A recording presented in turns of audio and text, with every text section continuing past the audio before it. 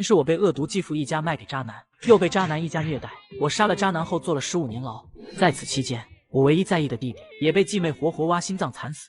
出狱后，我把仇人全给灭了。生死弥留之际，耳边响起一个温润的声音：“青青，快收手，我带你回家。”当夏青青再次睁开双眼时，却回到了1982年，嫁给渣男的第2天。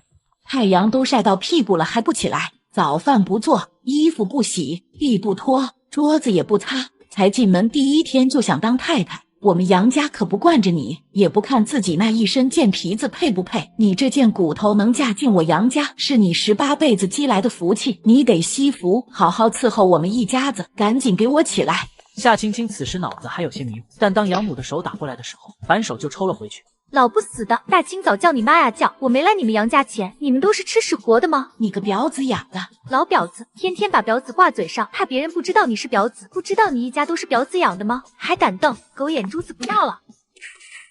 啊，早饭什么时候吃？我还要去上班呢，才刚进门就当上太太了。妈，你可不能这么惯着，进了我们杨家门就得老老实实干活。哪有婆婆都起床了，儿媳妇还在床上赖着的？夏青青在屋里听得很清楚，面上浮现冷意。这杨红婷心狠手辣，前世没少欺负她，假装道：“红婷，我这有巧克力，你进来拿。你先吃几块巧克力填填肚子，一会儿我就下去做饭。”杨红婷一听是巧克力，嘴里口水直流，马上就走了进去。赶紧做饭，谁家新媳妇像你这么懒的？耽误我上班，你赔得起吗？巧克力呢？你过来拿。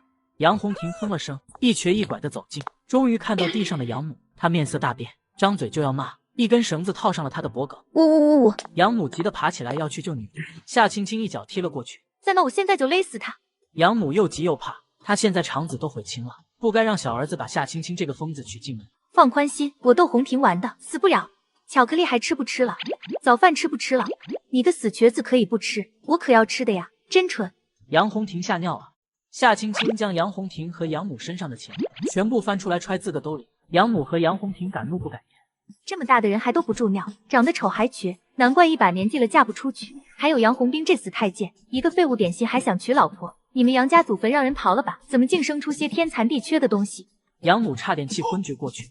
小儿子是太监的事，连大儿媳都被瞒着，这夏青青是怎么知道的？床上呼呼大睡的杨红兵还没醒，根本不知道屋子里发生的事，睡得跟死猪一样。以后少来惹我，否则我就把杨红杰17岁时糟蹋邻居家闺女的事闹得全城皆知，还有杨红婷16岁时让野男人搞大了肚子，死老太婆你带她去打的胎，5个月了，都成型了呢，也不知道是哪个畜生的孽种。夏青青又说了2个惊天秘密，杨红婷脸上血色瞬间消失，变成了死人一样的惨白。夏青青出门的时候刚好在院子里遇到杨老头。青青来做早饭啊？不做，婆婆给我钱出去吃。夏青青避开了这老色胚，前世她没少被杨老头和杨红杰骚扰，好几次都差点被他们得逞了。明明她是受害者，杨家的女人却都骂她是狐狸精，和杨红兵一起毒打她。你妈给你多少钱？我看看。杨老头手伸了过来，要搜夏青青的口袋。夏青青抄起一把菜刀，对着这老东西劈了过去。老东西，把身上的钱都交出来！杨父哆哆嗦嗦把钱拿出来。就这些了。再敢对我动手动脚，晚上我切你脖子！杨老头吓得脸色土灰，眼神透着杀意。夏青青吃完早饭，拐去另一个地方摘了几片叶子便回家了。他知道杨家人肯定又不安分了，回家狠狠地教训一下。小贱人，你反了天了，把钱拿出来，老娘可不怕你去外面乱说，看看有没有人信你。此时杨家人都起来了，除了还醉死的杨红兵。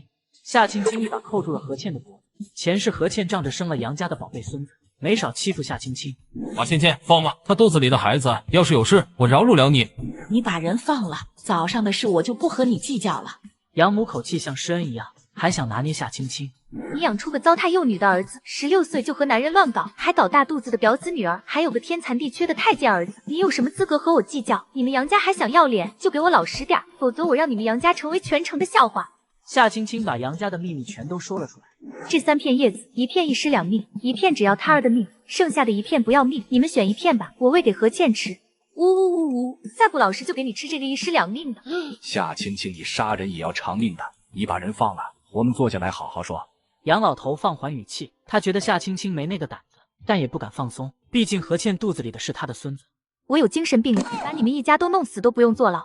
夏青青笑得更温柔了，说出的话却阴风阵阵，杨家人的脸都变了色。该死的夏家居然把个女疯子嫁到我家，这笔账必须找下家算清楚。你有什么要求只管提，我们肯定满足你，只要把人放了。给我1000块钱，1台缝纫机，还有空着的那间店铺，这3点满足了，以后咱们相安无事的过，否则我可就要发疯了。夏青青提出了3点要求。她在监狱踩了15年缝纫机，缝纫技术炉火纯青，开个做衣服的店肯定能赚钱。等把杨家人都弄死了，她继承了杨家财产就办场。行，这是1000块钱，还有店铺的钥匙，家里的缝纫机你拿去用。别出尔反尔，否则下次我为的就是1尸2命了。夏青青将无毒的叶子揉碎，塞进何倩嘴里，何倩止不住的干呕，想把吃进去的叶子吐出来。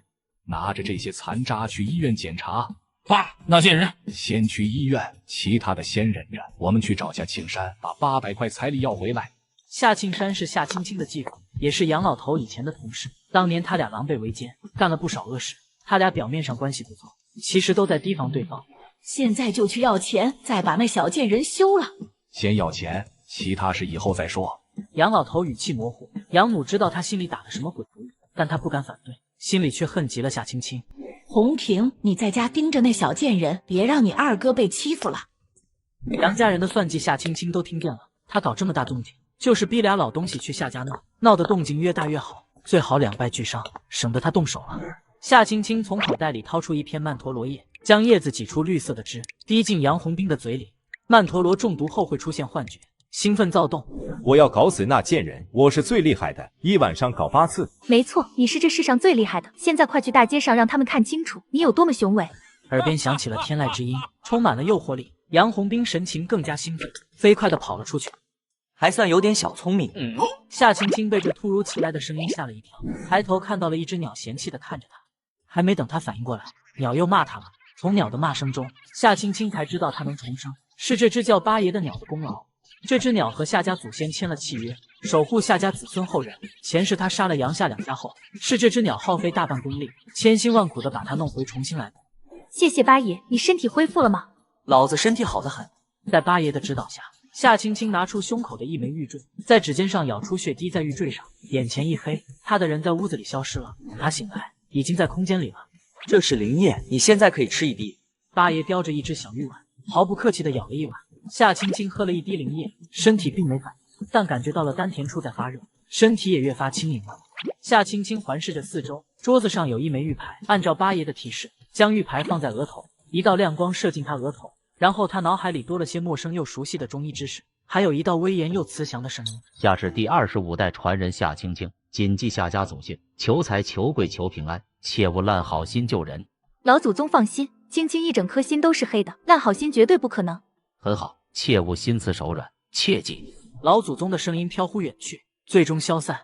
其他世家的家训都是慈悲为怀，悬壶济世，而我夏家的祖训却是富贵荣华，心狠手辣，针对我胃口。任何一个看似不合理的规定，背后必然是血雨腥风。想来夏家先人之前肯定因为心慈手软吃了大亏。以前有一个蠢货害夏家差点诛9族。不是有空间吗？怎么不把人送进空间？你好好学医，管那么多干嘛？重生第一天，先把渣男太监丈夫送进监狱。杨红兵，你放开我老婆，老子打死你！天啦，杨红兵那个好小，原来他是个太监啊！难怪杨红兵从来不和人一起上厕所，这不要脸的东西都成公公了，还敢耍酒疯搞流氓！邻居们都以为杨红兵在耍酒疯，对他十分鄙视。此时的杨红兵脱了裤子，紧紧抱着个女人，嘴里还说：“我是最厉害的，我一晚上8次。”被搂住的女人是这里最泼辣的悍妇，她只是慌了下，就对着杨红兵的要命处用玉。随即她丈夫也冲了过来，夫妻俩对杨红兵拳打脚踢，下手狠辣，没留一点情面。给公安打电话，把这臭不要脸的流氓抓起来！求你们不要叫公安啊！我二哥他不是故意的，他就是睡糊涂了。看看你二哥这不要脸的样子，裤子都不穿，他这种流氓饭不关起来，我们女同志连门都不敢出了。杨红婷根本说不过这些人，只能眼睁睁地看着公安带走了杨红兵。此时杨老头和杨母正在大闹夏家。好你个夏庆山，把个神经病嫁到我家，还讹我家800块，还钱！还你妈逼！老子女儿都在你家过了一晚上，还个狗屁钱！杨老头走到他面前，凑在耳边说了几句话。夏庆山面色大变，咬牙切齿地瞪着他，低声警告：“杨国柱，你他妈也弄死过人！老子没弄死郭厂长闺女，要是郭厂长知道他闺女是你叫了几个兄弟弄死的，你这铁饭碗还保得住吗？”杨老头得意地看着夏庆山，脸色越来越难看。郭厂长是滚齿机厂的现任厂长，但几年前他一家都倒了霉，才16岁的闺女也不明不白的死了。只有杨国柱知道这件事是夏庆山干的。杨国柱，你给老子记着，总有一天我要弄死你！杨老头成功要到了800块，得意洋洋的去上班了。一只黑鸟停在夏家的房顶上，杨母揣着800块也喜滋滋的回家。半路上遇到了女儿。妈，二哥在大街上脱了裤子耍流氓，被公安抓走了。怎么会这样？不知道，我以为他是睡糊涂了。杨母差点晕过去，她定了定心神，急急忙忙去厂里找丈夫想办法。杨家此刻只有夏青青一人，她觉得杨红兵被抓了，杨家肯定要送礼捞人，所以夏青青抢先把杨家的宝贝全都挖了出来。此时八爷也飞了回来。好好学医，以后有你数不清的珠宝。知道了。我刚刚听到杨老头说郭厂长的女儿是被夏庆山几个人弄死的。这样的话，那就让杨老头和夏庆山狗咬狗。郭厂长心里最大的痛就是没能护好宝贝女儿，还连害死女儿的凶手都找不到。我找个机会透露给郭厂长，这样的话夏庆山肯定会以为是杨老头告诉郭厂长的。老头子，怎么了？红婷说红兵没穿裤子，在大街上耍流氓，被公安抓走了。杨老头皱了皱眉，第一反应是夏青青搞的鬼。去找秋白，他肯帮忙吗？由不得他肯不肯。他在我家吃喝了4年，成了咱家的恩，就必须帮忙，否则我就去外面宣传沈厂长的忘恩负义，看他还怎么当厂长。对，杨母用力点头，完全忘了当年是他贪图沈秋白亲生父母留下的几千块钱，这才主动把人留在家里的。沈秋白在杨家的4年，吃喝穿都是最差的，还要承包所有的家务，动辄还要被杨红兵兄妹仨打骂，直到他去部队才摆脱杨家。沈哥，装配车间又开始磨洋工，杨国柱带的头。你去找办公室的蔡主任，把这名单交给他，按照我定的规章惩罚。好。对了，沈哥，你吃药了没？一会儿吃。哥，你得按时吃药，不能怕苦，吃药才能好起来回部队。这厂长有啥好的？我还想和你一块上战场。我知道，一会就吃。秋白呀！杨老太婆一把推开铁牛，挤出虚假的关心，问道：秋白，你现在身体怎么样了？我早就想来看你，可是家里太忙了，你别怪姐呀。你姐一直都惦记你，就是家里事太多，我和你姐都没空。秋白，你现在有出息了，我和你姐真替你高兴。什么事？沈秋白神情嘲讽，他和杨家算不上正经亲戚。他12岁，家里出事，父母和哥哥姐姐被送去了天南地北改造，把他托付给了杨老太婆的亲哥朱贵生。结果朱贵生因病去世了。沈秋白本来准备独自一人生活的，结果杨母听说后，想将沈秋白父母留给他的钱占为己有，就擅自将他的户口上到杨家，沈秋白也就只能跟着去了杨家。秋白呀，红兵让公安无缘无故抓走了，都是夏青青那小贱人害的，你一定要救红兵啊，他可叫你表舅呢。沈秋白有些惊讶，他见过夏青青，印象里是个胆小的姑娘。秋白，我们到底是一家人啊！你在我们家住了4年呢，红兵和你打小一起长大，你不能见死不救是吧？我会和公安那边打招呼。沈秋白不想再和他们废话，冲铁牛使了个眼色，铁牛将俩老东西给拎了出去。哥，你真要救杨红兵那王八蛋了？我只说打招呼，怎么打我说了算。哥，让公安把杨红兵关去死刑犯牢房，弄死他个鳖孙。你怎么想起给我打电话了？公安队长是沈秋白的生死兄弟。有个事，1个半小时前公安抓了个叫杨红兵的流氓犯，你让兄弟们多关照他，在里面多待些时间。待多久？越久越好。沈秋白想着这么长的时间应该够夏青青发挥了吧？成，改天请你吃饭。好。谁把你打成这样了？丧良心的畜生！公安怎么不管？爸妈，快救我出去，我会被他们打死的。杨老头脸色阴沉。沈秋白根本没帮忙，妈的，你到底是发生了什么？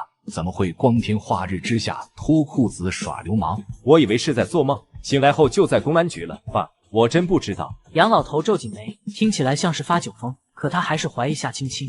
红兵，你再忍几天，爸一定会救你出来。杨老头想着回家就把那些宝贝挖出来走关系，不管怎样都得救儿子。杨老头和杨老太匆匆跑回家，家里一个人都没有，正方便挖宝。你藏的宝贝呢？快拿出来！杨母有些犹豫，那些宝贝可是他的养老金啊！特么的，你还要不要救红兵了？赶紧的！杨老头眼神阴狠，杨母机灵灵的抖了抖，乖乖的去拿灶台里的宝贝。可是他几乎把灶台拆了，也没找到他的宝贝。去哪了？怎么没了？明明放在这的。杨老头心里咯噔了下，有了不好的预感，赶紧跑到院子里的树下，才铲了一铁锹，他就知道不对了，将所有的地方都找了个遍，也没找到他们埋的宝贝。谁拿了宝贝？明明埋在这的，是不是你拿走了？混货！老子的宝贝也没了，买宝贝的事你告诉了谁？肯定是何倩。我和老大说了，这贱人吹枕头风，把老大给迷了。我去撕了这贱人。杨老头也觉得10之8九是何倩。比起宝贝，何倩肚子里的孙子就没那么重要了。先别声张，等老大他们回来了再说。他们都没怀疑到夏青青头上，因为杨红兵都不知道藏宝的事。夏青青刚嫁过来，绝对不可能知道。此时夏青青正在回夏家的路上。青青，你怎么回来了？我回来看小鱼。小鱼是他妈和继父后面生的孩子，因为智力有些低下，和他一样经常被虐待。上一世继妹为了嫁进豪门，把小鱼的心脏挖出来送人。怪了，青青结婚后好像更漂亮了。哎，真是一朵鲜花插在牛粪上啊！杨红兵是滚齿机场的车工，大家都知道他是什么德行，都替夏青青可惜。傻子叫爹，叫了就不让你钻。不叫爹也行，把我鞋舔了就不让你钻。夏青青刚走到家属院楼下，就看到一群孩子正在欺负小鱼。二话不说就冲过去，在欺负小鱼，我弄死你们！几个男孩哪见过这种阵仗，吓得直打哆嗦，眼里含着泪。让我家小鱼叫你爹是吧？我错了，青青姐，我错了，以后我再也不敢了。青青姐，以后我们再也不欺负小鱼了，我们和小鱼当好朋友，真的。青青姐，我以后叫小鱼爹，我给他舔鞋成布。求呜。行啊，你现在叫，怎么不叫了？我叫爹，小鱼是我爹。我叫小鱼，不叫爹。爹，你是我爹。梦洁憋屈的叫了一串爹，因为夏青青没叫停，她不敢停。等她叫的声音哑了，夏青青才大发慈悲的让她停下，让小鱼抬起脚送到梦洁嘴边，舔干净。太恶心了，嫌恶心？那怎么让小鱼舔你那更恶心的鞋？夏青青冷笑，刀子扎在自己身上才知道疼，必须给这些小王八蛋们印象深刻的教训，否则不长记性。我数到3，1、2。夏青青数得很快，2才刚落下，梦洁就伸出舌头舔了，泪水像雨点一般流下，表情屈辱，还时不时干呕几。呜。轮到你们了，先叫爹，再舔鞋，排队一个一个来。小鱼有点不安，一直以来他都是受欺负的那个，现在却被这么多人叫爹，他有点慌。别怕，姐姐在这里。好了，从高到低站好。夏青青在第一个男孩肋间用力拍了下，那儿是个穴位，能短时间内让气血倒流，比刀扎还疼，但对身体并没影响。妈呀！男孩疼得在地上打滚，冷汗直流。夏青青依次给5个男孩拍了血。刚刚点了你们的死穴，去医院查不出来，只有我能救你们。几个皮孩子是射雕英雄的狂热粉，以为夏青青和梅超风一样厉害，所以对夏青青的话深信不疑。想活吗？5个男孩使劲点头。我不在厂里住，挺担心小鱼，又不能天天回来。青青姐，小鱼包在我身上，绝对不让小鱼掉一根汗毛。青青姐，我以后会把小鱼当亲爹一样爱护。青青姐，小鱼以后就是我亲祖宗。青青姐，我把小鱼当眼珠子一样疼。青青姐，小鱼遇到危险，我绝对舍身保护，它比我的命还重要。先试用1个月，看你们表现。夏青青同意了，5个男孩齐齐松了口气，但不肯走，欲言又止的看着他。这个月表现好，又给你们解穴。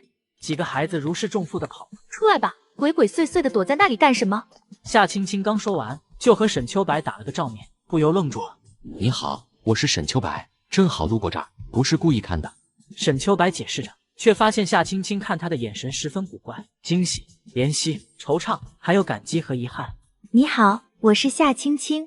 上辈子进监狱后，一直是沈秋白在帮他找关系，出狱后一直想着报仇。他唯一的遗憾就是没能报答沈秋白。青青姑娘，我是石铁牛。你好。我们还有事，就先走一步了，下次再见。再见。夏青青微微笑了笑，她也有事要去找她的好妈妈许曼如算账了。谁啊？是我。你都嫁出去了，还回来干什么？还有你在杨家发的什么疯？你公公婆婆早上就来闹，还把彩礼钱给拿走了，你干什么？许曼如的骂声戛然而止，夏青青掐住了她脖子，拖着进了屋，再让小鱼关上门。夏青青，你发什么疯？我是你妈，你个忤逆不孝的畜生，也不怕天打雷劈。夏庆山要是知道你2年前就和夏涛勾搭上了，你说他会不会宰了你？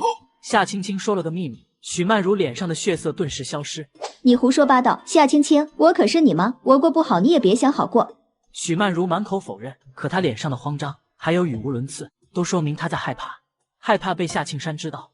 夏庆山凶残暴力，若是知道了这事，肯定会打死他。我都嫁去杨家了，夏庆山敢和杨家作对吗？你还是先担心你自己吧，要不我现在就去找夏庆山。等等，青青，我是你亲妈啊，我们才是一家人，你真忍心害死妈吗？外公乡下的房子过户给我，现在就去。夏青青懒得废话，她来的目的就是外公留下的房子，那房子本就是外公留给她的，可外公死的时候她才8岁，被许曼如几句话就哄走了。他坐牢后，听沈秋白说，许曼如在老房子里挖出了一坛子金条，卖了金条后，他做服装生意赚了不少钱，过上了富贵日子。夏青青不可惜那些金条，他可惜的是外公留下的遗书和笔记。这一世，他肯定要保住外公留下的书。房子妈先替你保管，将来肯定给你和小鱼，放心吧。夏庆山要是知道你和夏涛在他睡的床上乱搞，你说他会怎么做？你站住，我们好好商量。你别忘了小鱼，他可还住在家里，我过不好，小鱼也别想好过。夏青青面色变冷，反手扣住了他的脖颈，略一用力，许曼如就喘不过气了，恐惧瞬间席卷了他。他相信夏青青真的敢下狠手。我是你亲吗？你不怕下地狱吗？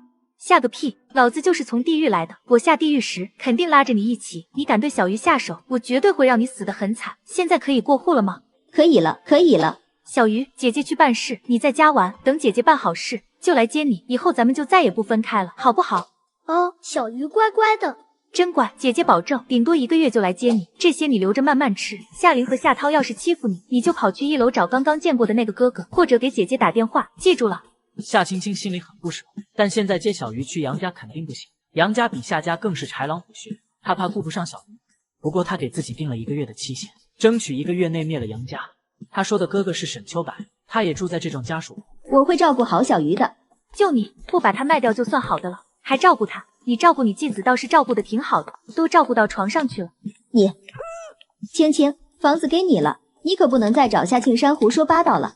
房子本来就是外公给我的，你要不要脸？外公死前说，他最后悔的就是收养了你。堂子里长大的人根本改不掉淫荡本性。我可是你亲妈，你骂我就是骂你自己。无所谓啊，我又不要脸。这妮妮软硬不吃，比疯子还疯。我得想个办法，让夏庆山和这妮妮狗咬狗，都死了才好呢。两人到了镇上的房管所，很快就将过户手续办好了。回去后好好照顾小鱼，要是小鱼受了委屈，我就去找夏庆山。夏青青回到杨家附近的时候，天色有点暗了。徐姐，买包麦丽素。你是昨天嫁过来的新娘子吗？是我。夏青青叹了口气，面上涌现哀伤。新婚第2天，丈夫就让公安抓了，她总得表示一下。老板娘不知道怎么安慰她，便抓了把糖给她。姑娘，吃糖，这糖好吃。谢谢徐姐，我嘴巴确实苦。姑娘，你想开些，日子得向前看。大姐，我会看点相，你这面相是有后福的，好日子还在后头呢。谢谢徐姐姐，我叫夏青青，夏天的夏，青青大草原的青青。徐姐，我就先回去了。夏青青在柜台上放下5角钱，饴糖1角钱2颗，老板娘给她抓了10颗。哎呀，青青，先拿回去啊，跑这么快干什么？徐姐叹了口气，冲杨家方向啐了口，小声的骂：杨家两老东西也不怕遭报应，霍人家好好的姑娘。小徐，谁遭报应了呀？杨家呗，刚刚杨家那新娘子来买糖，哎呦，那小模样是真漂亮啊，命也是真苦。杨红兵是天伟，新娘子肯定还是姑娘家，以后要守活寡了。那可不一定，杨家又不止杨红兵一个男的。大家的表情变得古怪，眼神都是对夏青青的同情。你们还记得8年前搬走的李家吗？他家有个漂亮小丫头。有人突然提起曾经住在弄堂的李家，正是被杨红杰欺负过那个小姑娘的家。怎么不记得？李家小姑娘长得老漂亮了，像洋娃娃一样。李家住的好好的，无声无息的搬走了，通知都没通知声。是杨红杰做的孽。李家夫妻白天上班，就小姑娘一个人在家，被这畜生糟蹋了。杨家拿了一笔钱，把他们赶走了。天啊，这杨红杰连小姑娘都下手，哎呦，这种人怎么天雷还不劈死？这个是我今天才晓得，张婶你怎么不早说？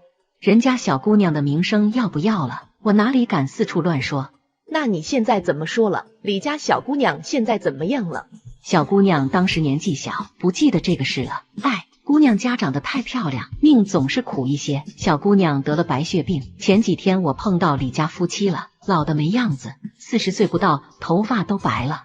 老天爷瞎眼啊！杨红杰这种人怎么没报应？老天爷什么时候眼神好过？自古以来都是好人不长命，坏人活得长。杨红姐他妈来了，快别说了。你家何倩还没回来，他兄弟今天过来了，你家没人，他兄弟在我这等了许久走了。你看见何倩兄弟来过？什么时候来的？上午8、9点左右吧，你家一个人都没有。老板娘刚说完，杨母转身就跑回去了。老头子，小卖部的老板娘说她看见何倩兄弟今天早上来过我们家，8、9点来的，肯定是何倩这贱人给他兄弟通风报信，趁家里没人来挖宝，此时养母死咬着牙，对何倩的恨意超过了夏青青。而且何倩去医院检查身体，到现在还没回来。早上去的医院，现在天都快黑了，就算是生孩子都能生仨了。这贱人肯定是回娘家看宝贝了。等老大回来，先问他有没有说这事。杨老头脸色阴沉的可怕，白天他买了好烟好酒，去找了几户人家，想捞小儿子出来，结果那些曾经对他笑脸相迎的人，如今客客气气的，连理都不收，明摆了不想帮忙。放下个人素质，享受缺德人生。夏青青回到杨家的时候，养母已经把饭菜都做好了，探头一看，结果没有她想吃的煎鸡蛋，立刻说：老太婆，你去给我煎3个鸡蛋。这么多菜你还要煎蛋？煎个屁！夏青青端起一盘菜就朝着养母的脸砸了过去。特么的，我年轻貌美、清清白白的人，被你们杨家骗婚嫁过来，连回门都没回。杨红兵那死太监就犯流氓罪蹲牢房了，我夏青青的面子里子都没了，吃几个蛋怎么了？看什么看？你说你怎么净生出些傻逼玩意？2个儿子是流氓犯，女儿那么丑还当婊子，你们杨家真是一窝男盗女娼的狗男狗女。我夏青青是挖了你们杨家祖宗18辈的坟，才会嫁到你们这种倒霉人家受罪。赶紧去给我煎鸡蛋，惹毛了姑奶奶，老子现在就去叫街坊邻居们来评理。夏青青伶牙俐齿的嘲讽了一通，养母脸都气白了，头一回感觉到了无能为力，因为她也觉得自己命怎么会生出这样的3个儿女来。杵在那儿干什么？赶紧去给我煎4个鸡蛋！刚刚骂了你，我要多吃一个补补。养母敢怒不敢言，只能去给他煎鸡蛋了。夏青青又看向杨红萍，伟人说过，我们不能浪费粮食，赶紧将地上的菜捡起来，这个是你今晚的晚餐。杨红萍干不过夏青青，只能哭哭唧唧的去捡菜。很快养母就把煎蛋端了过来，放在夏青青面前。夏青青吃饭的时候专门挑好吃，只给他们留下几片菜叶子。他把好菜都吃了。先把红兵弄出来，忍忍。向来只有我杨国柱欺负人的，还是头一回吃这么大的亏，我不会让夏青青好过的。贱人给我等着！老大，何倩呢？她回娘家了。上午我陪她去检查了身体，医生说没事。下午我就去上班了，刚刚给我打电话说明天回来。她回娘家了。养母的声音变得阴盛盛的，还咬着牙，眼神阴毒。妈，你怎么了？杨红杰听出他妈语气不对劲，狐疑的问，突然脸上挨了一巴掌。妈，你发什么神经？无缘无故打我干什么？打的就是你这个蠢东西！你给我进来！老大，你把家里藏宝贝的地方告诉何倩了吗？杨红杰眼神躲闪，支支吾吾着否认了。没说那家里的宝贝怎么会让人挖了？我和你妈藏了3个地方，全都没了。哪个毛贼会这么清楚咱家的藏宝地？只有家贼。今天何倩的兄弟找上门了，下午何倩就回了娘家，不是他还会是谁？憋了一肚子火的杨老头连抽了杨红杰10来个巴掌，边抽边骂：宝贝没了？怎么会没了？杨红杰脸都吓变色了，因为他一直都觉得家里的财产都是他的，弟弟是太监，生不出儿子，家里的房子、店铺、财宝肯定是要留给他的，可现在却全没了，这比晴天霹雳还狠，炸得他魂都快没了。全没了，一样都没留，这何倩比土匪还狠。老大，你糊涂啊！贱人，我饶不了他。难怪这贱人千方百计的打听家里的财产，还弄酒哄我。我那天喝得稀里糊涂了，没忍住透露了家里的藏宝地。可是爸，我不知道海棠树下也有宝贝啊！蠢货，家里就这么大，他们挖了2处宝贝，肯定猜到海棠树下也有宝贝，竟让他们瞎猫撞上了死耗子。我找他去。你现在去他们会承认吗？别打草惊蛇，等何倩回来，我有的是办法让他招。爸，他肚子里的孩子怎么办？舍不得了，蠢东西，那么多宝贝都够你娶几10个媳妇了，孩子还怕没有？无毒不丈夫，你要是心慈手软，就不是我杨国柱的儿子。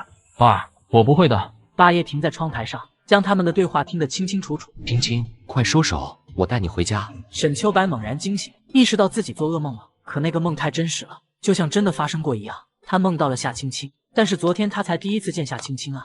哥，怎么了？我没事，你去睡吧。沈秋白背靠着床回忆梦里的细节。第二天，沈秋白刚出门就遇到小鱼。哥哥好，给你吃。谢谢小鱼，我不吃，你自己吃吧。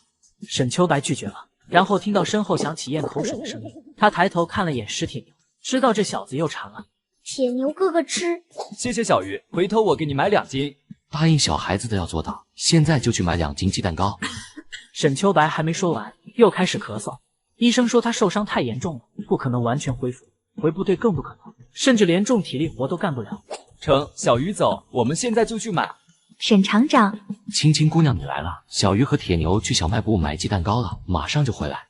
我特意来找你的，沈厂长。我外公以前是厚德堂的坐堂大夫，医术高明，我跟着外公学了一些。你的身体我大概能治好。夏青青从包里拿出一个玻璃瓶，里面是30颗淡褐色的药丸。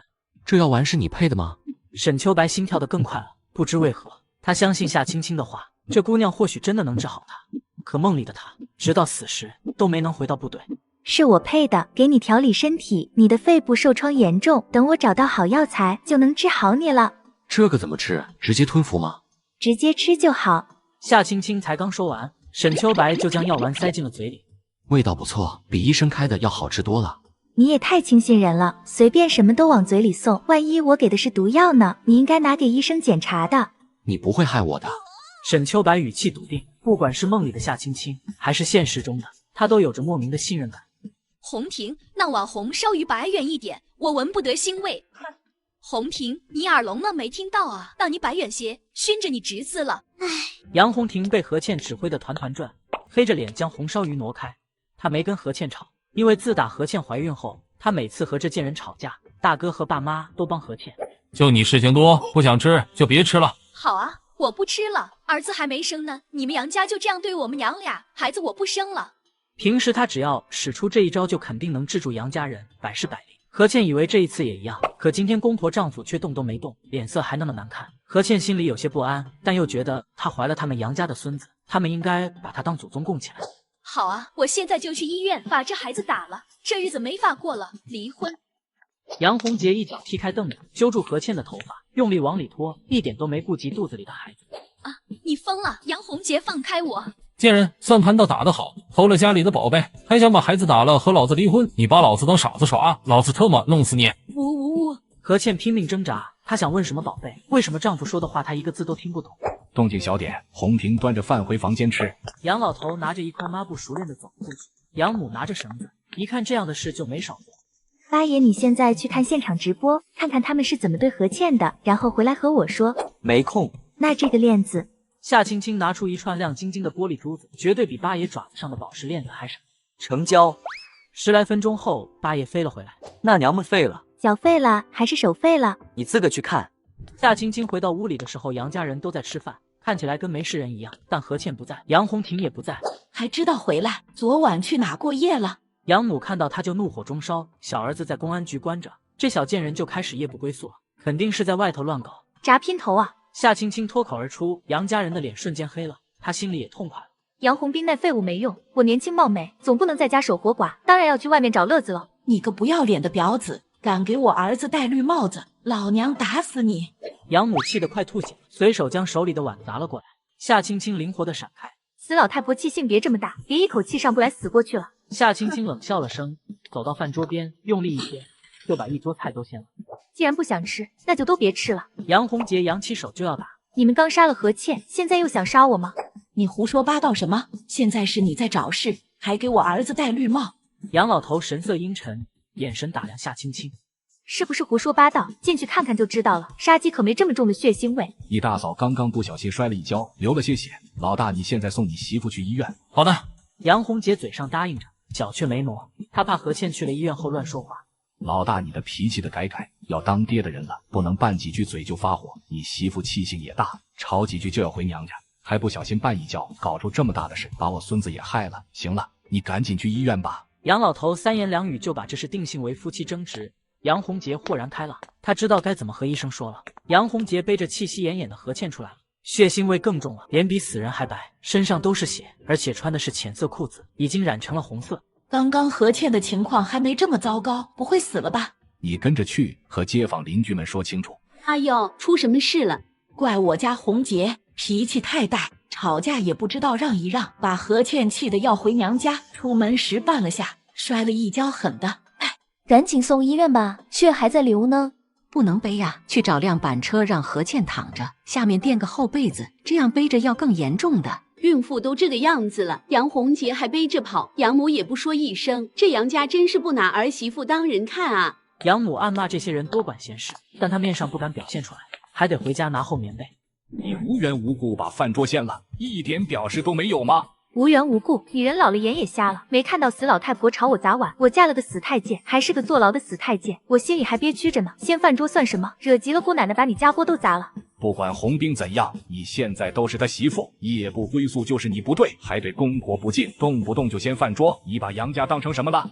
我可是把杨家当自个家的，要不然我早去外面宣传了。杨洪杰是强奸犯，杨洪婷16岁打胎，还有刚刚杨洪杰把老婆打得落胎，落的可是亲骨肉呢，真狠得下心哟。杨老头脸色青红交加，不过他很快就恢复了平静。你大嫂是自己摔的，孩子没了，你大哥心里也难受。小夏，有些话可不能乱说。没乱说啊，我这是在和你说啊，要不然我拿个喇叭去外面说。都是一家人，别说这些见外的话。婚事上红兵确实亏欠了你，以后我会想办法补偿的。杨老头故意靠近，伸手想朝夏青青的屁股摸过去。夏青青从锅里舀了一勺滚烫的开水，全都浇在这温老头手上。杨老头烫得跳了起来。夏青青抓起铁勺，对着杨老头戳。老不死的活腻了是吧？别打了，阿优，我是你公公。公你妈！你怎么不去摸你女儿？嫌她丑还是嫌她瘸？还是你摸太多摸腻了？夏青青抬起脚，用力踢在杨老头的背面。爸，你怎么了？你连公公都打，你还是不是人？吵死了！都说了少来招惹我，一个个都耳聋了是吧？夏青青美丽的脸上满是疯狂，看得杨老头妇女心惊肉跳。死瘸子，你特么给我过来！浪费粮食可耻，赶紧把这些都吃了。不要，我不吃，不吃就去死！夏青青拿起一把菜刀比在杨红婷脸上，杨红婷不敢不从，忍着恶心吃。吃不下了，求你了，我吃不下了。吃不下也给我吃，不能浪费粮食。夏青青背对着杨老头，没看到杨老头拿着一把火钳正悄悄朝夏青青靠近，但夏青青背后像长了眼睛一样，在火钳打下来时，他突然移开，火钳直直的抽在杨红婷脑袋上。红婷，快醒醒！杨红婷16岁就打胎，确实不争气，可你也不能打死她呀！你们杨家人下手真狠。杨老头一直叫不醒杨红婷，只能赶紧送她去医院。这一顿晚饭，杨家人全进医院了。国家想给我下药，我反手将他们送进监狱。那小贱人不能留了，得把他弄走，要不然家里没太平日子了。一个女人而已，我揍服她。杨红杰舍不得，他想把夏青青困在家里当他的地下情人。这小贱人知道的太多，绝不能放出去，回去就给这小贱人下药。下药好，肯定把她治得服服帖帖。杨母朝他们悻悻地看了眼，没再反对了。不过他打算把夏青青留给大儿子。老头子想都别想。何倩死活不肯交代那些东西怎么办？去何家要，不管用什么办法都要拿回来。小夏，昨晚你家出什么事了？我好像看到杨红婷也去医院了。我什么都不知道。夏青青装作受惊的小鹿一般，神情惊惶，眼神惶恐，嘴上虽说不知道，可她的表情却说明了太多东西。我要去吃早饭了，你们慢慢聊。不对，很不对，杨家的事没那么简单。我昨晚就看出不对了，何倩都4个月了，简单摔一跤怎么可能摔落胎？我老婆怀孕4个月时，从自行车上摔下去都没事，3个月内胎没坐稳还有可能。小夏那么害怕，说明何倩不是自己摔的，10之8九是被打的。谁打的？本来我以为是杨红姐，但应该杨红婷的可能性更大。姑嫂吵架动手，杨红婷把何倩打落胎，何倩打破杨红婷的头，两个都不是善茬。杨红婷长得丑，脾气还大，难怪嫁不出去。何倩也不是好的，他们半斤对8两。再不好也是个孕妇。杨红婷下手太狠了，杨家人在旁边看着也不拉着点儿，那可是杨家的亲骨肉呢，他们也真狠得下心。难怪小夏怕成那样，她胆子这么小，以后可怎么过哟？大家都对夏青青十分同情，觉得她是羊入虎口，命运多舛。小夏，那边来的几个人好像是你婆婆他们。夏青青闻言一看，赶紧跑去躲了起来。你家何氏和红婷怎么样呢？孩子掉了，是我家没这个福分。杨老头叹了口气，看起来很痛苦的样子。等杨家人走远了，夏青青才钻了出来。小夏，你怎么那么怕他们了？怕被打死？哎呀，说错话了，我有事先走了呀。夏青青装作脱口而出，又一脸懊恼，慌张的跑了，留下一群机智还会联想的邻居们。果然是打掉的，小夏都被吓成惊弓之鸟了，可怜了。杨家人心太黑了，亲孙子都狠得下心啊。杨国柱哪天心不是黑的？那些年他祸害的人还少吗？杨红婷本来是等到下午人少的时候回来了，结果刚进家属院就遇到一群没事干的大爷大妈。哎呦，红婷，你脑袋让谁打了？红婷，你把你大嫂打落胎了，红婷，你下手也忒狠了吧？那可是你亲侄子，你爸妈大哥也不拦着点儿。你大嫂娘家人还不知道吧？要不然早找上门闹了。红婷，你还是出去避避吧。你大嫂娘家兄弟可是个不讲理的。大爷大妈们七嘴八舌的关心着，但语气里却多了些幸灾乐祸，巴不得何家打上门，这样他们又有好戏看了。又不是我打的，我躲个屁！杨红婷沉着脸脱口而出：“是你大哥打的吗？”他自己摔的，和我大哥没关系。他那么大的人走路都走不稳，下楼梯摔的。杨红婷的理智回来了一点，赶紧找大爷大妈们脸色变得微妙，眼神耐人寻味。他们又问：“红婷，你的脑袋是谁打的？”我自己不小心摔的，我头疼死了，撞一下。杨红婷和他爸妈说的话对不上，边假话都不提前对。就是杨红姐打的，这王八蛋可真狠，老婆孩子都下毒手。要不要和街道办说一声啊？这算犯法了吧？你有证据吗？你不怕得罪杨国柱啊？这一句话彻底将大家的热心肠给泼凉了。宁得罪君子，莫得罪小人。杨老头就是个阴毒小人，他们得罪不起。青青回来了，青青，你拿的是什么？山上挖的杜鹃花，可漂亮了。这花挺好看，青青，你在哪里挖的？几个喜欢养花的大爷大妈大感兴趣，也想去挖几株回来养。我老家的山上，不过我建议你们不要养，这些花有毒的。这么美丽的花居然有毒？花和叶子都有毒，严重的会死人，而且不能养在室内，对身体不好。你们家里要是有小孩，最好不要养，免得小孩不懂事误食。我家没孩子，小夏，你允我一株行不？这花是真的会毒死人，万一出了事，你们可别怪我。不怪，我们家里又没孩子，放心吧。几人都做了保证，夏青青便让他们自己挑选。昨天晚上饭菜溅在地上，杨母今天忙了大半天才收拾干净，她拖地都拖得腰酸背痛，便催促杨国柱赶紧把那小贱人弄走，他在家里我们没好日子过。让他再猖狂几天，我已经有办法了。杨老头阴狠笑了笑，他白天跑出去给小儿子找关系，终于有了点眉目。什么办法？回头给这小贱人下药，送给孙主任享用，小儿子就能放出来了，小贱人也能被制服。这2天杨家人都没管他，就连杨母都没冲他瞪眼了，很不正常。夏青青感觉到了一种违和，杨家人肯定在憋坏水对付他。早上，杨母找到夏青青，特别和颜悦色地说：“小夏，今天别出去了，晚上有客人来吃饭，你在家帮忙。”好。夏青青也很好说话，她想看看杨家人到底要干什么。孙主任，您先请。孙主任，这位是我小儿媳夏青青。小夏，这位是孙主任，是咱家的贵客。不认识。夏青青脸色变了，这个孙主任的眼神让她恶心。她大概猜到杨家人想干什么了。确实是第一次上门，不认识正常。晚上喝喝酒，聊聊天就熟悉了嘛。对，一回生二回熟。红婷、青青，你们把这碗鸡汤喝了，我放了不少补药，女人喝了补身体的。好烫，先凉凉再喝。我也凉凉再喝。汤要趁热喝才补，小夏你抓紧时间喝了。死老太婆，你不炒菜了吗？这汤我会喝的，你搞得这么紧张，不会是汤有问题吧？夏青青故意道。汤怎么会有问题？这汤我花了好多钱买补药，不喝就浪费了。你和红婷赶紧趁热喝了。杨母变了脸色，怕夏青青起疑心，赶紧回厨房。夏青青捧起汤准备喝，还将一张10块钱卷起来扔到了门口。呀，门口有10块钱。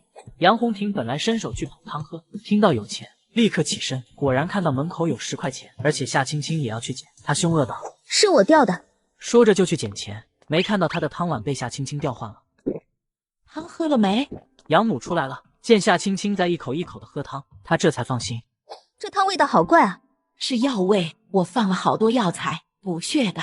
喝完了，去吃饭吧。此时杨老头正在陪孙主任喝酒。孙主任，你放心，已经安排妥当。等会吃完饭，您就去房间休息，肯定能让您满意。好。孙主任，我儿子那是……明天我打个电话。年轻人热血冲动，犯点小错误难免的，要给年轻人改正的机会吗？那就多谢孙主任了。杨母在厨房弄了个小桌子，摆了几盘菜。红婷，你在这儿吃，青青你进去陪孙主任喝酒。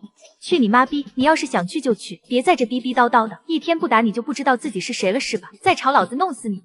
杨母咬了咬牙，忍了下来了。她想着顶多还有10分钟，这下青青就要倒霉，她得忍住。妈，我头好晕啊！红婷，你回房间躺着吧，医生让你多休息的。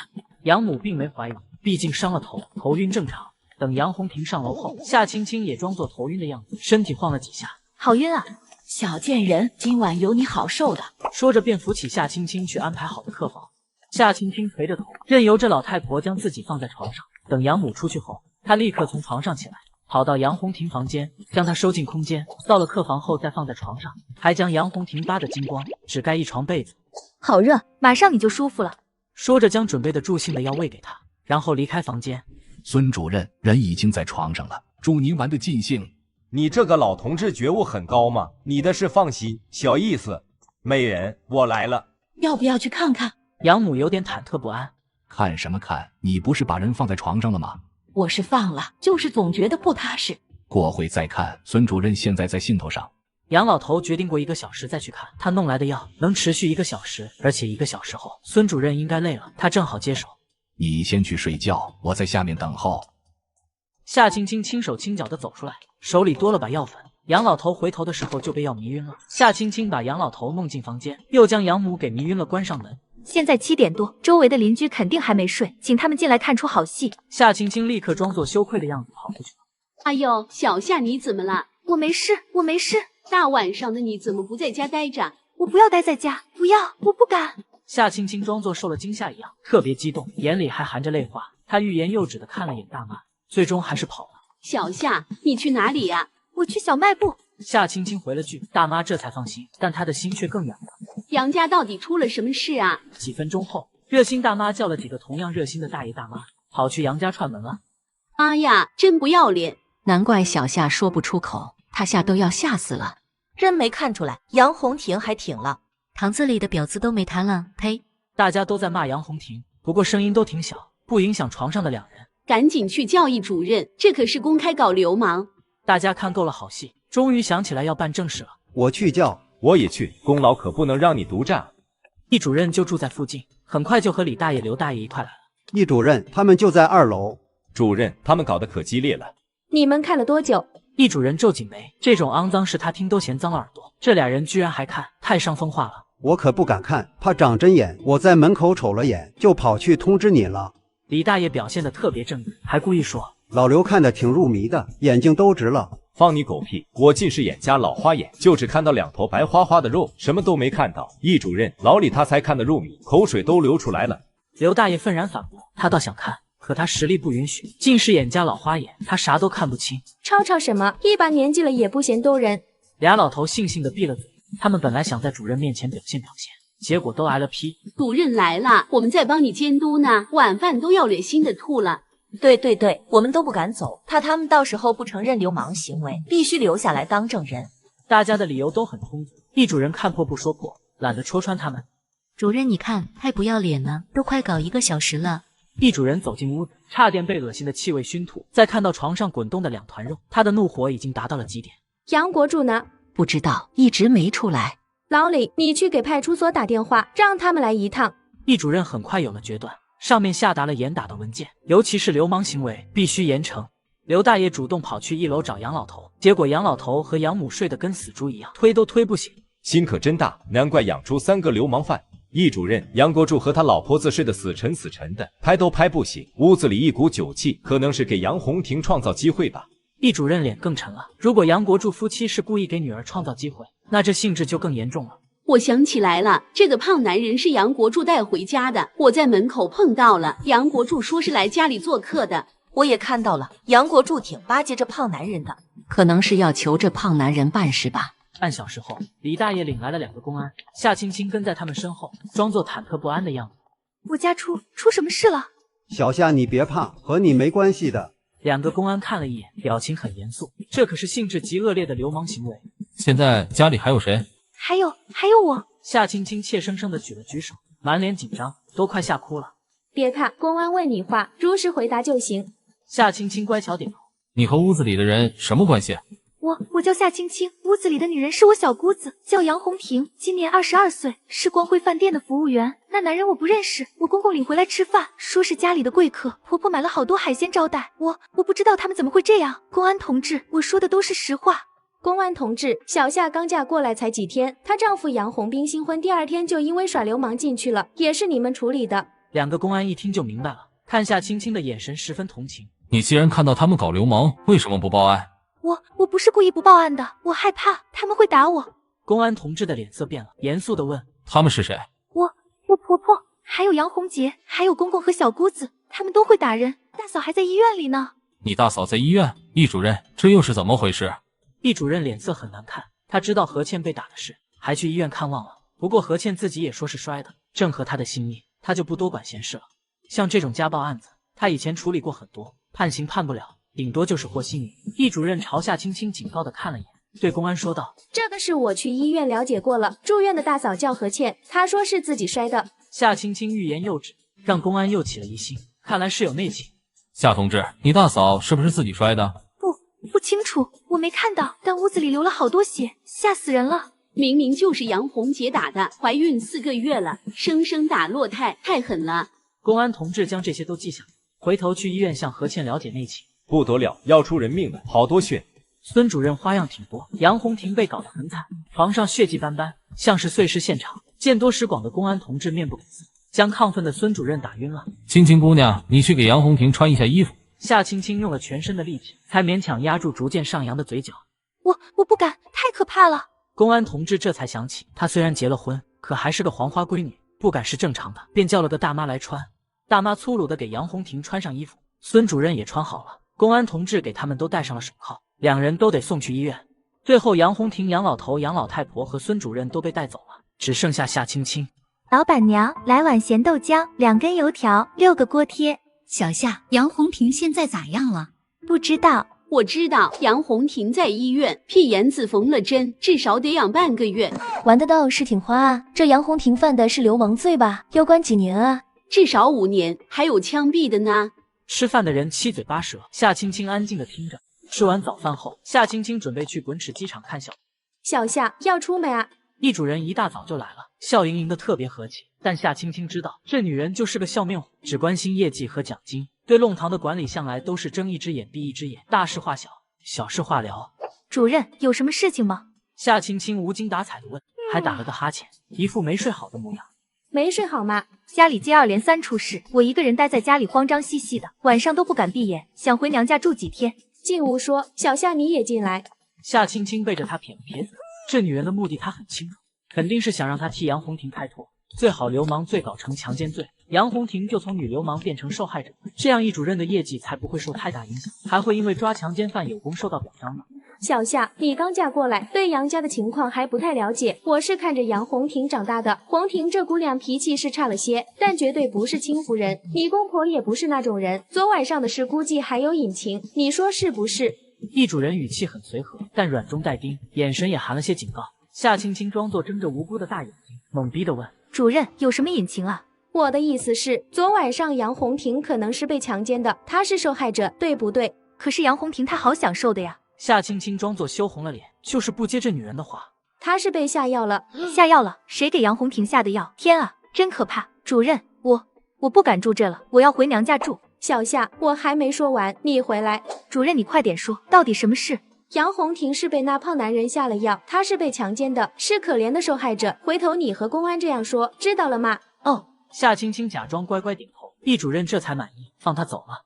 出门转身就朝情报中心的小卖部走去。青青，你去哪里啊？回娘家，家里待着慌兮兮的。有啥慌的？来，何姐说说。家里有下药的坏人啊，我不敢住了。别听那姓易的胡说八道，什么强奸，分明是拉皮条。不过你回娘家住几天也行，杨家现在不太平，何倩娘家人还没打上门呢。等何倩出院了，肯定会有一场大战。你这么胆小，避开也好。还有杨国柱这老东西，连亲女儿都敢卖。你年轻貌美，还是个外人，说不定会遭这老东西的毒手。所以你回娘家住几天吧。我也觉得不是强奸，毕竟杨红婷她16岁就打过。哎呦，不小心说出来了，我先走了呀。老板娘的好奇心都被勾起来了，心痒难耐，生意都没心思做了。小徐，我要打醋。老板娘心不在焉的塞漏斗，好几次嘴都没对上。小徐，你怎么了？身体不舒服吗？你帮我分析分析，青青刚才不小心说杨红婷16岁就打过，这话是啥意思啊？杨红婷和我家阿军同年的，小学、初中、高中都一个学校。16岁那年，我想起来了，杨红婷出水痘，在家关了整1个月。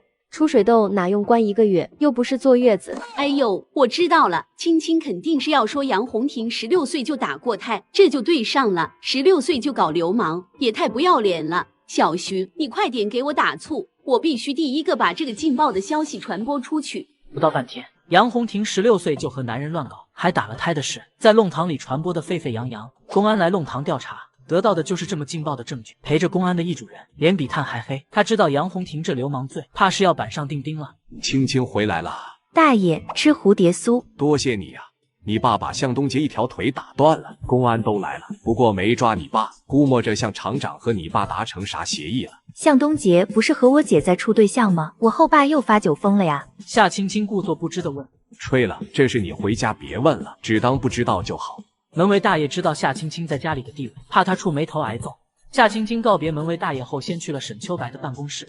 我兄弟刚刚打电话告诉我，杨红斌下个月开庭，不出意外的话5年起步。我也和你说个好消息，杨红婷被抓了，也是流氓罪，而且是被公安当场抓了现行。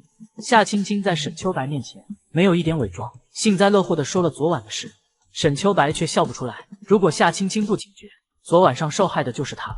杨红斌犯了流氓罪，你和他离婚很容易，而且现在也可以搬出杨家。杨国柱阴险毒辣，肯定还会对你动手的。杨家现在挺热闹的，离开就没意思了。放心吧，我不会有事的。夏青青不想骗沈秋白，但她也不能明说自己只想丧偶，不想离婚，倒不是怕吓到他，而是不想沈秋白这么光风霁月的人沾上这些事儿。那你小心点。我知道，我还要照顾小鱼呢。这个蝴蝶酥一会儿给小鱼和铁牛吃啊。怎么不请我吃？你不吃甜的呀？你怎么知道我不喜欢吃甜的呀？夏青青懊悔极了，这一世她和沈秋白还不熟，不可能知道他的喜好，慌忙说道。我猜的，你看起来就不像爱吃甜食的。我还有事先走了，别忘了吃药。被戴绿帽子却要当忍者神龟，只因给他戴绿帽子的人是他亲生儿子。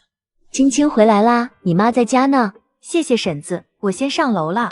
夏青青乖巧的笑了笑，便上楼了。青青嫁人后好像越来越漂亮了。不是说杨红兵坐牢了吗？杨红兵是公公，换了我是夏青青，这死太监去坐牢肯定高兴死了。夏青青轻手轻脚地走到夏家门口，看见门窗紧闭，还拉上了窗帘，凑在门缝边，还能听到隐约的喘息声。他拿出一支细管，插进门缝，像武侠小说里一样，将药粉吹了进去。他怕药量挥发不够用，吹了3倍的量。过了几分钟，里面的喘息声越来越重，显然药效发作了。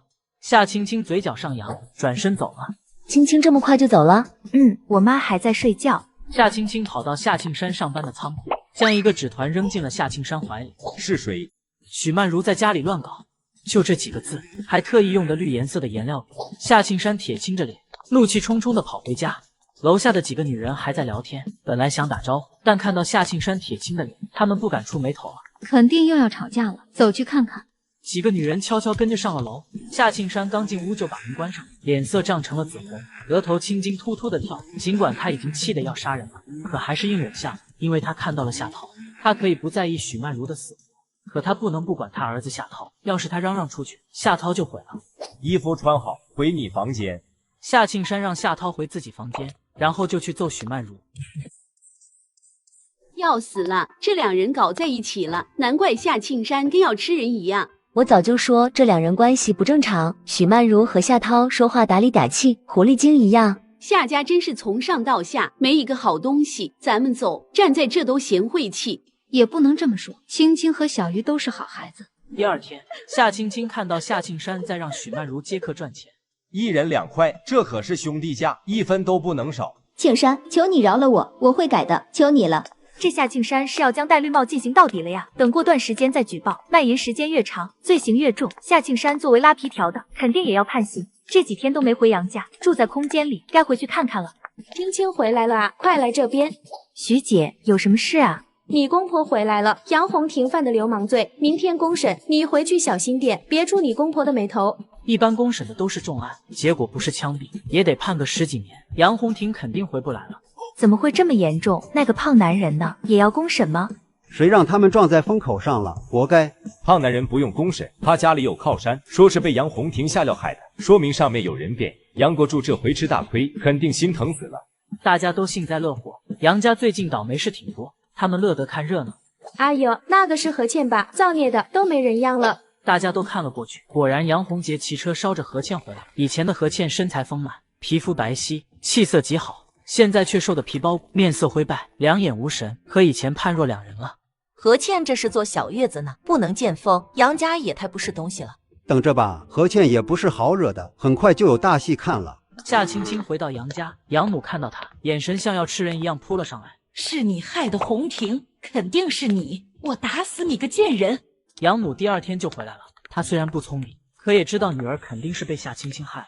问题就出在鸡汤上。那天晚上她中间回了厨房，夏青青肯定是那时候调换了鸡汤。自作孽不可活，药可是你下的。夏青青轻易闪开，青青一句话就让养母崩溃了。她像疯子一样张牙舞爪，夏青青则在院子里闪避，时不时说几句刺激她。够了！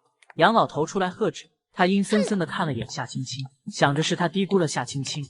才短短几天，洪斌和洪婷都犯了流氓罪，宝贝也没了，家里搞得一塌糊涂，这日子没法过了。哭个屁！孙家答应我，洪婷顶多判5年，洪斌过几天就能回来，别他妈再嚎了。杨老头和孙家达成了协议，让杨红婷承认下药，把罪名全都包揽下来，这样孙主任就能脱身。孙家则需保全杨红斌回家，让洪婷也得轻判。杨老头觉得这是最好的结果。洪婷坐5年牢，他这辈子算毁了。那你说怎么办？那么多人看到洪婷，就算不坐牢，他的名声也毁完了，大不了家里养他一辈子。杨老头阴沉着脸，心里早有了决断，舍了女儿救出小儿子，这笔交易还是划算的。怪我们低估了夏青青的手段，那天晚上应该亲眼看一看的。该死的贱人，给我等着，还不快去做饭！老大，让你媳妇出来做饭。杨母心情不好，更不想做饭了，一动也不动。她叫了几声，何倩没动静。杨红杰出来了，他睡了。杨红杰脸色不太好看，他刚刚叫了何倩，但没理他，还用那种冰冷的眼神看他，看得他毛毛的。又想到那天何倩血淋淋的模样，心里不由发虚。不就是掉了个孩子吗？真把自个当金贵小姐了，一个两个都在家当太太，老娘成你们的老妈子了。别人家娶了儿媳妇，婆婆坐着就有饭吃，轮到我家娶了2个娘娘回来供着，婆婆还得当老妈子伺候，还有没有天理了？杨老太婆站在院子里骂，她就是骂给何倩和夏青青听的，只不过她骂了半天，啥动静都没有。夏青青在空间里看书，何倩只当没听到。别吃了，集体喝西北风好了，老娘也不干了。骂个屁，赶紧去做饭。杨红晴，流氓罪，死刑立即执行。不是的，我没下药，我是被冤枉的。爸妈，你们为什么要骗我？为什么？为什么？我听人说，公审判刑都挺重，洪婷不会有事吧？他找人打听过，一般都是重罪才会公审，他有点担心。他更没想到，只是在医院陪护了几天，回来就出了这么大的事。洪婷怎么会是重罪？她是被那贱人害的呀！不行，我得去看看洪婷。慌什么？我和孙主任说好了，顶多5年。杨老头狠狠瞪了眼，其实他心里也没底，但现在只有这一个办法了。孙主任说话算话吗？他那人可靠不？杨老头没说什么，因为他不知道要怎么说，现在只能赌孙主任的承诺是否能兑现了。一家3口吃完了如同绝辣的一顿饭，没人叫何倩和夏青青。夏青青的空间里有吃的，饿不着，何倩却饿得流冷汗。她等了半天都没等到杨红杰端来饭，只能强撑着下床去厨房热饭菜吃。何倩热好饭菜后，刚准备坐下来吃，养母过来了。现在有力气了，叫你干活当聋子，把老娘的话当耳边风，有本事别吃老娘做的饭菜呀！何倩没理他，继续低着头吃饭。吃你妈逼！偷了我家的宝贝，你哪来的脸吃我家的饭？赶紧把宝贝还回来，否则一粒杨家的米你都别想吃！养母被他的态度激怒了，火大的冲到桌边，抓起盘子就朝地上砸。吃你何家的米去！你个婊子养的！老娘明明白白告诉你，不把宝贝还回来，老娘让你连西北风都喝不上！养母将所有饭菜都砸了，还抓起何倩的头，抽了几巴掌，将从夏青青那受的气全都发泄在了何倩身上。何倩在医院就没养好，又提前出了院，身体虚的根本没有反抗力。我没拿宝贝。何倩吐出一口血，喷在养母身上。她根本不知道什么宝贝。杨家一口咬死是他和哥哥合伙偷了宝贝，也不听他解释。杨红杰那个畜生一脚踹在他肚子上，将他的孩子活生生的踢掉了。嘴这么硬，老娘撕烂你的嘴！说到底偷没偷宝贝？偷了没？何倩被养母打得疼得不行，只能承认偷了，是我拿的，别打了。好啊，果然是你偷的，给老娘还回来！你个臭不要脸的贱人，还我的宝贝！养母眼睛都气红了，她丧失了理智，死死掐住何倩的脖子。何倩翻起了白眼，脸色青紫，快不行了！住手！杨老头及时出来，拉开了养母。何倩大口大口地喘着气，过了许久才缓过来，脖子上留下一圈青紫的掐痕。他承认偷了宝贝，就是他拿的，让他还回来。操你妈的！老子那天打你打得太轻了。杨洪杰越想越气，扬起手就要揍，被杨老头喝止了。3天内把那些宝贝一个不少的还回来，嫁鸡随鸡，嫁狗随狗。你嫁到杨家就是杨家人，宝贝还回来，过往的是一笔勾销，咱们还是一家人，否则别怪我这个当公公的不讲情面。等我身体养好了就还，医生让我多吃补品，否则身体好不了。何倩根本不知道什么宝贝，但如果不承认，她就要被这家土匪打死。想着先把身体养好，她才有力气对付这一家畜生。想要宝贝就好好伺候我，我要吃红糖鸡蛋，现在就去给我做。吃你妈逼！养母一巴掌抽了过去，杨老头都没阻止，冷冷看着何倩被毒打，他觉得都这个时候了，何倩还敢在杨家耀武扬威，没有一点自知之明。杨红姐，我知道杨红婷16岁打的胎是你的孩子，你们杨家一窝男盗女娼、畜生不如的东西。何倩被打的嘴里都是血，她想拿这个把柄要挟杨，可却低估了杨家人的恶毒。敢威胁老子，老子打死你！杨洪杰凶相毕露，冲何倩踢了好几脚，完全没有一点夫妻情谊。别打了，给他收拾一下，别被人看出来。杨老头阻止了儿子，打几下是家务事，但要是打出人命，就成刑事了，这个度必须把握好。他朝大儿子狠狠瞪了眼，那件事他也是刚知道，想着真是家门不幸。杨洪杰低下头，脸上有些羞愧。你盯着何倩，别让她乱说话。杨洪庭上午9点公审，公审地点离杨家住的弄堂不远，周围不上班的人都跑去看热闹了，杨家人也去了，家里只留下了动不了的何倩。小夏，你不去看公审吗？我吃了早饭再去。小夏，你这花养得真好，你怎么养的？李大爷看得眼馋，他也种了2盆，可没开这么多的花，颜色也没这么艳。就随随便便养，浇了些淘米水。李大爷，这黄杜鹃你要小心些啊，千万别让小孩误食，您老也别碰，要毒死人的。夏青青提高了声音，再一次嘱咐。知道，我家没小孩。反正您老小心些。夏青青笑了笑，浇完了花，她朝2楼打开的窗口看了眼，嘴角勾起一抹冷笑。何倩从2楼窗口探出头，死灰的眼睛死死盯着那4盆美丽的花，像是下定了某种决心。杨洪庭身体很难受，他下面的伤还没好，本来他不会这么快公审的，但他爹和他说，只要承认药是他下的，孙家就能想办法替他减刑，最多判5年，他便答应了。和公安承认是他看上了孙主任才下的药，想生米煮成熟饭，嫁给孙主任当官太太。杨洪庭根本不知道他说这些话会有什么样的后果，他相信他爹一定会救他出去的。杨洪庭，死刑立即执行。不是的，我没下药，我是被冤枉的。爸妈，你们为什么要骗我？杨洪庭绝望大叫，三角眼死死盯着父母。天哪，怎么会这样？不是说5年吗？老头子，你不是说5年吗？杨老头脸色铁青，突然喷出一口血。我们有冤，是孙明德下的药，我女儿不是流氓犯，她是受害者，这案子要重审，我们要上诉。警察没理他，今天是最终裁决，不会再有辩论。夏青青在不远处拿着望远镜看着，心情好极了。杨洪庭论理来说不应该这么快公审的，现在法院那边程序这么快吗？杨洪兵先抓走，都还没审判呢。孙家很急，怕杨洪庭乱说话，影响孙明德的仕途。孙明德就是孙主任，他家里有点势力，和公安和法院都打过招呼，只要杨洪庭承认了下药事实，就立刻给他定罪。沈秋白还有个事没说，他也打了招呼，让法院那边加快速度，早点解决杨洪庭。夏青青一听就明白了，孙家摆了杨家一道，杨老头这是赔了女儿还折兵啊！你们带小鱼回去，我去刑场看看。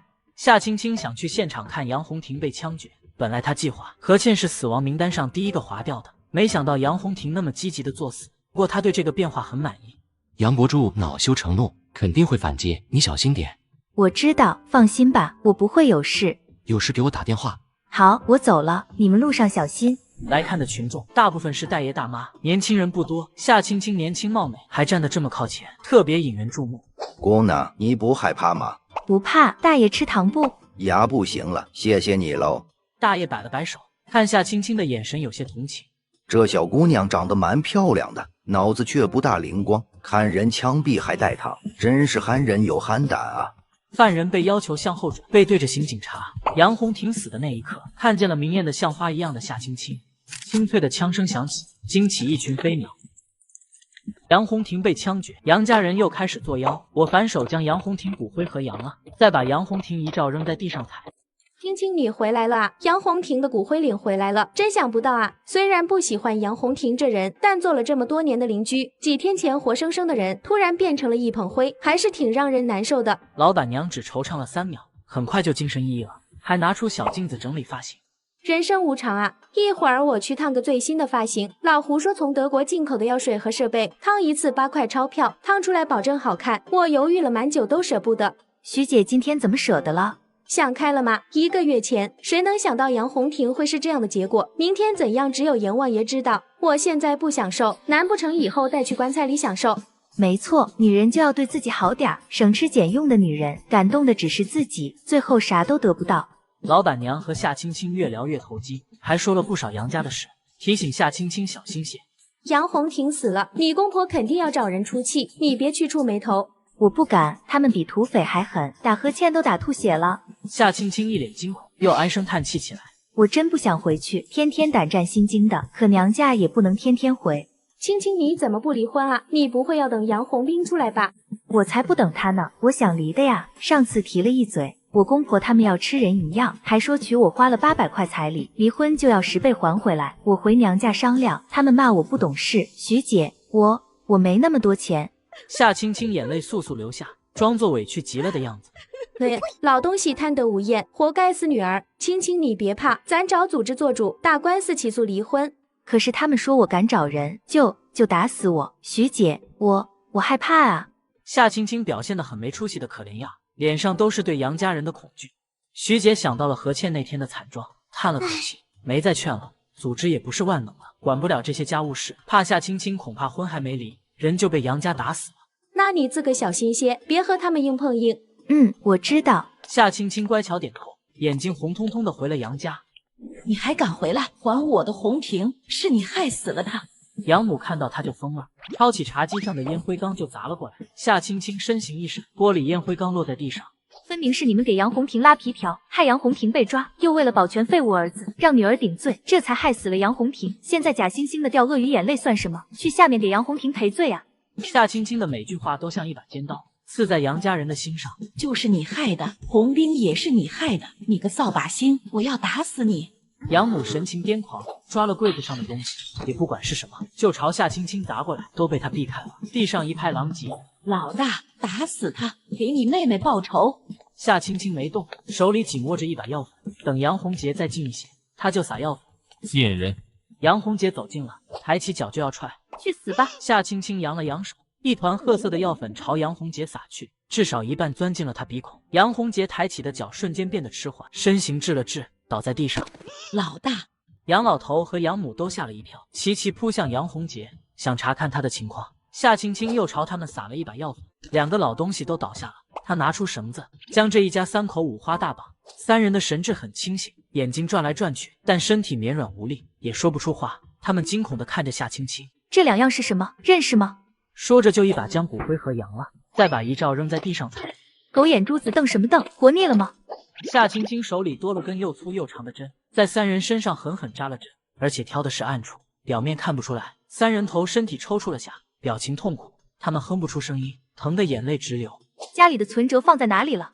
杨母下意识地看向杨老头，夏青青立刻明白了，手里的针对向杨老头的眼睛。杨老头吓得打哆嗦，他想求饶，可发不出声音，眼神苦苦哀求。乖乖把存折交出来，免得受皮肉之苦。此时此刻，杨家人彻底相信了夏青青有神经病。杨老头张了张嘴，想说出放存折的地方保命。疯子杀人不犯法，他想犯不着和这女疯子硬碰硬，等先保住命，再想办法把这夏青青送去精神病院。还不肯说，冥顽不灵的老东西，要钱不要命啊！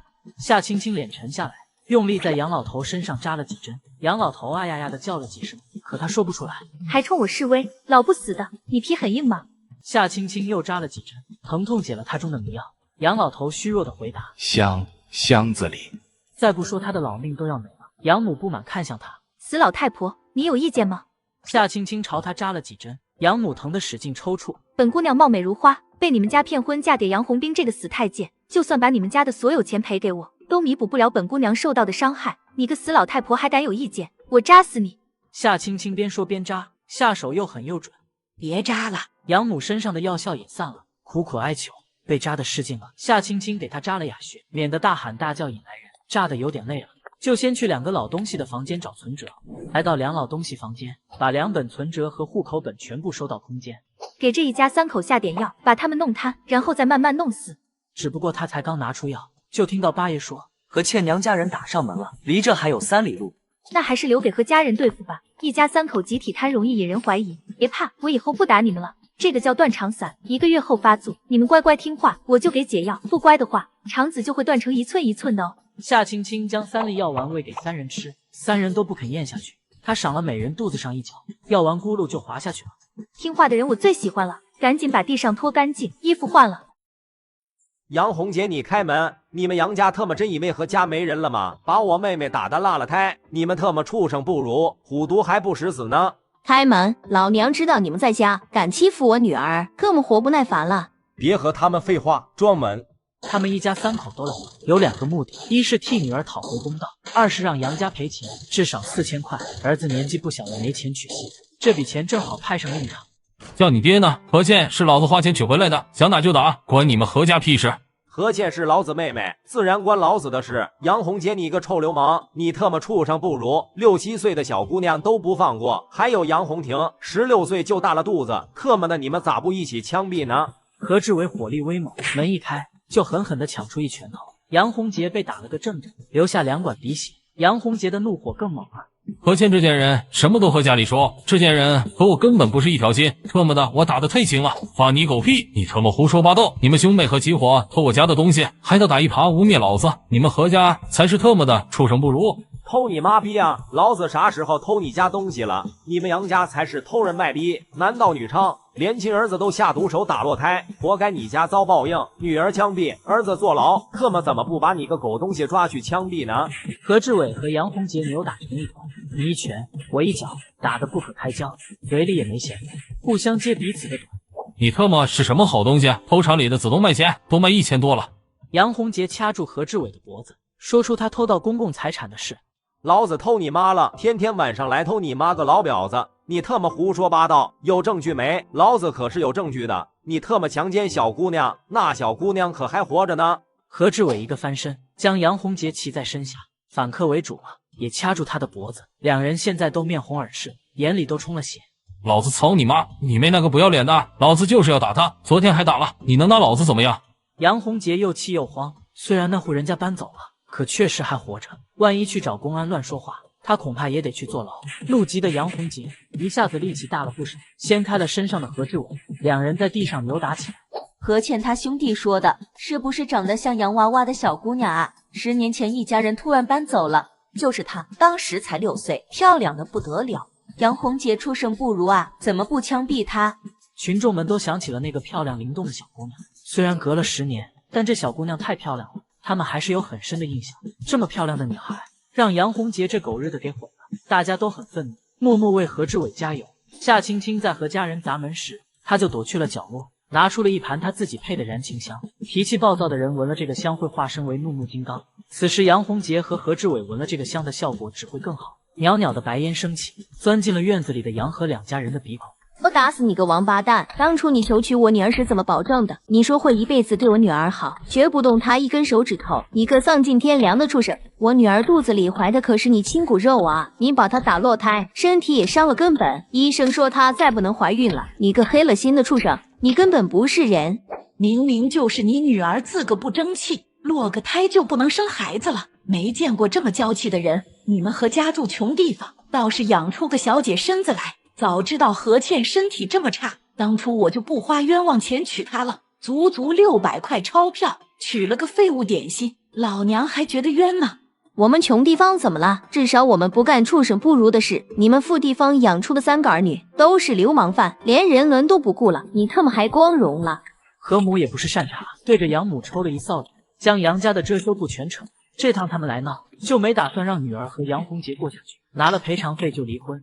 谁不顾人伦了？你们净胡说八道！你家才不顾人伦！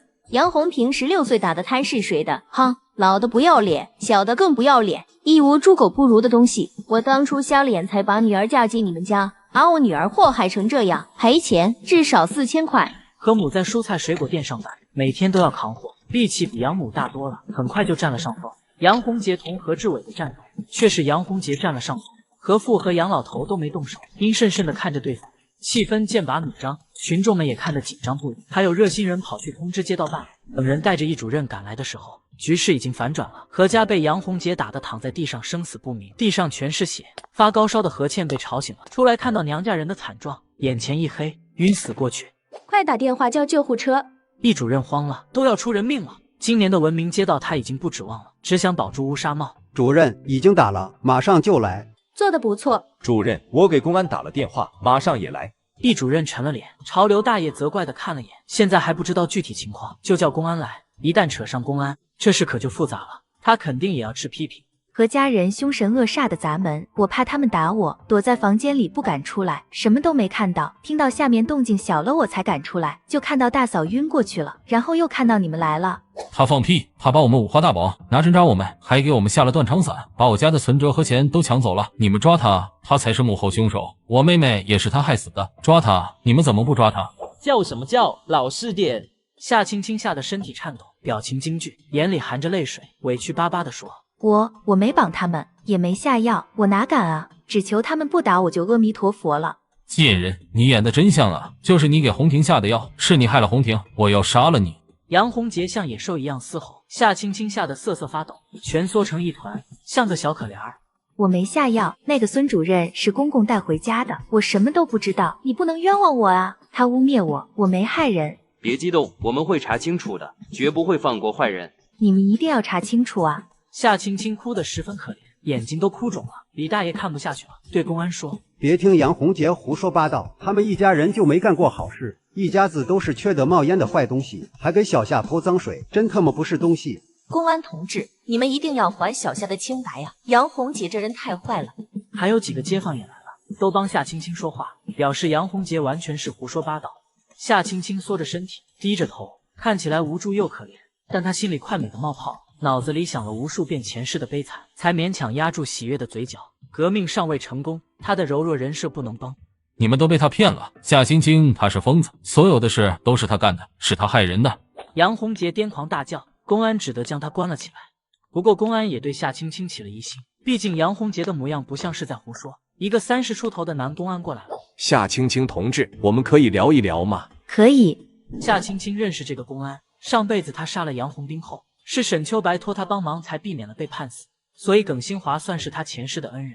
夏青青不想在恩人面前演戏，而且他这点演技也骗不了耿新华，反而会弄巧成拙。你恨杨家人吧？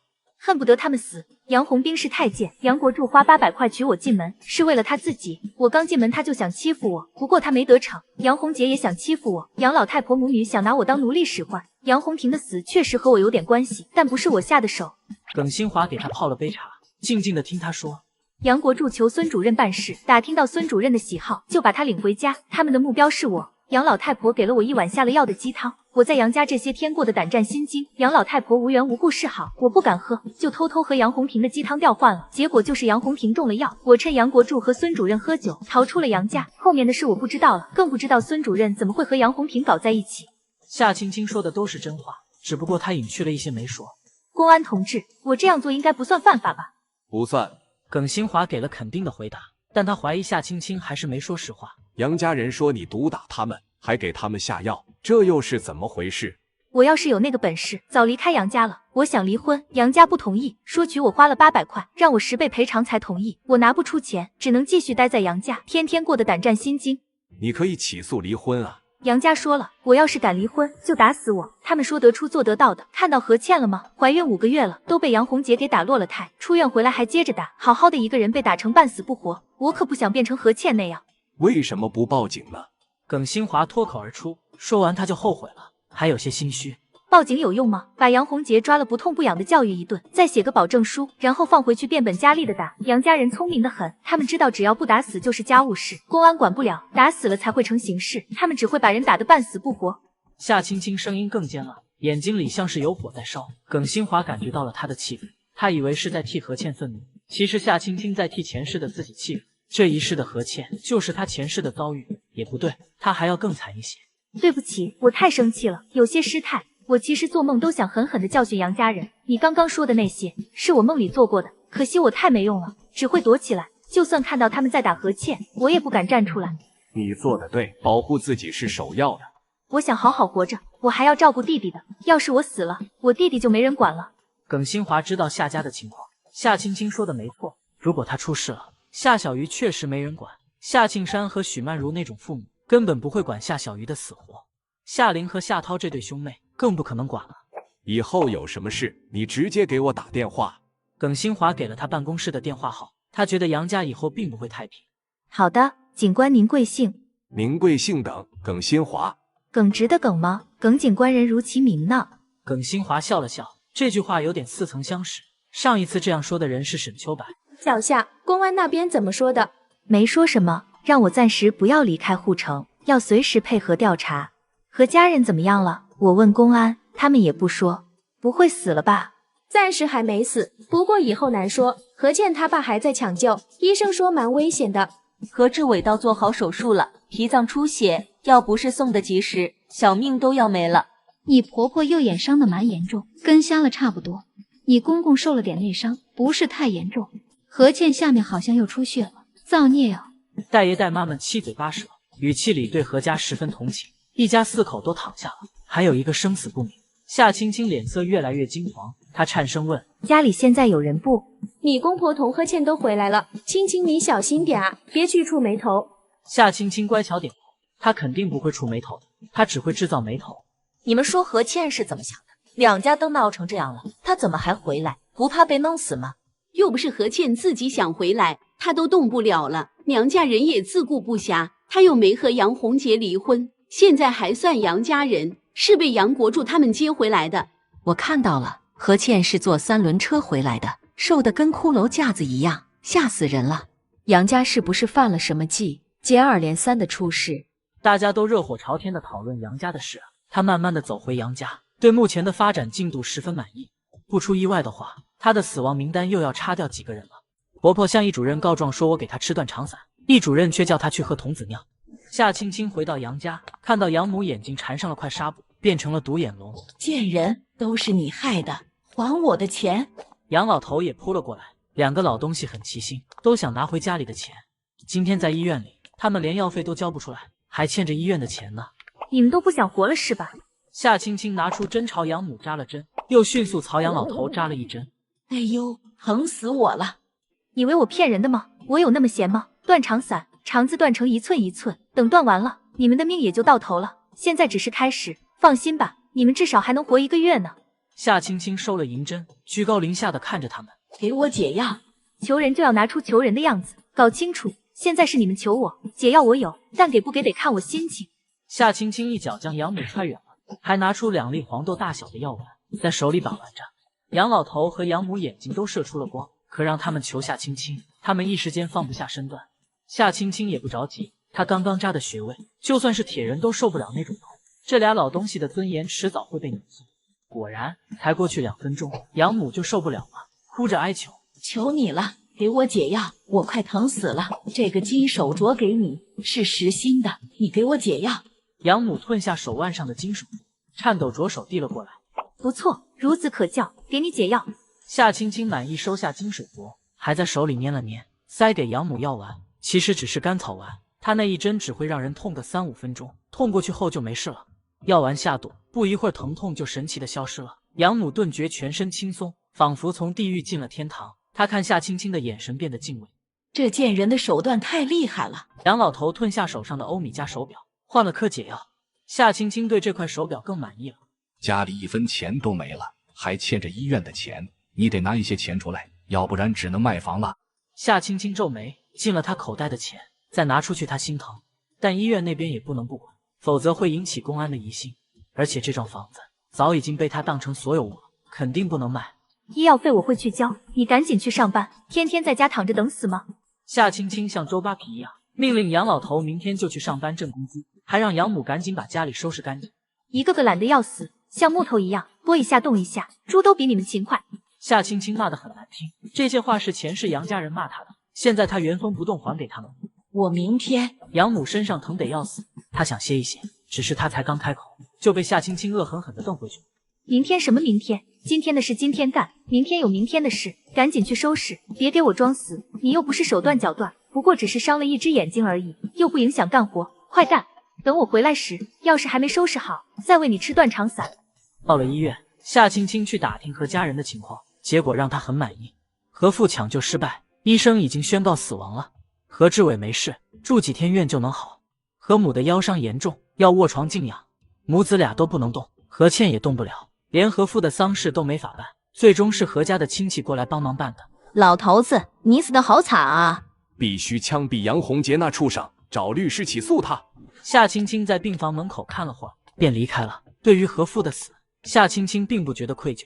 何家人和杨家半斤八两，都不是好东西。前世何倩也是虐待他的凶手之一，何家人总上门，何母狗仗人势，对他颐指气使。何志伟几次对他动手动脚，被发现了还说他故意勾引。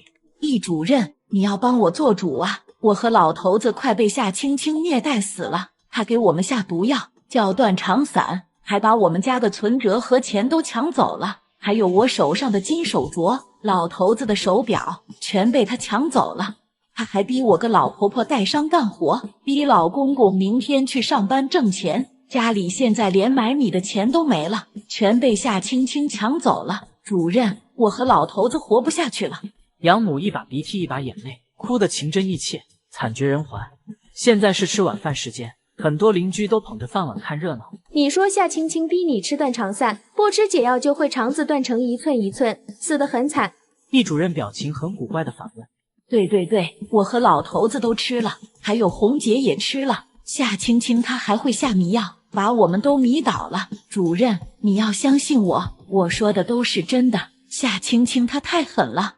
杨母想去拽易主任的手，但易主任嫌弃的瞪了眼。杨家接二连三的出事，易主任现在对杨家十分不耐烦。你去医院看看脑子吧，都胡言乱语了，什么断肠散，什么迷药，又不是武侠小说，简直是一派胡言。真的，我说的都是真的，家里的钱都让夏青青抢走了。主任，你让他把钱还回来，家里没钱买米了呀。杨母急了，宝贝在何家人那儿，还不能和公安说，那些宝贝是杨老头用不正当手段昧来的，和公安说了一家人都得完，那些宝贝恐怕是拿不回来了，他就指望存折上的钱养老了。小夏抢你和杨国柱的钱，这话你去哄鬼，鬼都不信。你家杨国柱那么能耐，谁敢抢他的钱啊？就是你家杨国柱当年可没少抢东西，你那些金手镯和手表也是你们抢回来的吧？有些人本来都偏向杨家了，但两个大爷这么一说，想起了杨老头当年在革委会时干的那些缺德事。你可消停点吧，好好照顾何倩，人家亲爹都被你儿子打死了。易主任脸色很难看，他接到公安电话，说何父死了，杨洪杰肯定要判刑。他管辖下的街道一下子出了3个劳改犯，牌子都要倒光了。我还被他家戳瞎眼睛了呢，我家老头子都受了内伤，是他们找上门闹的，我儿子是正当防卫。何家人为什么来闹？你心里没数吗？做人可别太缺德了，小心遭报应。易主任气火了，怒斥了句，便转身走了，懒得再管杨家的破事，让公安管去，他反正管不了了。主任，我真的被下毒了，你不能不管我呀。童子尿解毒，你去喝点。易主任没好气地回了句，其他人哄堂大笑，纷纷出主意。金枝也好用的，去公共厕所捞，要多少有多少。金枝臭烘烘的，还是童子尿好一点，弄堂里童子也多，一人尿1泡就够了。现在喝不喝？要喝的话，我让我孙子尿去。大家都肆无忌惮地调侃，根本不信杨母说的断肠散，更不信夏青青虐待他们，都觉得杨母是在泼夏青青脏水。这老太婆可是惯犯。杨母气得直喘气，身上的伤也更疼了。她恶狠狠地瞪着邻居们，咬牙切齿地回去了。夏青青掐准时间出现了，被李大爷他们叫住，问她去哪了。公公让我去医院交钱。哎，大嫂她爹死了。夏青青长叹了口气，其他人也都跟着叹气，毕竟是一条人命，上午还活生生的，下午就没了。我回家了，还要把剩下的钱交给公公。夏青青笑了笑，小跑着走了。杨老太婆可真是满嘴胡言，小夏连剩下的钱都不敢贪，哪有那胆子抢钱？生活在这么个狼窝里，这姑娘以后可咋办哟？大家都十分同情夏青青。死贱人，喝了这杯水，老娘弄死你！老头子，这药有没有用？安眠药肯定有用，你别露出马脚了，快去做饭。两个老东西压得极低的谈话声传了出来。夏青青自从喝了灵液，耳力极好，给他们下吐血蹬腿丸，一颗就上天。夏家老祖宗留下那么多药方，毒药比救命的药方还多，只要夏青青肯钻研，早把杨家这些人神不知鬼不觉的弄死了。现在不是以前，中毒了法医能验出来。我也想过一把毒药，让杨家人上西天，但杀人容易，难的是洗脱嫌疑。我可不想和杨家人同归于尽，等杨家人死绝了，我还要合法继承杨家财产，过包租婆的幸福生活呢。现在的仵作这么厉害吗？当然，现在叫法医，有很多先进的仪器。你是不是又中了？没中，是你脖子细。八爷嘴比钢筋还硬，他轻哼了声，扑扇了几下翅膀，想原地起飞，只是他高估了自己的驱动力，低估了自己的斤两。有黑发亮的翅膀，扑棱了好几下，也只是爪子稍稍抬高了一点。靠！恼羞成怒的八爷撅起屁股，使出了洪荒之力，终于飞起来了。上次那个一闪一闪的珠串，给老子再来一个！你上次那串送母鸟了吗？小崽子别打听太多。八爷白长辈架子，只是夏青青根本不鸟他，手里还拿着一串更闪的玻璃珠串摆动，一闪一闪亮晶晶，闪得八爷心思荡漾。老子要送你，拿这个换。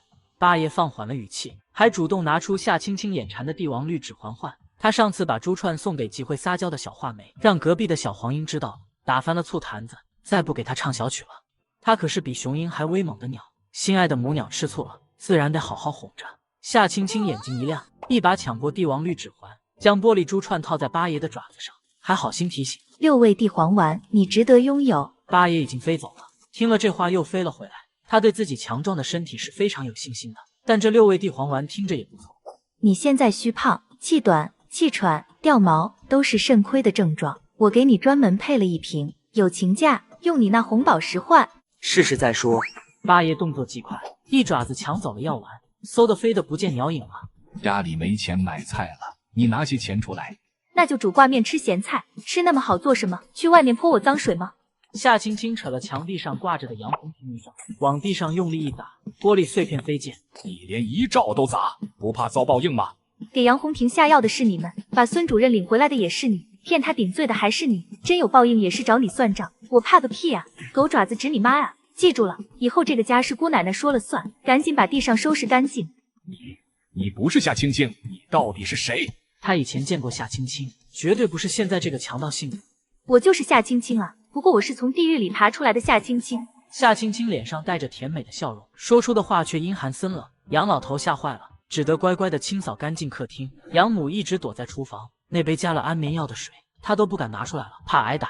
夏青青特意去了何倩房间，好心告诉他：你爹死了，到死都没闭眼，死不瞑目。面如死灰的何倩躺在床上像一具死尸，听了这话后，她表情有了些许变化，眼神却充满了绝望，2滴浑浊的泪水流下了眼角。夏青青说完就回自己房间了，再给何倩2天时间，不行她再动手。你想让何倩毒死杨家人？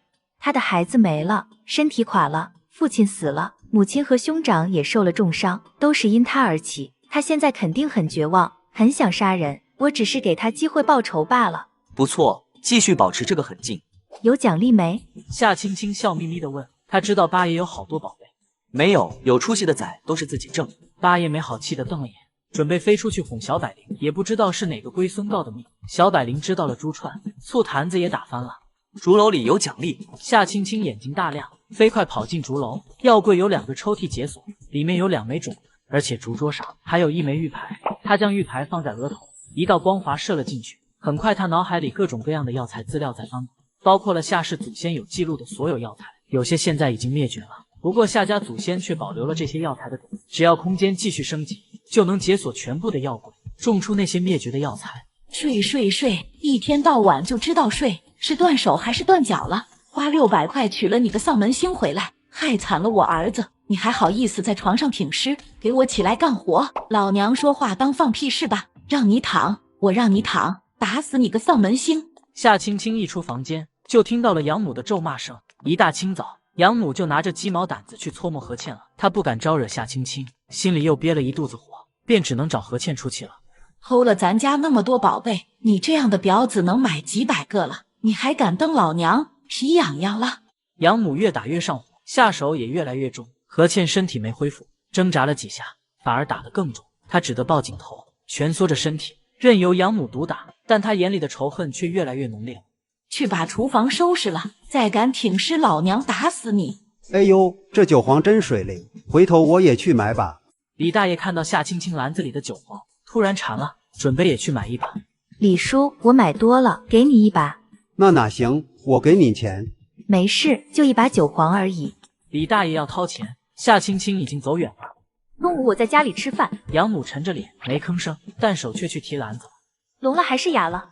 夏青青提高了声音，一脚踹在养母的小腿上。听到了，以后别让我问第二遍，要是不想干，就给我去死！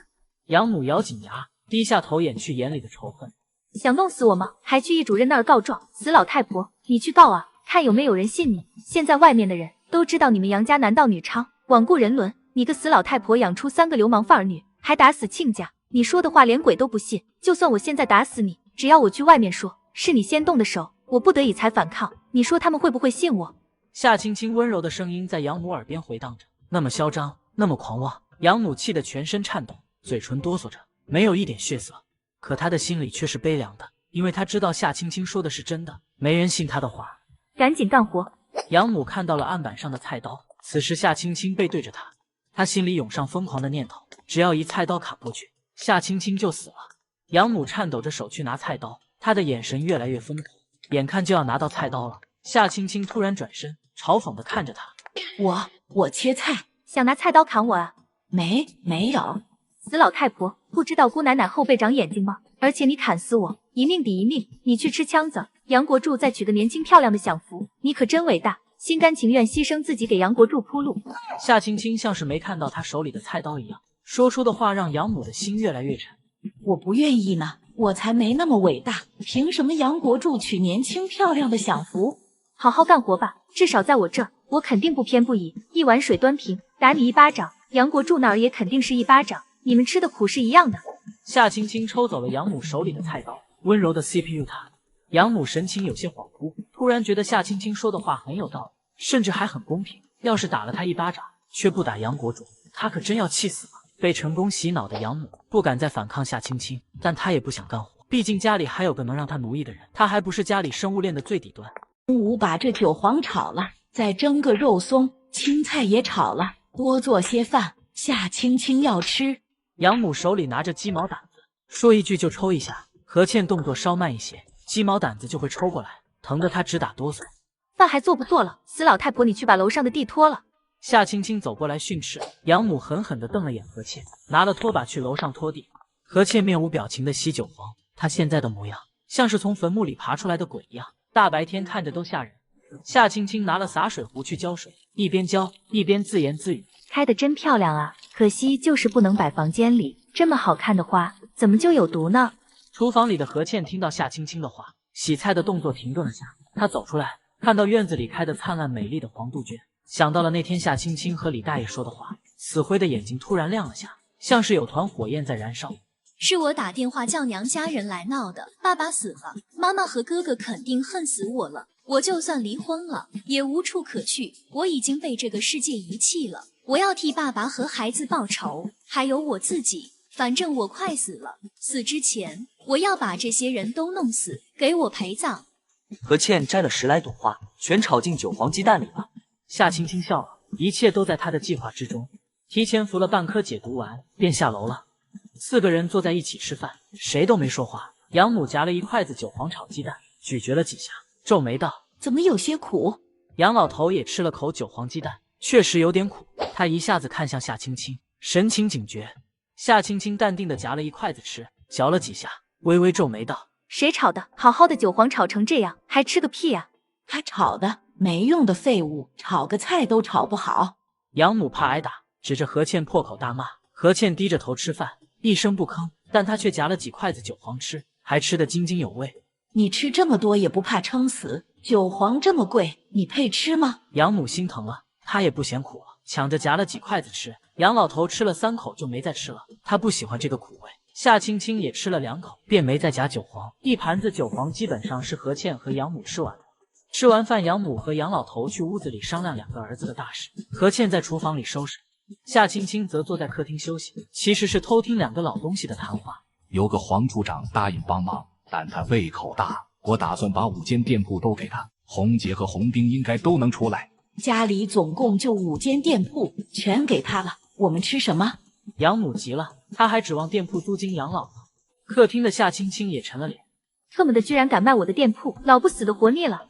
在杨老头的游说下，养母最终还是同意了，只是心疼的要命。好在还有这栋房，等老大和红斌他们回来，我把3楼收拾一下租出去，每个月也能多10来块钱。养母以前看不上这10几块钱，3楼宁可空着，也不想租给不认识的人住。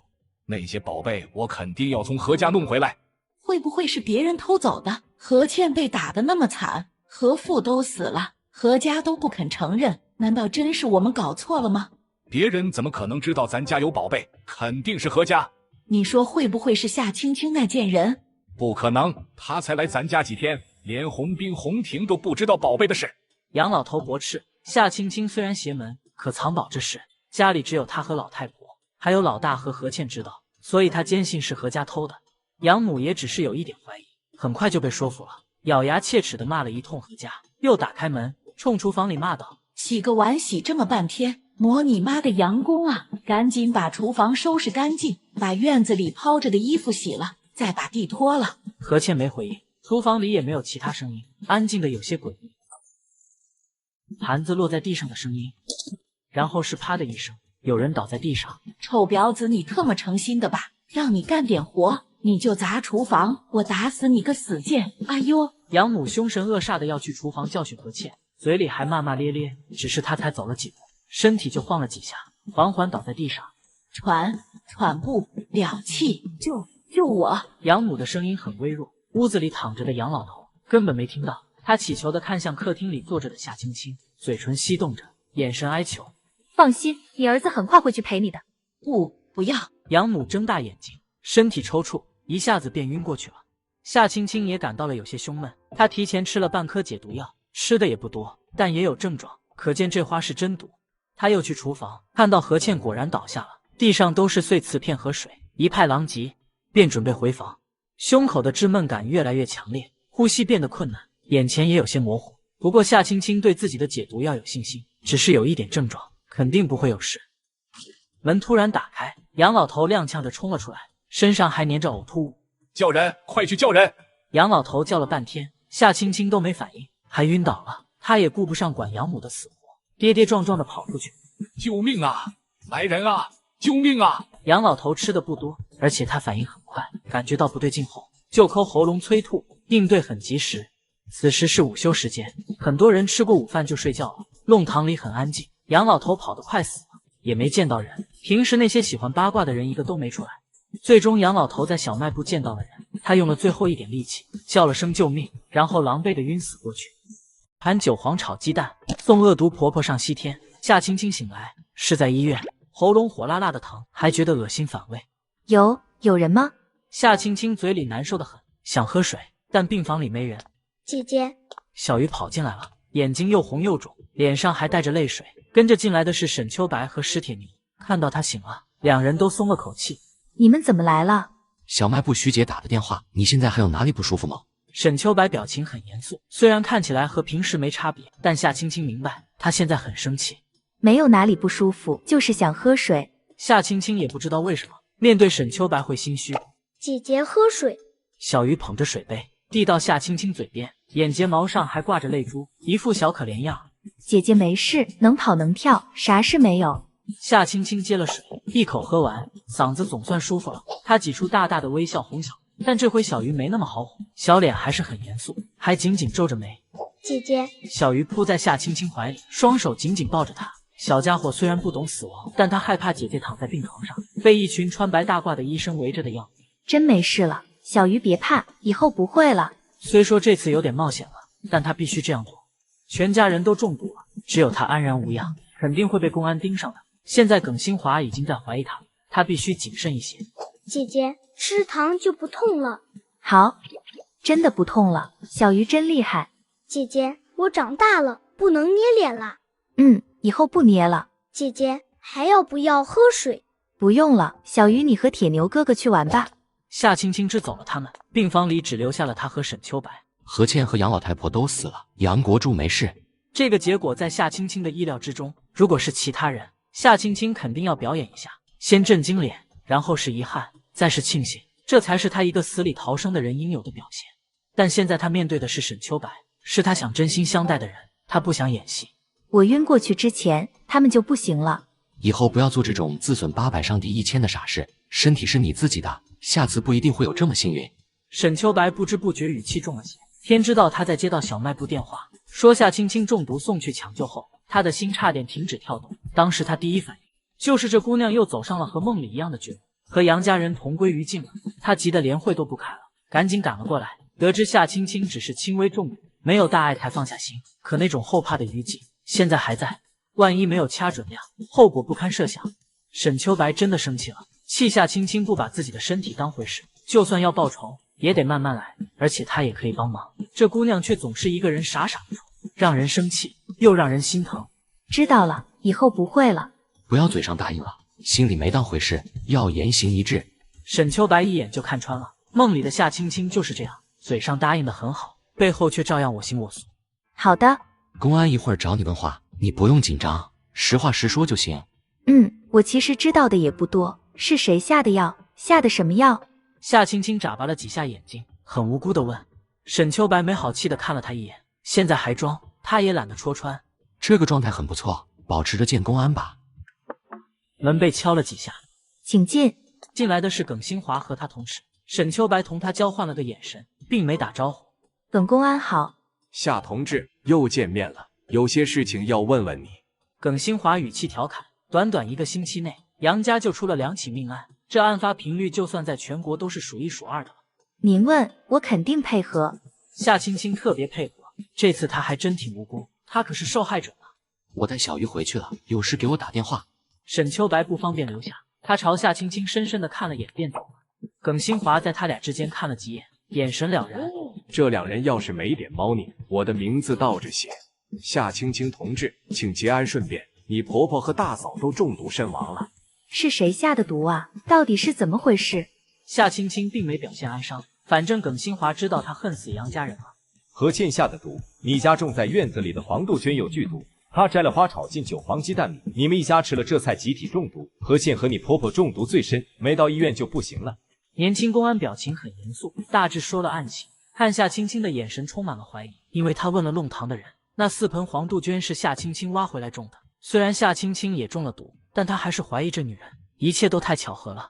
天啊，那黄杜鹃是我挖回来养的，可我和家里人都说过的，这花有毒，他们也中了，我和他们也说了，怎么会这样？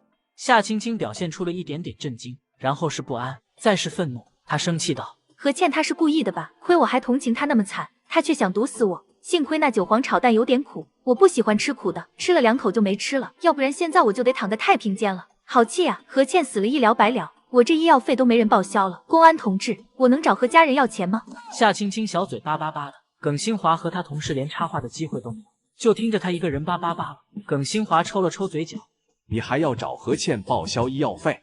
他要是不死，我肯定得找他报销。欺负他的是杨家人，我连手指头都没动他一下，他凭什么给我下毒啊？我现在喉咙还难受呢，医院还花这么多钱，我又没工作，哎。夏青青一会儿气愤，一会儿唉声叹气，还朝耿新华他们哭诉自己有多穷。我牙齿痒痒，都只敢买5分钱的果丹皮解馋，1分钱恨不得掰成3瓣花。哎，我本来就干瘪的钱包，现在更加雪上加霜了。夏青青皱紧了小脸，整个人都笼罩在忧伤之中。耿新华按了按太阳穴，这姑娘东扯西扯，把她都给绕进去了。你为什么要去山上挖有毒的花呀？耿新华总算把话绕回来了，他不想听这姑娘在哭穷。这4盆花出现的时机太巧合了，他直觉这命案和夏青青有关，可又没有证据。所有证据都证明了夏青青是无辜的，她还是可怜的受害者。下毒的人是何倩，她被杨家人虐待，而且父亲被杨洪杰打死，他有杀人动机，所以才会下毒，和杨家同归于尽。可耿新华还是怀疑夏青青，这姑娘肯定不无辜。好看啊，那花多漂亮啊，山上一大片一大片，特别灿烂，和金子一样好看，我就挖回来养了，只要不吃进肚子里就没毒。我要是早知道这花会进我自己的肚子，肯定不挖了。你明知道有毒还养，是不是想给何倩创造机会？我脑子有病吗？挖了毒花回来给何倩，让她给我下毒，我差一点点就死掉了。我还有弟弟要养，我很惜命的，而且洗胃有多难受，你知不知道？我嗓子都疼死了，现在还恶心呢。再说了，我又不是神算子，会算到和家人上门闹，算到何倩她爹被打死，更不会算到何倩要下毒。公安同志，我要是这么厉害，我就去摆摊算卦了。耿新华同事叫左阳，年纪不大，是刚毕业的警校大学生，也是耿新华的徒弟，办案经验少，被夏青青对得哑口无言。他朝师傅看了眼，夏同志别激动，我们是走程序，每个人都要问一问。你好好休息，以后可能还会找你询问，希望你配合。我肯定会配合的。夏青青收起尖锐的爪，又变成了乖巧柔弱的模样。左阳朝他看了几眼，默默吐槽：果然美丽的女人天生都会演戏，翻脸比翻书还快。他和耿新华走出病房，还得去问其他人。平安弄堂的热心邻居都还在医院，是他们送来医院的。黄杜鹃中毒，妈呀！难怪小夏说这话要毒死人，叮嘱了好几百遍呢。回去我就把黄杜鹃铲了，这话太危险。我也铲了。李大爷也害怕，他以为夏青青说的有些夸张，就算有毒也毒不死人，没想到真的会毒死人，他可不敢养。公安同志，我和你们说，10之8九是何倩下的毒，她被杨家欺负成那样，她爹又被杨家打死了，有杀人动机啊！最可怜的就是小夏了，好在没大碍，要是毒死了，她可太冤了。下毒的肯定是何倩，小夏这姑娘是真造孽。小夏她命不好啊，进了狼窝又遇上豺狼，造孽哟。自古红颜多薄命啊！你特么才薄命，你肯定死小夏前头，会不会说话？我都一把年纪了，肯定死小夏前头。不过你肯定比我先死，我得吃了你的豆腐饭再走。刘大爷说话慢悠悠的，但挺足。李大爷嗓门大，中气足，两人吵得不可开交，都争着要吃对方的豆腐饭。耿新华只得拉着左阳走。师傅，你说夏青青到底是帮凶还是受害者？没有证据指明他是帮凶，自然就是受害者。耿新华板着脸回答，但他很清楚，夏青青肯定掺了一脚，只是他很聪明，把自己摘干净了。我觉得夏青青是导演，他在导一场戏，戏里的演员就是杨家人，演员必须按照导演的指令演完这部戏，每个演员的结果也都是导演早就定好的。或者说，夏青青在布置一场完美的复仇，戏中人亡，最后只有导演出来谢幕，我们却不能抓夏青青，因为并没证据直接指证他犯法了。他游离在法律的边缘外，离戏台很远，冷漠地看着杨家人在戏台上一个个死去。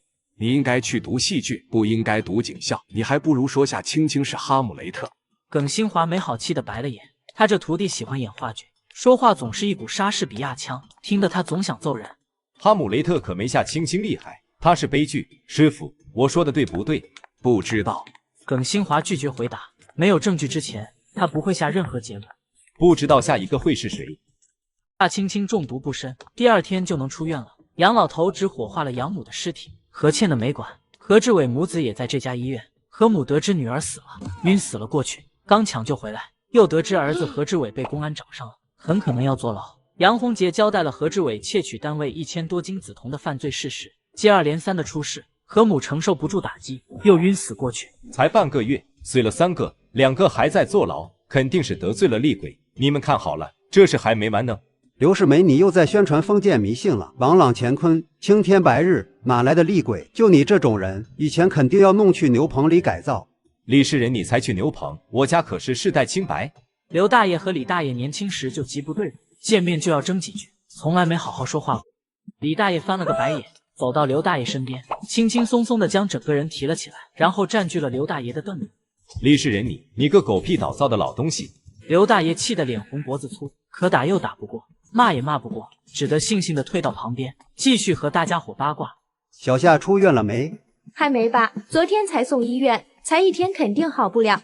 小夏以后的日子不好过。刘大爷感慨了句，这回李大爷没反驳他，还叹了口气。他也觉得夏青青以后在杨家的生活恐怕更加水深火热了。小夏怎么不离婚啊？我问过青青，她说她提过离婚，杨家人不同意，还让他赔10倍彩礼，要8000块呢。青青哪拿得出这么多钱？他娘家也不是东西，1分钱都不肯帮的。特么的，怎么不毒死杨国柱那老东西呢？这属于敲诈了，小夏可以报警的，要不起诉离婚。我儿子有个同学在法院上班，能帮忙的。刘大爷忍不住又要吹嘘他儿子那些有出息的同学了，因为他的儿子打小是学霸，还考上了大学，现在是一名优秀的医生，同学也都是各行各业的精英。公安可管不了家务事，别说你儿子同学在法院上班，就算你儿子是法院院长，也没这个权利。小夏情况不一样，杨红兵都坐牢了，他这情况能离婚的？算了，我不和你个大老粗说，你都听不懂。刘大爷一句话成功激怒了李大爷，眼看着俩人又要吵，徐姐说了句：“青青回来了。”小夏，你怎么不在医院里多养几天？医院好贵，不住了。夏青青叹了口气，心里好痛。她结算了2个活人加2个死人的抢救费，一下子花了400多。这破医院一天都不想待了，每天都得花钱，从杨家那儿搞的钱一天比一天少，她的心都疼死了。其他人却以为是杨老头舍不得花钱，逼夏青青出院的。大家在心里默默骂杨老头飞心肠。回家好好养养，身体可是革命的本钱。好的，徐姐，我回去了。真是命运多舛啊！夏青青回到杨家，看到客厅又多了张黑白遗照，是养母的，母女俩的遗照并排摆在一起。杨老头一个人坐在幽暗的客厅里抽烟，他听到动静，猛地抬头，冷冷看着夏青青。他想起他和公安说夏青青才是真正的凶手，但公安说万事都得有证据，现在所有的证据都指明是何倩主动下毒的，跟夏青青无关。就算黄杜鹃是夏青青养的，也不能说明她有杀人动机。很多家养的花草都有毒，像水仙、滴水观音、万年青等都有毒，可很多人家都养，所以这些都不能作为直接证据。夏青青冷漠地看了眼杨老头，便目不斜视地上楼了。他打算搬出去住，家里现在就他和杨老头，不仅外面的人会说3道4，而且杨老头再死的话，他就是直接嫌疑人了。等搬出去后再动手。进到空间，夏青青静下心看医书，只是不知怎地突然想起沈秋白好像知道一切都是他做的。在医院的时候，沈秋白不应该是那样的态度。现在的沈秋白和我之间的关系并没那么熟，说话都没几次，所以和我并不熟的沈秋白怎么会说出自损800伤敌1000这种话呢？既然说出了这样的话，显然沈秋白已经猜到我和下毒事件有关了，又怎么会不追问下去，还帮我隐瞒公安？还有沈秋白训我时的口气，和前世简直一模一样，难道他也重生了吗？思春了，八爷尖利的声音响起，吓了夏青青一跳，前世的回忆也被打断了。没，我在学习。夏青青定下心神，拿起医书让八爷看。八爷哼了声，懒得戳破他的谎话。他飞到桌上，爪子上的蓝宝石链子奢华的让人眼瞎。杨老头拿着店铺房契出去了。夏青青没动，淡定的看书。你不着急吗？店铺都要送人了，你平时不是挺在意的吗？房管局现在都下班了，过户也过不了。杨老头故意挑这个时间去找人，只不过是想证明他确实有5间店铺，想让那个黄处长帮忙罢了。事情没办成之前，杨老头是绝对不会过户的。夏青青慢条斯理的分析，他可太了解杨老头了，见了兔子都不一定会撒鹰的老东西，怎么可能那么大方？我就是考考你，不错嘛，脑子不笨。玻璃珠串再给我来几串。八爷将蓝宝石链子甩在夏青青面前。自从戴了玻璃珠串后，他总觉得自己的首饰加起来都没玻璃的闪。那些小母鸟们都不识货，只喜欢闪晶晶的，不管啥子宝石不宝石。给夏青青大方的掏出一大把玻璃珠串，5颜6色的，闪得晶晶亮。八爷满意极了，先给自己挑了串最闪的戴上，又带了2串准备送小母鸟。好好学习。八爷飞走之前，一本正经的说了句。夏青青翻了个白眼，这感觉就像渣爹出去嫖之前还让孩子好好学习一样，真渣。第二天，夏青青打开门，发现门锁有被撬过的痕迹。老东西到现在还不肯安分，找死呢！在楼下碰到了杨老头，不过脸颊上添了3道新鲜的血痕，伤口还很深。他看到夏青青后，身上的气息变得更加阴戾，但不敢说什么。昨晚上他去撬夏青青的房门，才撬了一半，突然出现一只鸟，差点抓瞎他的眼睛。从头到尾，夏青青都没露面，也没发出一点声音。杨老头又气又害怕，他本来就怀疑夏青青的来历，现在突然出现这么一只可怕的鸟，他更确定夏青青是厉鬼了。青青，你家半夜怎么回事啊？好像有人在惨叫。李大爷住在杨家隔壁，半夜3更听到一声凄厉的惨叫，吓得他一个机灵，后半夜都睡不着了。我没听到啊，不是我家的吧？夏青青这回是真的懵了，她昨晚都在空间里，外面就算鬼哭狼嚎都听不到。不过她很快就猜到了，她房间的门被人撬了，杨老头脸上还有伤，显然是八爷干的。夏青青心里暖暖的。这鸟祖宗虽然有点渣，还总骂我，但关键时候挺靠谱的呢。李叔，我真不知道啊。夏青青装作脸色变了变，眼神惊惶，还有些害怕。李大爷还想再问，旁边的徐姐朝他使了个眼色，他这才反应过来，大声道：今天的小笼包蛮不错的，老板娘，再来半笼。过了半个小时，估摸着徐姐吃好早饭了，夏青青这才去了小卖部。徐姐，能帮我找间房子吗？小房子也可以的，我想搬出来住。夏青青直接说了来意，还叹了口气，神情无助又可怜。怎么了？是不是杨国柱那老东西欺负你了？没有，家里现在就我和公公2人，不方便，才想搬出来的。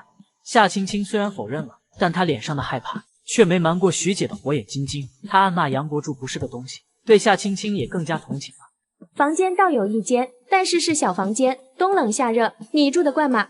住得惯的，有个睡觉的地方就行，而且我也没多少钱，住不起好的。徐姐，那小房间1个月要多少钱啊？不贵的，就是刘老师家，1个月3块钱，水电自付。你要是想租，我就去找刘老师说，再给你便宜点。徐姐很热心，打算找刘大爷杀价。谢谢徐姐，我要租的，最好今天就搬过去。夏青青表现得很迫切，还说她已经整理好行李了，随时都能搬。说曹操，曹操就到呢。刘老师，你过来一下。徐姐眼睛亮，看到了提着菜篮子走过来的刘大爷。刘大爷快步走了过来，身后还跟着李大爷。这俩人虽是死对头，但形影不离，天天都黏着对方。啥事啊？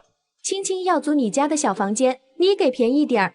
3块已经是优惠价了。我那间房虽然是小房间，可很宽敞的，收拾的也干净，床和椅子都是现成的，拎包就能住进去，舒服得很。刘大爷虽然也很同情夏青青，但让他便宜是不可能的，在钞票上他半步都不肯退让。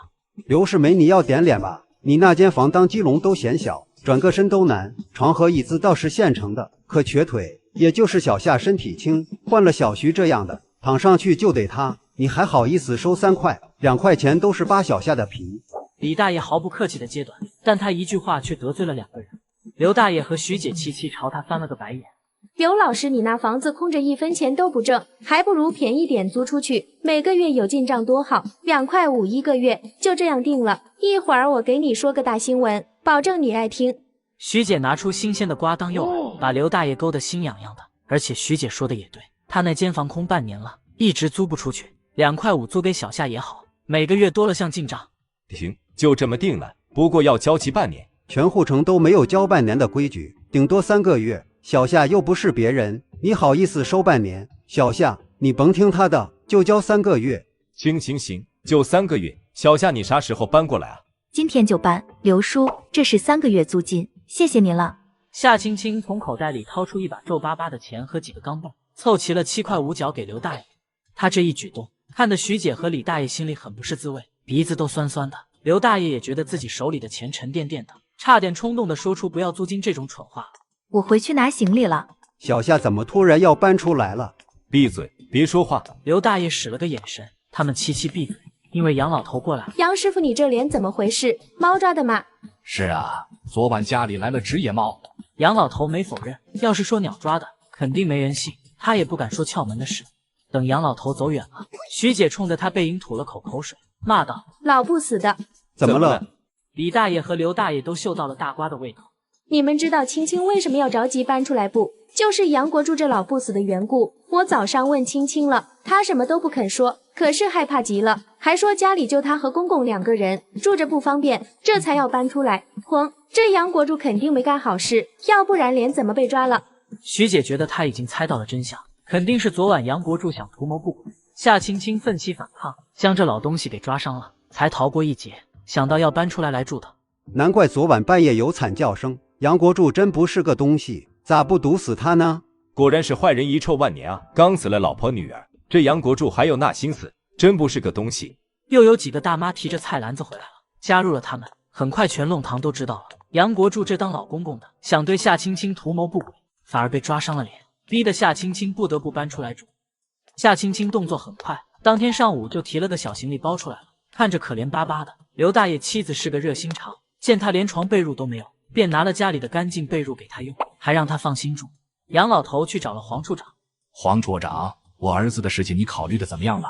你儿子的事情我可以帮忙，但你要先给我2间店铺，出来之后再给3间。可以。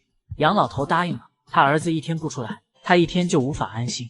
明天就去房管局过户，不直接给我，假装卖给我岳父。行。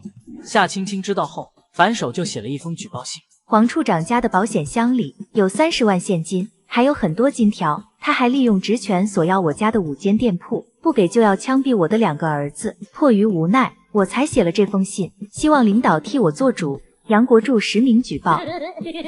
夏青青直接将举报信投到了纪委的举报箱里。他记得纪委每天都会整理信箱，不出意外的话，他这封举报信当天就会被纪委领导看到。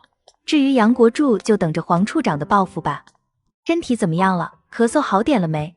好了不少，晚上也能睡好了。沈秋白肺部受到重创，经常隐隐作痛。从受伤后，沈秋白表面上虽然很淡然，可他内心却一点都不平静。他很痛苦，很绝望。他有时候宁可自己牺牲在战场，也不要成为跑几步就喘气的弱者。当厂长对他来说并不难，但不是他喜欢的。他做梦都想回部队。我给你测测脉。夏青青听脉功夫还不太好，要慢慢听，而且他会下意识的凑近。他在专心听脉，沈秋白心跳却越来越快。你脉搏怎么这么快？不会心脏也有问题吧？心脏没问题。那就好，脉息好了不少，要记得按时吃。好，对了，你要不要上班啊？什么班啊？夏青青随口问道。厂里要招2个文员，你要是想上，我可以安排的。算了，我受不了朝9晚5的工作，我打算以后开家服装店，当个体户，过段时间再说。夏青青拒绝了。国营厂的办公室工作，在别人眼里肯定是铁饭碗，但他没兴趣。他刚重生归来就给自己定了个计划：报仇、继承遗产、开店、拯救姐妹脱离苦海、上大学。你开店本金有吗？沈秋白没再提工作，他从梦里也知道了后面的发展动态。有的，从杨国柱那儿弄了些钱。钱不够的话我有。行。夏青青也没跟他客气，他知道沈秋白不差钱。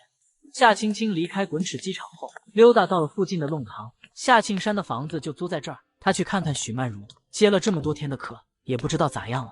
刚到许曼如住的附近，就看到夏庆山领着3个男人进了院子。虽然看不到里屋的情况，但能猜出来有多么不堪。夏青青正想溜到宅院后面，给屋子里加点料，头顶一沉，八爷神幽灵一样的趴在他头顶上。你来了正好，帮我把这些加到屋子里行不？八爷叼起一包药粉，飞了起来，没几分钟就回来了，高冷道：成了。现在啥情况？乱七八糟。夏青青眼睛亮了，她戴了口罩，将自己包得严严实实，跑出去打电话。我要举报聚众搞流氓，好几个人，男男女女的，乱七八糟，现在就在乱搞，你们快点来，太伤风化了，你们快点来啊，要不然人就散了，位置就在。公安表示立刻派人过去。夏青青挂了电话，却找不到老板娘了。等夏青青慢悠悠地走过去的时候，就看到警察押着许曼如和夏庆山，以及另外那3个男的。小卖部的老板娘也在那里看热闹。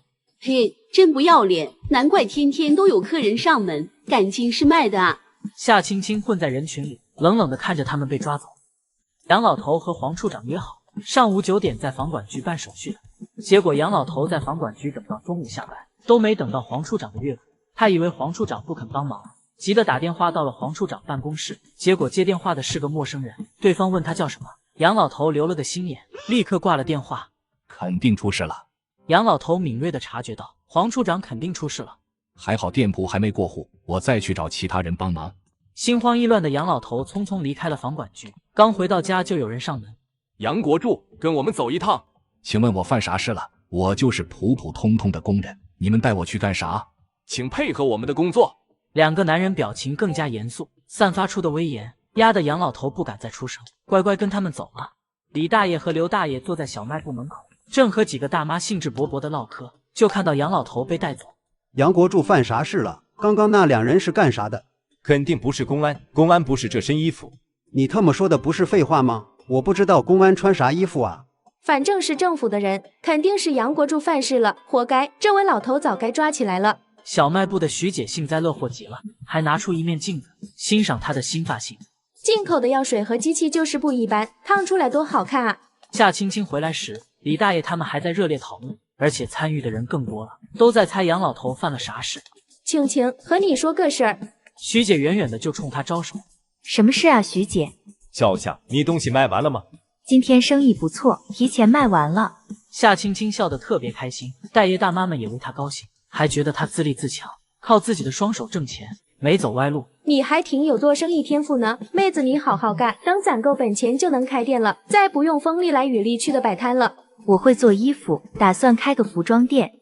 服装店好啊，等你开了店，我去找你做衣服。现在做衣服的手工费挺高的，只要手艺好，不愁赚不到钱。我也去做，我到时候也去看看。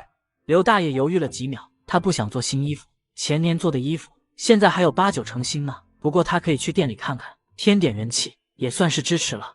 你那眼珠子是金子做的吗？去看看能留下金沙。你身上这件衬衫是哪年做的？30年有了吧？都穿得抛光了。刘世梅，你说你抠抠索索图啥？带去棺材里用，你可拉倒吧。阴间要用冥币，阳间的钞票用不了，你带去了只能当废纸烧。李大爷忍不住就是一通冷嘲热讽，把刘大爷给气坏了，跳起来骂：我的钱关你屁事！我这叫勤俭节约，保持艰苦朴素的优良作风，不像你个李世人，过了几天好日子就忘本，开始享乐至上。老子用自己的钱关你鸟事！你天天吃咸菜泡饭，老子可吃不惯，老子就是要吃肉，馋死你！我才不馋！青菜豆腐保平安，活到99。你天天吃肉，小心痰堵了气管，喘不上来气。你活99，老子活119，还要吃你的豆腐饭。你李世人多能耐啊！活119算什么本事？你咋不活999呢？俩大爷吵得脸红脖子粗，越吵越不像话。但他们有个好处，不管吵得多凶，坚决不动手，所以大家连劝都懒得劝，反正吵累了自然就停了。徐姐拉着夏青青去一边说话。杨国柱刚刚让2个穿制服的人带走了，估计犯啥事了。夏青青恰当的表现出了震惊，随即是困惑，小声说：他会犯什么事？难道是以前那事犯了？说完他捂住嘴，神情懊恼。以前什么事？徐姐眼睛一亮，敏锐的捕捉到了大八卦，赶紧追问。夏青青支支吾吾的不肯说。你放心，借了我的嘴，绝对不会让第2个人知道。我的嘴可是全弄堂最严实的。夏青青暗暗好笑，徐姐就是弄堂里最大的喇叭，进了她的嘴，不用半天就能传得满天飞。那我和你说，你千万别和其他人说啊。夏青青叮嘱再三，徐姐又是一番保证，心里痒痒的，直觉肯定是个大爆的新闻，还是从来没爆出来的那种。国柱出卖黄主任，黄主任反手将他儿子枪毙。徐姐，隔壁弄堂以前扫厕所的老太太，你知道吧？知道，去年摘帽子了，房子也退给他了。哎呦，造孽啊！子女都死了，就剩他一人。他们说的老太太就住在隔壁弄堂，扫了10年厕所，去年才摘了帽子，政府还归还了他的房子。只可惜老太太的儿女都死了，儿子在农场改造被群殴而死，最后不了了之。老太太只领回了儿子的骨灰，女儿更惨，是个很漂亮的姑娘，被抓去审问。然后就自杀了。据说这姑娘死的时候是赤身裸体，身上还有伤痕，明显是被人糟蹋了，还不止一人。但那天参与审问的人至今都是个谜，老太太申诉过无数回，都没结果。现在这位老太太虽然摘了帽子，也不用扫厕所，但她依然深居简出，白天几乎看不到她的人。这老太太的丈夫是大学教授，她自己也是知书达理的小姐，可惜一家人都没了，就剩她一个人了。青青，你提这老太太做什么？段阿姨最在意的是什么？当然是害死她男人和儿女的那些王八蛋了。徐姐脱口而出，随即她眼睛亮了，激动地问：难道是杨国柱干的吗？那封举报信就是他写的，因为杨国柱以前问段阿姨丈夫借钱还赌债，人家不肯，杨国柱怀恨在心，就写信举报，说段阿姨丈夫是海外间谍，家里还有和海外通信的证据，把一家人都给带走了。这老东西心也太黑了，老天爷怎么不劈死他？还有段阿姨儿子也是杨国柱指使人干的，还有段阿姨的女儿也是他带人去审问的，段阿姨女儿受不了才撞的墙。这些都是他前世知道的。杨国柱觊觎段阿姨女儿的美色，审问时带头和他同伙一起糟蹋了那姑娘，那姑娘受不了了，才被迫撞墙惨死。杨国柱还跑到段阿姨丈夫面前，得意地说这些事。那个正直儒雅的大学教授得知儿子惨死，心爱的女儿被欺辱致死，当天也上吊了。这糟瘟的老东西怎么能那么坏？哎呀，气死我了！活该杨红婷枪毙啊！活该他家破人亡啊！青青，幸好你搬出来了。我就是偷听到杨国柱和杨老太婆说这事，才不敢再住了。这些事杨老太婆都知道，他们一家人都坏透了。青青，你还是和杨红兵离婚吧。杨红兵现在坐牢，离婚很容易的。我不敢提，杨国柱说我敢离婚就弄死我，我害怕。夏青青眼里涌出泪水，装作可怜巴巴的。而且离婚从来不是她的目的，她要的是杨家人全家的性命。那就先不离，说不定老天爷开眼，杨家人都死绝了呢。老天爷有那么好吗？我现在就希望能离开杨家，带着弟弟好好过日子。会好起来的，你还年轻着呢。知道了，徐姐，我先回去了。看着他瘦弱的背影，徐姐忍不住骂道：糟温的老东西，咋还不死呢？小徐谁要死了？还能有谁？杨国柱这老不死辈，害死那么多人，气死我了。徐姐这一番话立刻吸引了大伙，都催她赶紧细细的展开说。段阿姨，你们知道吧？就隔壁弄堂扫厕所那个。知道，他去年摘帽子了，是个可怜人。他怎么了？徐姐不负众望，添油加醋的把杨国柱干的那些缺德事全都给说了。天杀的杨国柱，他畜生不如啊！街坊邻居他也下得了手，气死我了，气死我了！刘大爷被气得快心梗了，因为段阿姨的丈夫欧教授是位才华横溢的翻译家，是他非常崇拜的人。他还拜读过这位翻译家的作品，没想到他的偶像居然是被杨国柱这王八蛋害死的。不行，我要去报告公安，枪毙这杨国柱。此时的刘大爷完全没了往日的精明算计，他只想替偶像报仇。你脑子让区啃了，无凭无据的公安会信你吗？而且前些年这种事多如牛毛，公安管得过来吗？李大爷一把拽住了他，训斥了一通。刘大爷也冷静了下来，知道他说的对，那些年像这样的事太多了，管不过来，也管不了。可是欧教授一家太可怜了，好在老天爷还算开眼，杨国柱也遭报应了。杨国柱可没死，他才是最黑心的。段阿姨家的惨事很快就传遍了全弄堂。当天晚上，刘大爷悄悄去了段阿姨家。这些年他和段阿姨一直都有联系。过了1个小时，刘大爷悄悄地离开了。先生，子阳、子珊，等我报了仇，就下去和你们团圆。杨国柱被带走的第2天就被放回来了，而且他检举还立了功，从黄处长家里搜出了大量的现金和金条，还有10来块名表，属于重大受贿罪。谢谢杨同志的配合，你可以回去了。配合政府工作是我应该做的。领导，请问黄处长出啥事了？杨国柱心里有些慌。这些人询问黄处长是不是向他索要5间店铺，还拿他的2个儿子要挟。他当时怕被牵连，就说是，但其实是他主动找到黄处长帮忙。那5间店铺也是他先提出来的。这是机密，不能说。好的。这杨国柱还挺会装的嘛，明明是他写的检举信，还装的什么都不知道。别说了，回去写800字检讨。杨国柱，黄处长虽然倒台了，可他手里还有几张王牌没用，这些牌他留着保命的。现在他要剜杨国柱的心。杨国柱的2个儿子都得死，只能死1个，2个目标太大。那就杨洪杰，必须死。黄处长选了杨洪杰，杨国柱最在意这个大儿子，还指望着他传宗接代呢。他就是要剜这老王八的心。杨国柱收到杨洪杰的公审通知后，整个人都慌了。他想到了女儿的惨死，也是公审后被枪毙。杨国柱疯了一样四处托关系，只打听到一个消息，上面有人发的话，杨洪杰必须死。你是不是得罪人了？我只是个小小的工人，怎么会得罪上面的人呢？不知道。洪杰故意杀人，死刑立即执行。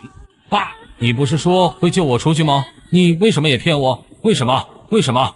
为了看杨洪杰被哒哒哒，夏青青特意做了个新造型，换了件新衣服，刚穿出来就吸引了弄堂里不少年轻女人的目光。青青，你在哪里买的衣服啊？咋这么好看呢？我自己做的。青青，能帮我做1件吗？我给你手工费。我也要，我也要，我也要。大家都想要。夏青青穿着太好看了，他们也想穿。行，你们自己买布，1身5块钱，买好后拿去我租的房子就行。就这一会儿功夫，夏青青就拉了好几个客户。杨洪杰的公审地址就是杨洪庭以前那个。夏青青赶过去的时候，已经围了不少人，里3层外3层的。救我！老天爷不公啊！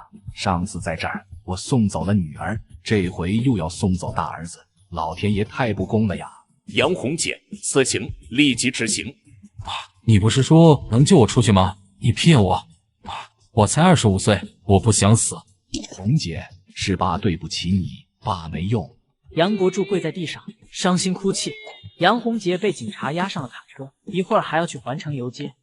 夏青青来到靶子山，像上次一样拿起糖边吃边看。旁边的大爷朝他看了眼，一眼就认出了正是上次那个傻大的姑娘。姑娘，你挺喜欢看枪毙人啊？大爷语气有些一言难尽。他家就住在附近，而且年纪大了，不怕晦气，才会过来看看。他觉得夏青青是真不怕晦气。喜欢啊，他们都是坏人。夏青青笑眯眯地吃着糖，看着杨家人死，她可太开心了。大爷，吃一颗。谢谢你，我牙不好，果然是个傻妞。上次就问过，这次还问，小姑娘的记性还没我个老头子好。和上次一样，杨洪杰背对着警察，拉枪栓的声音响起，杨洪杰机灵灵地抖了下，眼里都是恐惧。清脆的枪声响起，杨洪杰面朝下扑倒在地，一滩血急速流出，瞬间浸红了土地。杨洪杰的尸体很快被抬走了，群众们也散了，刑场上变得冷冷清清，除了树上的几只鸟，还有夏青青。再见，下回给你们带肉。姑娘，你还不走啊？牙不好的大爷去而复返，正好看到夏青青在和鸟说话，眼神更加同情了。这脑子怕是有个大病吧？造孽哟！他走着走着，发现夏青青没出来，担心这傻妞干出傻事，就过来看看。幸亏我来了，否则这傻妞真要留在这阴森森的刑场过夜，那可真要出大事了。现在要走了，大爷你回来干啥？是东西掉了吗？要是掉路上了。大爷含含糊糊的回答，没说是特意回来找他的，主要是他觉得这傻妞可能听不懂，还是别费那个口水了。大爷，你要是这样挂不安全，容易掉，你找个绳子系着，挂脖子上，准保不会掉。行，回去就系根绳。你这主意真不错。我脑瓜子很灵光的，上学时考试都是前10。夏青青嘚瑟极了，没听出大爷的敷衍劲儿，开始自夸起来。他今天心情好，话就多了些，和大爷一路走一路说，不知不觉走到了大爷家。姑娘，上我家里喝口水。大爷热心邀请。这傻妞小嘴巴巴巴的，吹了一路牛，我都懒得戳穿，就这胡脑瓜子，还考前10，倒数第10都勉强呢。多谢大爷，我正好渴了。大爷你家挺宽敞啊，能住7、8个人呢。家里就我一个人。邓大爷神情自嘲，看起来有些落寞。他从屋子里拿出些饼干糖果，大方的让夏青青吃，还说起了他家里的事。我4个子女都在外地，而且在4个不同的地方。老伴这些年基本上在帮子女带孩子，老大家的孩子长大了，去帮老2带，接着是老3，再是老4。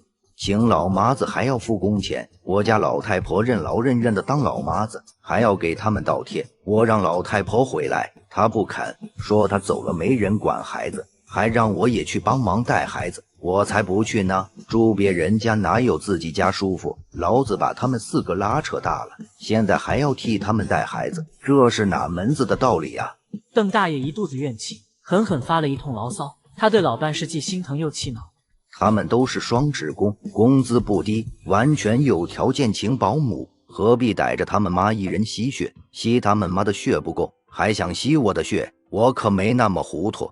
邓叔，你这样想就对了，你都辛苦一辈子了，该享福了，凭啥替他们带孩子？没这个道理，你应该把你老伴叫回来，你们老2口出去旅游，趁现在还走得动，看看祖国的大好河山。人活一辈子，不就是图个开心吗？子女的事少管，他们都那么大的人了，没你们帮衬还会饿死不成？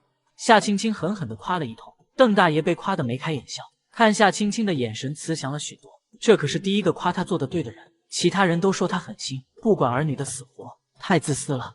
说的人多了，邓大爷也有些动摇，反省自己是不是真的太自私了。青青啊，你不觉得我自私吗？不自私啊，法律规定孩子是父母的责任和义务，可没说是爷爷奶奶的。老话也说，你养我的小，我养你的老。你把4个孩子培养成人了，他们现在应该养你们的老，而不是继续让你们辛苦的带孩子。不管是法律还是人情来说，邓叔你都没有带孙子的义务。你现在最该做的就是花光钞票尽情享受，知道不？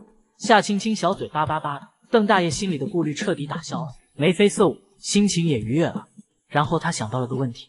青青你不傻啊，这小嘴可真能说，大道理一套一套的，傻妞可说不出这些话来。你才傻呢，我可聪明了。对不起，叔向你道歉，是叔弄错了，这些零食全拿去吃。夏青青也没客气，全都收了，起身告辞，再说了句：“我聪明着呢。”对，你聪明绝顶，是叔傻。邓大爷使劲点头，他都后悔死了。这姑娘傻是假的，胆大是真的，是他有眼不识金镶玉。夏青青大人大量的原谅了他，还和他交换了电话号码，方便以后联系。夏青青走后，邓大爷苦闷的心情变得敞亮。一会儿就给老伴打电话，让他赶紧回来。青青丫头说的对，吃够了苦，就会有吃不完的苦，还是趁早抽身的好。趁现在我们老两口身体还好，退休工资也不低，把年轻时想去的那些地方都逛一遍，免得老的走不动了，有遗憾。青，你快去找人把我弄出去，我是被逼的，是夏庆山逼我的。安静！狱警呵斥了声，许曼如立刻安静。看到许曼如这么惨，夏青青心里痛快极了。我去打听过了，你这种情况应该坦白从宽，把你知道的事都交代出来，争取公安的宽大处理。夏青青态度比以前柔和许多，语气还很关心，让许曼如以为她是真的在替自己想办法。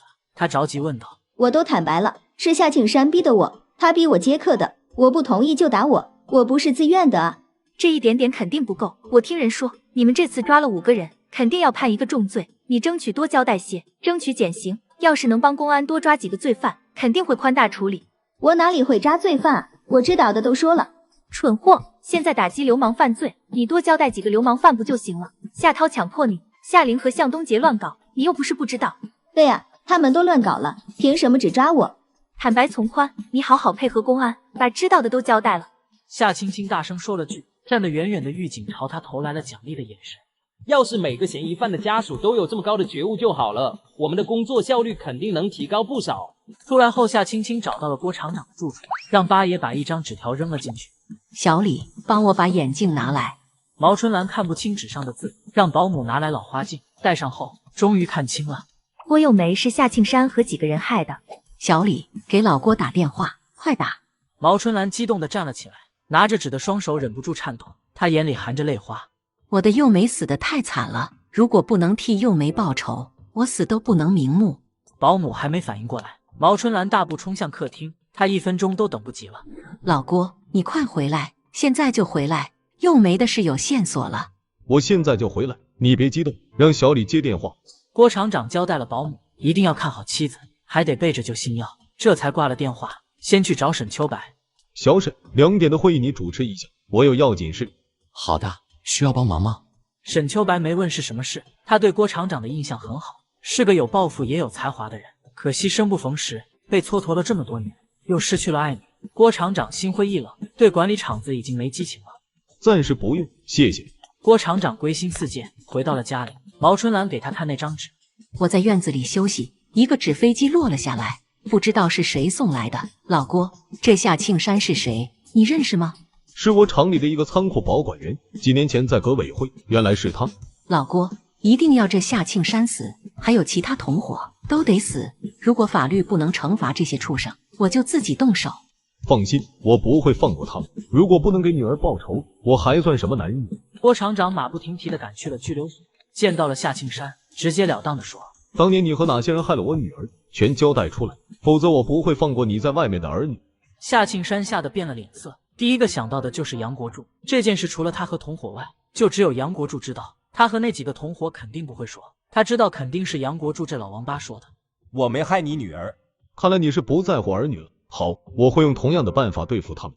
斯文儒雅的郭厂长全身都散发出疯狂和冷漠，只要能报仇，他可以不择手段，什么仁义君子他都不管了，他就要以恶制恶，以暴制暴。等下，夏庆山慌了，他感觉到了郭厂长的疯狂，可能真的会去报复他的儿女。反正他已经犯了流氓罪，再加一条罪名也无所谓了。他交代了其他3个同伙，有一个这次也被抓了，另外2个是其他厂的。我都说了，你有什么冲我来，不关我儿女的事情。夏庆山语气哀求，他现在很后悔，当年不应该起邪念，对郭又没下手的。可谁知道郭厂长居然没死在牛棚，还能官复原职呢？我不会放过杨国柱这老王八的，回头就举报杨国柱干的那些缺德事。郭厂长朝他冷冷地看了一眼，就走了。就算夏庆山交代，我也不会放过夏玲和夏涛，这家人都要给我的幼梅偿命。郭厂长并没离开看守所，他又去见了另一个被关押的同伙，叫陈嘉欣，还是经常光顾许曼如的客人。公安说陈嘉欣比夏庆山狡猾得多。郭厂长找我有何贵干？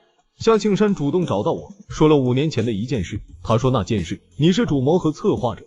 我听不懂你说什么？什么5年前、6年前？谁还记得这么多年以前的事？5年前8月的一个晚上，在长安弄堂，你带着夏庆山、王建国、张长福，晚上10点半，是个雷雨夜，你们糟蹋了一个16岁的姑娘，并掐死了她。你是这起案子的主谋，也是发动者，掐死女孩的凶手也是你。夏庆山说他愿意指证，只要我找关系帮他减刑。郭厂长用了很大的力气，才让自己平静下来。他每说一个字，心里都被刀扎一下，已经疼得麻木了。这5年来，支撑他活下去的动力，就是替女儿报仇，否则他和妻子早吞要去和女儿团圆了。我不知道你在说什么，没有这回事。夏庆山胡说八道。陈嘉欣疯了一样大叫着，他仿佛在害怕什么，眼神四处躲闪。郭厂长稍微用了点心理话术，就击溃了陈嘉欣的防线。不是我，是夏庆山，他叫我们去的，他第一个糟蹋的，也是他下手掐的，都是他干的。你去找他，别来找我。旁边站着的狱警变了脸色，将陈嘉欣带回去审问了。幼梅，爸爸会替你报仇的。他又去找了公安系统里认识的人，用了他所有的人情关系，只求严惩夏庆山4人。第2天，王建国和张长福就被公安抓走了。到了公安局后，2人都主动交代了5年前的事。我们那个时候没结婚，又喝了不少酒。夏庆山和陈嘉欣说去找乐子，我们就跟着去了。到了长安弄堂，我们酒醒了，不想干了。夏庆山和陈嘉欣威胁我们，说就算我们走了，他们也会告我们糟蹋。我们怕坐牢，就留下了。夏庆山先动的手，陈嘉欣第2个。他们还逼我们，说我们如果不干，照样要告我们糟蹋。我们想着不能啥都不干，还担个糟蹋的罪名，就干了。可我们没想到，夏庆山把那姑娘掐死了。当时打了好大一道闪电，把我们吓坏了。后来我们就和夏庆山他们疏远，不敢再跟他们来往。这5年来，我们没睡过一天好觉，总是梦到那姑娘被你们抓了，我们也就安心了。有王建国和张长福的证词，夏庆山和陈嘉欣糟蹋罪和故意杀人罪成立，必死无疑。夏涛自从被夏庆山抓到和许曼如乱搞之后，心一直都没放下来过。他知道许曼如被他爹逼着接客了，更害怕自己也会被报复，天天过得提心吊胆。结果许曼如和他爹都被抓了，夏涛更害怕了，生怕会受牵连。果然没多久，帽子叔叔就找上门。夏涛被抓后，心里彻底崩溃了。没等帽子叔叔审问，就自个全招了。是许曼如勾引我的。我18岁那年，我爸晚上不在家，许曼如穿透明睡衣，在我面前走来走去，还总是碰我。我没经受住诱惑，就和他那个了。帽子叔叔，我说的都是真的，每次都是他勾引我的。许曼如说是你强迫的他，还拿刀威胁他，他才不得不从的。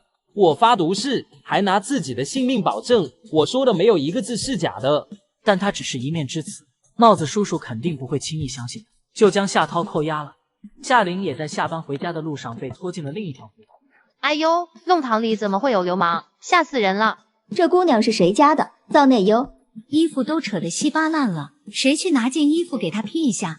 走开，都走开！夏玲蜷缩成一团，脸埋进手里，她希望没人认出自己。这不是滚石机场的夏玲吗？要是她的话，这可不一定是流氓干的。怎么回事啊？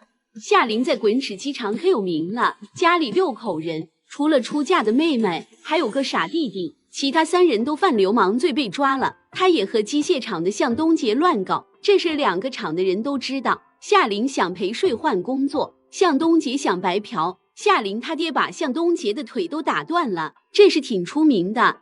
热心大妈口才极好，声音也大，将夏玲一家子的事都给说明白了。本来还挺同情夏玲的群众们，立刻面露鄙夷，冲夏玲吐了口：敢亲是个破鞋啊，真不要脸！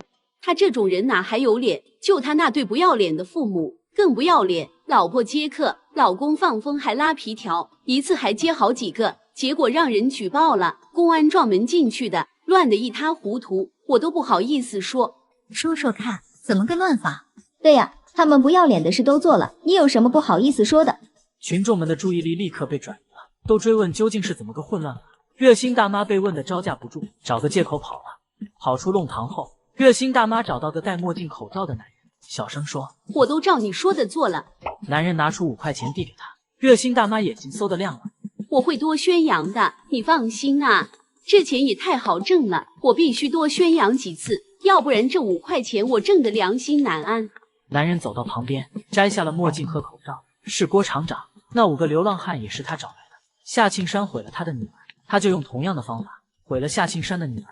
那5个流浪汉是他精心挑选的，每个都很丑很脏，还有脏病。夏玲以后都会生活在被流言病痛折磨的噩梦中，生不如死。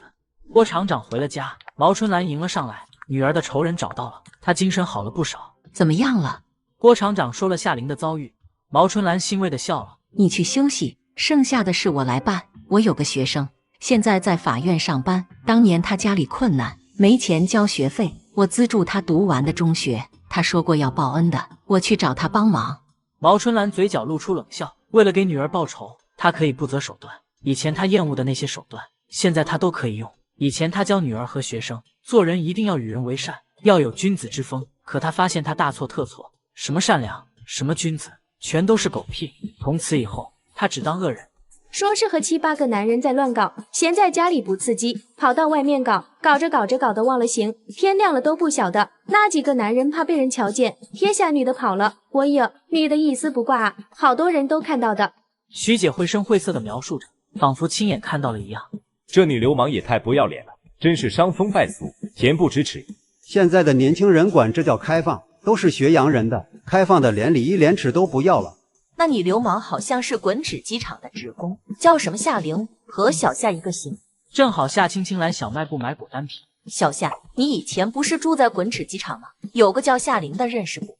认识啊，她是我继父的女儿，我和她关系不好。她怎么了？夏玲和几个男人在弄堂乱搞，搞得天昏地暗，不知天明。男人撇下她跑了，她被人围观了，现在臭名远扬。经过大家你一言我一句的描述，夏青青了解清楚了。夏青青猜测是郭厂长找的人，他女儿被夏青山害了，他就用同样的方式害夏玲。这个报复方法太合夏青青的心了。第二天，夏青青去医院看夏玲。你来干什么？看你笑话呀！夏青青毫不掩饰她的开心，笑眯眯地问：听说你被7、8个男人在大庭广众下那个了，我知道后连饭都没吃就跑来看你了，身体怎么样？是不是很痛啊？夏玲死灰的脸气得涨红，死死咬着牙。夏青青的话让她又想起了早上被众人围观的那个。他剧烈颤抖着身体，脸色惨白，双手紧紧揪着被子，看起来就像是暴风雨中摇曳的一叶小船，无助又可怜。夏青青表情冷漠，内心毫无波澜。夏玲惯会装可怜的，她只比夏玲小几个月，每次都是夏玲欺负她，可有人出现时，夏玲就会装出无辜的模样。恶人先告状，结果就是她挨打。别演了，爽都爽了，装什么装？你还是不是人？我是被糟蹋的，是被人害的。夏青青，你就算不是我亲妹妹，也是我爸养大的吧？你怎么可以这么无情无义？你爸养大了我，我在你们家当牛做马，吃你们剩下的残羹剩菜，穿你夏玲不要的旧衣服，还要承包家里所有的家务，以及当你们全家的出气筒。还有你那个流氓范哥哥，总是偷看我洗澡。我和你那个流氓范爸说，他还骂我是狐狸精。这就是你说的养大了我吗？你那个爸不仅是流氓犯，还是杀人犯。糟蹋杀害一个花季少女，干的坏事数不胜数，还把我卖给流氓犯男人，换来的彩礼钱供你们一家吃喝玩乐。我恨不得你们一家都去死。看到你现在这么惨，我比吃了人参果还痛快，知道吗？你不是夏青青，你到底是谁？夏玲心生怀疑，她觉得夏青青那样的一个胆小鬼，不会有这么冷漠残酷的眼神。在你们把我卖了的那一刻起，夏青青就死了。现在的我是从地狱里爬出来的。夏玲脸色更加惨白，全身的血液都冻住了。她想到了厉鬼，是你妈和我爸卖的你，和我有什么关系？你找他们算账去。以前你欺负我和小鱼的事忘了吗？不过你放心，你现在这么惨，恶人自有天收，你等着吧。夏青青勾了勾唇，看到夏玲松了一口气，她暗暗冷笑，有郭厂长在，用不着她动手，她只需在旁边看好戏就成。换药了。护士小姐姐全程听到尾，看夏玲的眼神更加嫌弃，甚至还觉得夏玲被害是老天爷开了眼，这么坏的人活该被糟蹋。同志，你上药一定要注意些，我季姐私生活挺丰富多彩的，说不定身上有病毒呢。护士表情变得严肃，看夏玲的眼神变得厌恶至极。她朝夏青青轻声道谢，离开了病房。一会又回来了，手上戴了手套。我没有，他胡说八道，我没有病毒。叫什么叫？你有没有病毒要检查了才知道，别动。夏青青，你泼我脏水，你得意了，你给我等着，我不会放过你的。是我泼脏水，还是你人脏啊？你只管放马过来啊！我等着。夏青青冷笑了声，不再理会癫狂的夏琳，离开了病房。出了医院后，夏青青又马不停蹄地赶去了看守所，见夏庆山。夏琳这么惨，必须和夏庆山说一声，父女俩肯定得风雨同舟嘛。你来干什么？夏琳的最新消息，你想不想知道？你对玲玲做什么了？夏庆山现在最担心的就是一儿一女。夏琳怪造孽的，昨天上夜班，下班了去弄堂吃早饭，让7、8个男人给糟蹋了，身上都没一块好肉了。我刚去医院看了他，情况很不好，精神出了点问题，都开始胡言乱语了。谁干的？是谁干的？我要弄死他！不知道，说不定是你以前得罪了谁，人家来寻仇了呢。夏青青提醒了句，夏庆山面色变了变，他想到了很多人，毕竟他得罪的人太多了。但他最怀疑的是杨国柱和郭厂长，对比起来，杨国柱的嫌疑更大一些。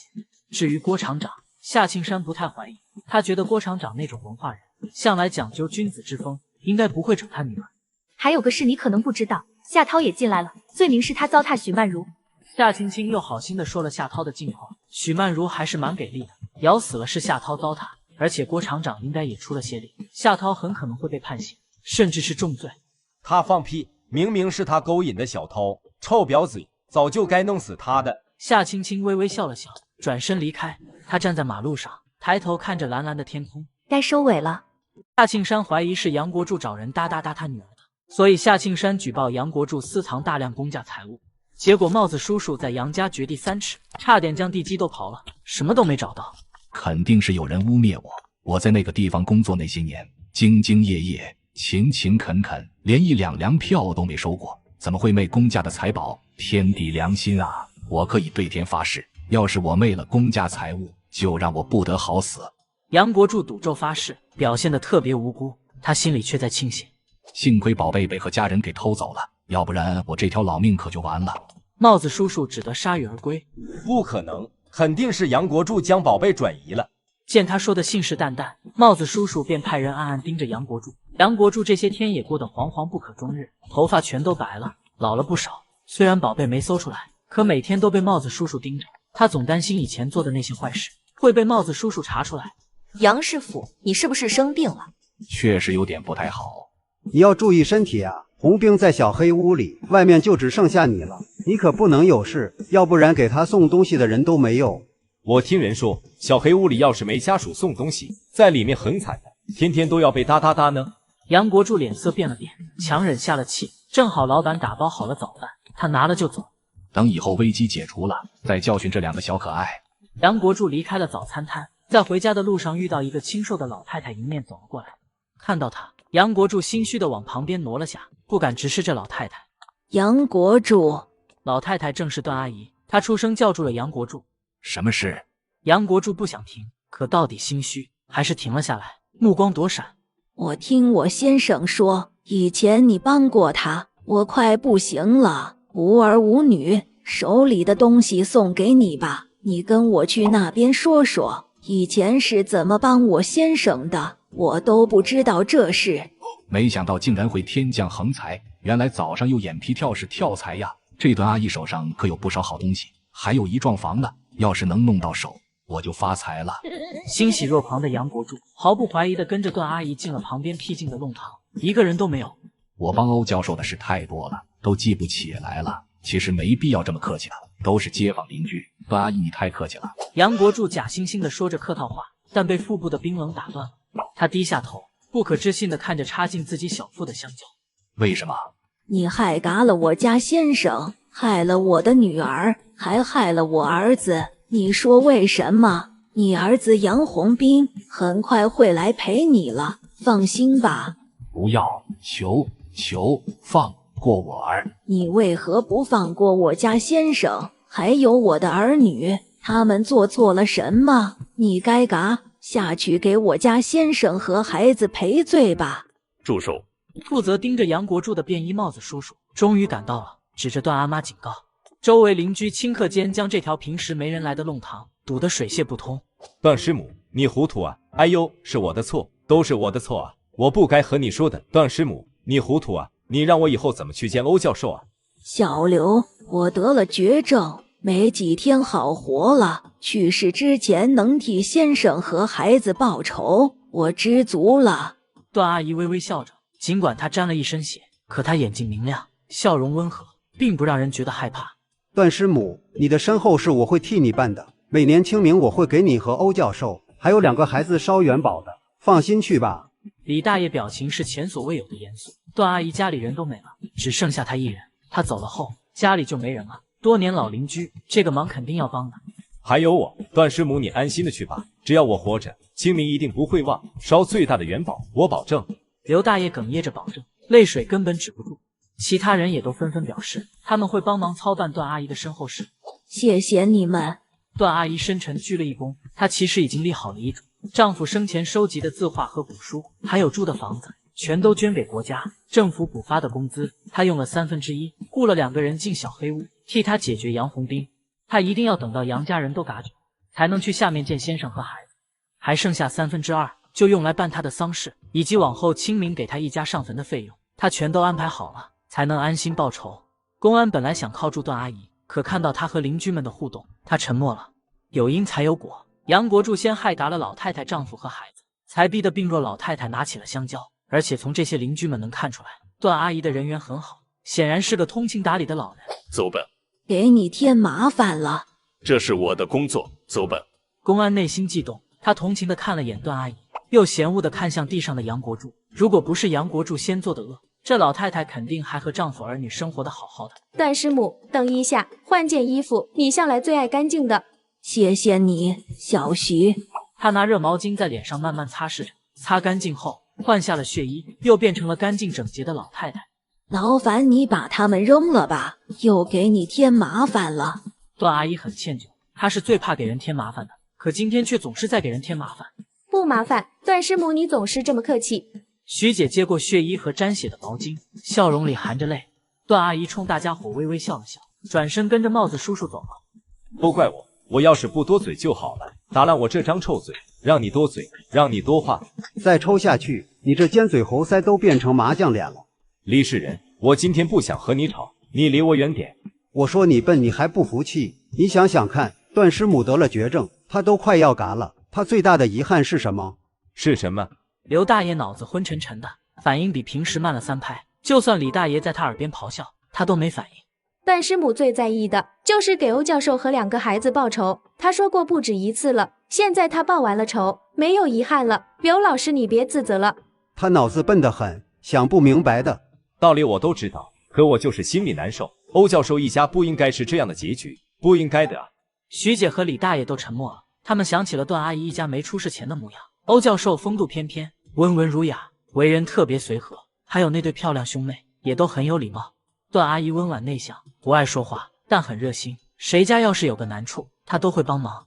我家老三刚出生时得了黄疸要住院，家里1分钱都没了，我当时急得都想上吊了。以前借了同事亲戚的钱都没还上，不好意思张嘴。后来是段师母主动给我送的钱，说是欧教授让他送来的，还说孩子的病一定要治，缺钱就找他，不着急还。那笔钱我过了3年才还上，要不是欧教授和段师母，我家老三都活不下来。你怎么不找我？李大爷冷不丁问了句，得了刘大爷一个白眼，他表情变得尴尬，因为李大爷刚想起来，那段时间他和刘大爷的关系是最恶劣的时期，在路上碰到都要给对方一个后脑勺。段师母得了重病，她现在也算了却遗憾了。这些天我们轮流去看她，让她在走之前过得舒服些。国柱嘎掉后，夏青青把他骨灰撒进了臭水沟。杨家除了杨红兵外，都嘎绝了吧？不会是下面去年的任务没达标，今年要抓紧了吧？福尔摩斯富强开了句玩笑，但没人觉得好笑，都狠狠地瞪着他，尤其是大爷大妈。小傅，你们年轻人说话的有个忌讳，别什么话都往外说，小心好的不灵，坏的灵。是啊，你这样乱说话很不妥的。小傅，你还不去上班，迟到了又得扣奖金，你老婆又要骂你了。一个大妈提醒了句，富强吓了一大跳，飞速跑了。这小傅都是2个孩子的爹了，还和年轻时候一样乱说话，总有一天要在这张嘴上吃亏。李大爷对富强一如既往的嫌弃，因为富强年轻的时候给他女儿写情书，被他抓个正着。小夏，你公公嘎了，这种玩笑可别乱开啊！真的就嘎在这儿，段阿姨哒哒哒掉的，你看水都没冲掉，哒了几10下，水都流光了，吓嘎人了。真没看出来，段阿姨瘦瘦小小的，有那么大的力气。哎，杨国柱害嘎欧教授一家，换了我是段阿姨，我也要嘎他。他这叫罪有应得，嘎有余辜。欧教授和2个孩子才可怜，还有段阿姨，这些年生不如嘎呀。邻居们七嘴八舌的讨伐杨国柱，都说人嘎为大，过往的事不必再说。可杨国柱太坏了，坏到大家都觉得，就算他嘎了，都难以让人解恨，还得再骂几句。真的嘎了呀？身体被帽子叔叔拉走了，到时候肯定要找你的。小夏，你不用害怕，杨国柱是罪有应得，和你没关系。邻居们见夏青青满脸恐惧，都纷纷安慰她。我知道了。夏青青心神不定地走了，看着她单薄的背影，大家都心生怜惜。小夏也是可怜了，嫁过来没过一天安生日子。你们说小夏是不是哒哒哒啊？要不怎么她一嫁过来，杨家就出事了呢？别瞎说，杨家是自作孽遭报应了，和小夏有什么关系？现在可是新社会，哒哒哒这种说法是封建余毒。可这也太凑巧了，反正我觉得挺邪门的。还有个杨红兵呢，他还好好活着，哒哒哒可是要搭满门的。对喽，应该只是凑巧了。夏青青路过小卖部时，李大爷和徐姐他们都安慰她。其实杨国柱嘎不嘎的，我不在乎的，他那人坏透了。夏青青在他们仨面前稍微表现出了一点真实情绪。你这样想就对了，杨国柱就是嘎有余辜。青青，我的裙子做好了吗？昨晚赶着做好了，一会儿再上个拉链，锁个边，熨烫一下就行。最近找他做衣服的人越来越多，等把杨夏2家全都解决了，他就去找上辈子在小黑屋认识的那3个好姐妹当帮手。不着急，青青你慢慢来，上午就能弄好，回头我给你送来。下午公安就联系了夏青青，让他去领杨国柱的骨灰。夏青青去领了回来，随便找了个臭水沟给撒了。夏玲出院了，还被滚齿机厂开除了。本来他就只是个临时工，开除他不需要任何理由，而且还是郭厂长亲自发的话。没了工作的夏玲还被确诊感染了菜花病，而且滚齿机场还收回了分给夏青山的家属房。夏玲出院后连住的地方都没有，她在外面租了间单间，住进去后就几乎不出来了。夏玲租住的弄堂还不知道她那些事，所以她这些天的生活还算平静，在屋子里关了2天，心情和身体都恢复了不少。她打算摆摊当个铁户，只是她才一出门就被几个大妈指指点点，说话声还特别大。就是他和17、18个哒哒哒在大庭广众之下哒哒哒，真不要脸。听说他一家人都是哒哒哒呢。嗨，和这种哒哒哒当邻居，真是倒了8辈子霉，会气死了。大妈们说话的声音越来越大，毫不避忌夏玲，看她的眼神也满是鄙夷。夏玲才刚平息的心情一下子被击碎了，她脸上血色瞬间消失，很想当这些声音不存在，像没事人一样走过去，可她做不到。这些声音让他又想起了噩梦的那个早上，他现在只想躲进屋子里，再也不出来。夏玲走后，毛春兰从拐角处走了出来，冷冷看着夏玲的房间。你想让我们干什么？刚刚那个女人你们看到了吧？只要她出门，你们就去哒哒哒她。我提醒你们一句，她有菜花病。放心，我们肯定哒哒哒她。我们虽然是哒哒哒，可也是正经哒哒哒，眼光很高的。夏玲姿色平平，还有菜花病，我们可瞧不上。之后几天，夏玲只要一出门，就会被几个哒哒哒的男人缠上，说一些哒哒哒的话，搞得夏玲在弄堂里的名声更臭了。房东找到她退租，不租给你了。我要知道你有菜花病，就算你出1000块我都不租。今天就给我滚蛋！房东脸黑的像谁欠了他钱一样，看夏玲的眼神嫌恶至极。无论夏玲如何哀求，房东都不松口，让他立刻收拾东西滚蛋。最终，夏玲被赶了出来，她提着2个行李袋，无助地站在马路上，不知道该去哪儿。之后无论她去哪里租房，都会被赶出来。有人想我赶，到底是谁？郭厂长夫妇对进度还算满意，但这天他们在院子里晒太阳时，一只纸飞机落在他们身上。谁？又是他，上次也是这样送来的。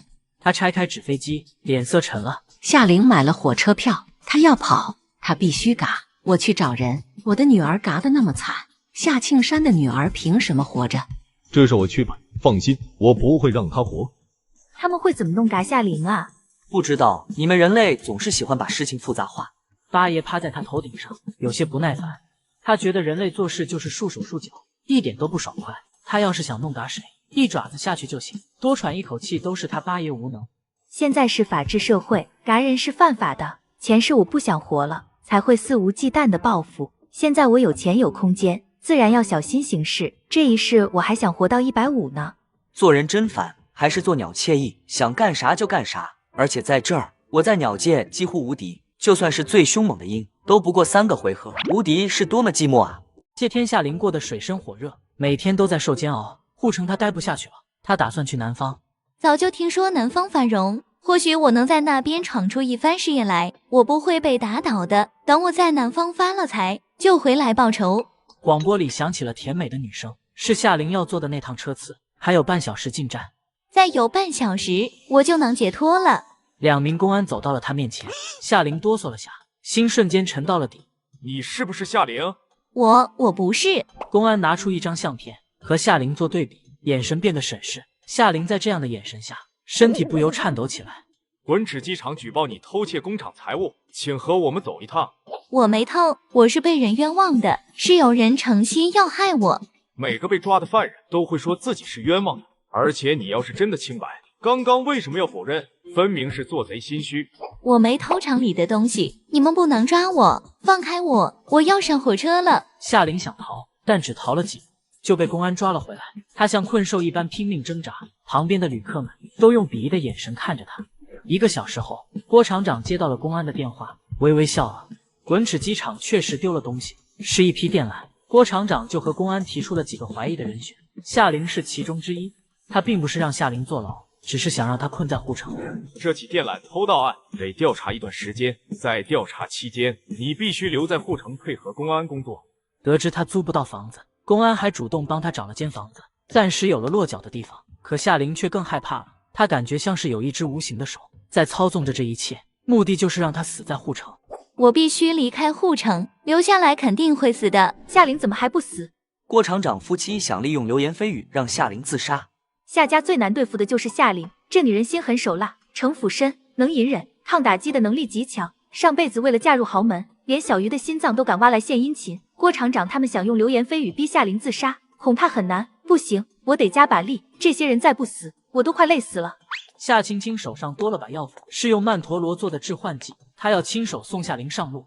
此时夏灵正要去警局，有些问题公安需要当面问。夏灵尽管很不耐烦，可也不敢不从。夏灵，你是来看我笑话的？对呀，我就是来看你笑话的。你现在真丑啊，还好臭，臭死了。夏青青捂紧鼻子，从口袋里拿出个香水瓶，在2人之间喷了几下，浓郁的香水味在空气里蔓延，钻进了夏灵的鼻孔。你就是故意来羞辱我的，我绝对不会输，我一定会站起来的。瞪着你那狗眼珠子更丑了，出个门都能碰到你，真晦气。夏青青毫不掩饰她的嫌弃，还冲夏灵翻了个白眼，抬起下巴，高傲的走了。夏灵瘦骨嶙峋的脸都恨得扭曲了，尽管站在阳光下，可全身上下都散发着阴郁，路过的人都以为她不正常，远远的避开了。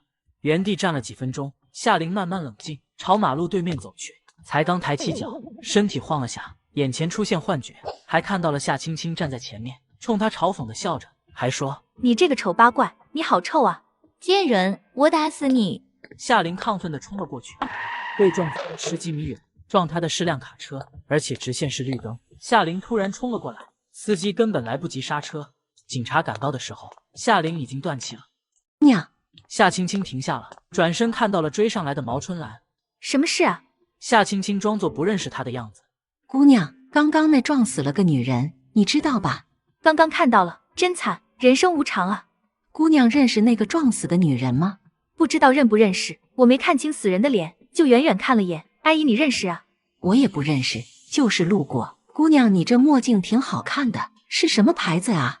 毛春兰迅速转移了话题。夏青青愣了下，将墨镜递了过去。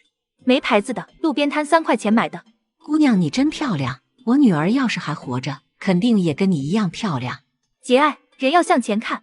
是啊，要向前看。谢谢你啊，姑娘。毛春兰神情像是有所触动，轻叹了口气，将墨镜还给他。不客气，我走了，再见。我的幼梅要是还活着，也有这么大了，也会有这么好看呐。还剩夏庆山和夏涛，快了。晚上，毛春兰和郭厂长说起了夏玲的死，还有夏青青。我这些天都在盯夏玲，她的心性很强。我制造了那么多流言蜚语，还让混混去骚扰她，都没打倒她。我本来打算等夏玲出门时，给她制造意外身亡的。毛春兰的耐心也耗尽了，她没想到夏玲会那么扛打击，换了其他人，成天被流言伤害，还有混混骚扰，肯定早崩溃了。但夏琳依然坚强的活着，从她的眼睛就能看出来，这女人并没认输。只要等过一阵子事情平息了，夏琳肯定能重新站起来。毛春兰等不及了，她想亲手送夏琳上路，只是她还没来得及动手，夏琳就突然失心疯去撞车了，结果让毛春兰很开心，也很意外。她很快就猜到是夏青青动的手。夏琳临死前和夏青青争吵过，毛春兰当时就在附近，全看到了。那漂亮姑娘喷了几下香水，她自己捂紧了鼻子。我猜这香水就是造成夏琳失心疯的原因。那漂亮姑娘一直守在附近，直到夏琳被撞死，她才走。她肯定和夏琳有深仇大恨。有多漂亮啊？多大年纪了？郭厂长也挺好奇，居然还有人也想弄死夏琳。非常漂亮，我给你画出来。毛春兰兴致极高，拿了纸和笔，只用了几分钟就画出了夏青青的肖像。这姑娘叫夏青青，她是夏庆山的继女，和夏庆山一家关系都不好。郭厂长将夏青青的情况都跟毛春兰说了。一窝畜生不如的东西，死了也是活该。老郭，你说那2张小纸条会不会是夏青青送来的？确实很有可能。夏青青和夏庆山生活了10几年，肯定知道夏庆山做过的缺德事。这姑娘恨下家人，肯定想报仇，她一个人报不了，就只能找外援，所以才会给我们送小纸条，利用我们去报复夏家。虽然郭厂长知道这是利用他，但郭厂长并不讨厌这种利用，他只想给女儿报仇，不管付出多大的代价。我们就当不知道，互不打扰最好。夏青青既然选择了暗中帮忙，肯定是不愿意被人知道了，我们就不要去打扰了。好，夏庆山和夏涛的案子怎么样了？夏庆山下个月就会枪毙，夏涛大概判10年，等他进了监狱，我再找人整他。夏庆山和许曼如都被判处死刑，夏青青没去刑场，不过在这之前，他去探望了夏庆山，告诉他夏琳死了，一个都剩不下了，他不会放过我们一家的。此时此刻，夏庆山才意识到，想弄死他一家的其实是郭厂长。你一定要护着小鱼，他是你亲弟弟，你一定要护着他。夏庆山苦苦哀求，到了现在，他终于想到了这个被他忽视的傻儿子。现在想起小鱼是亲儿子了，小鱼是我弟弟，用不着你假惺惺的说这些话。看过夏庆山后，夏青青没再去看许曼如，之后他便一直窝在家里，直到这2人被枪决之后，公安打电话给夏青青，让他去公安局领取夏庆山和许曼如的骨灰。在这之前，夏青青已经领取了夏琳的骨灰，他没买墓地，扔公共厕所了。夏同志，耿新华特意在这里等着夏青青，他实在对这夏青青太好奇了。短短2个月不到，夏杨2家已经死了8个人，尽管这8个人的死案情都很明了，表面上看同夏青青没有任何关系，可耿新华当了10来年刑警，他能肯定夏青青在其中肯定做了些事，促进了这些人的死亡。但夏青青太狡猾了，将自己洗得干干净净。他虽然怀疑，可拿不出证据。耿警官好，你是来取骨灰的吗？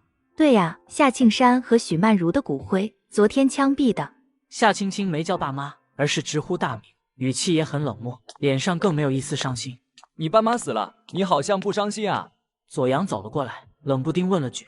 他刚刚还和师傅在分析夏家最近的遭遇，和杨家的遭遇太像了，几乎是复制粘贴。短短时间内，一家人死的死，坐牢的坐牢，这又让左阳想到了他的导演猜想。他之前猜错了，夏青青导演的戏台上还有夏家人，夏杨2家都在夏青青导演的戏中，最终的结果都是死。左阳能肯定，夏涛和杨红兵都很快会死去。他甚至还有些好奇，这2人会是什么样的死法？反正2个都不是好人。左阳压根没有出手的意思，他只想验证自己的猜想对不对。为什么要伤心？我巴不得他们死呢。你这么恨他们啊？恨之入骨。夏家人把我和弟弟当出气筒，打骂是家常便饭。夏涛还总骚扰我。夏庆山和许曼如缺钱花，把我卖给杨红兵，这一家人都坏透了。我为什么不能恨他们？夏涛会判死刑吗？大概率不会，但会判10年以上。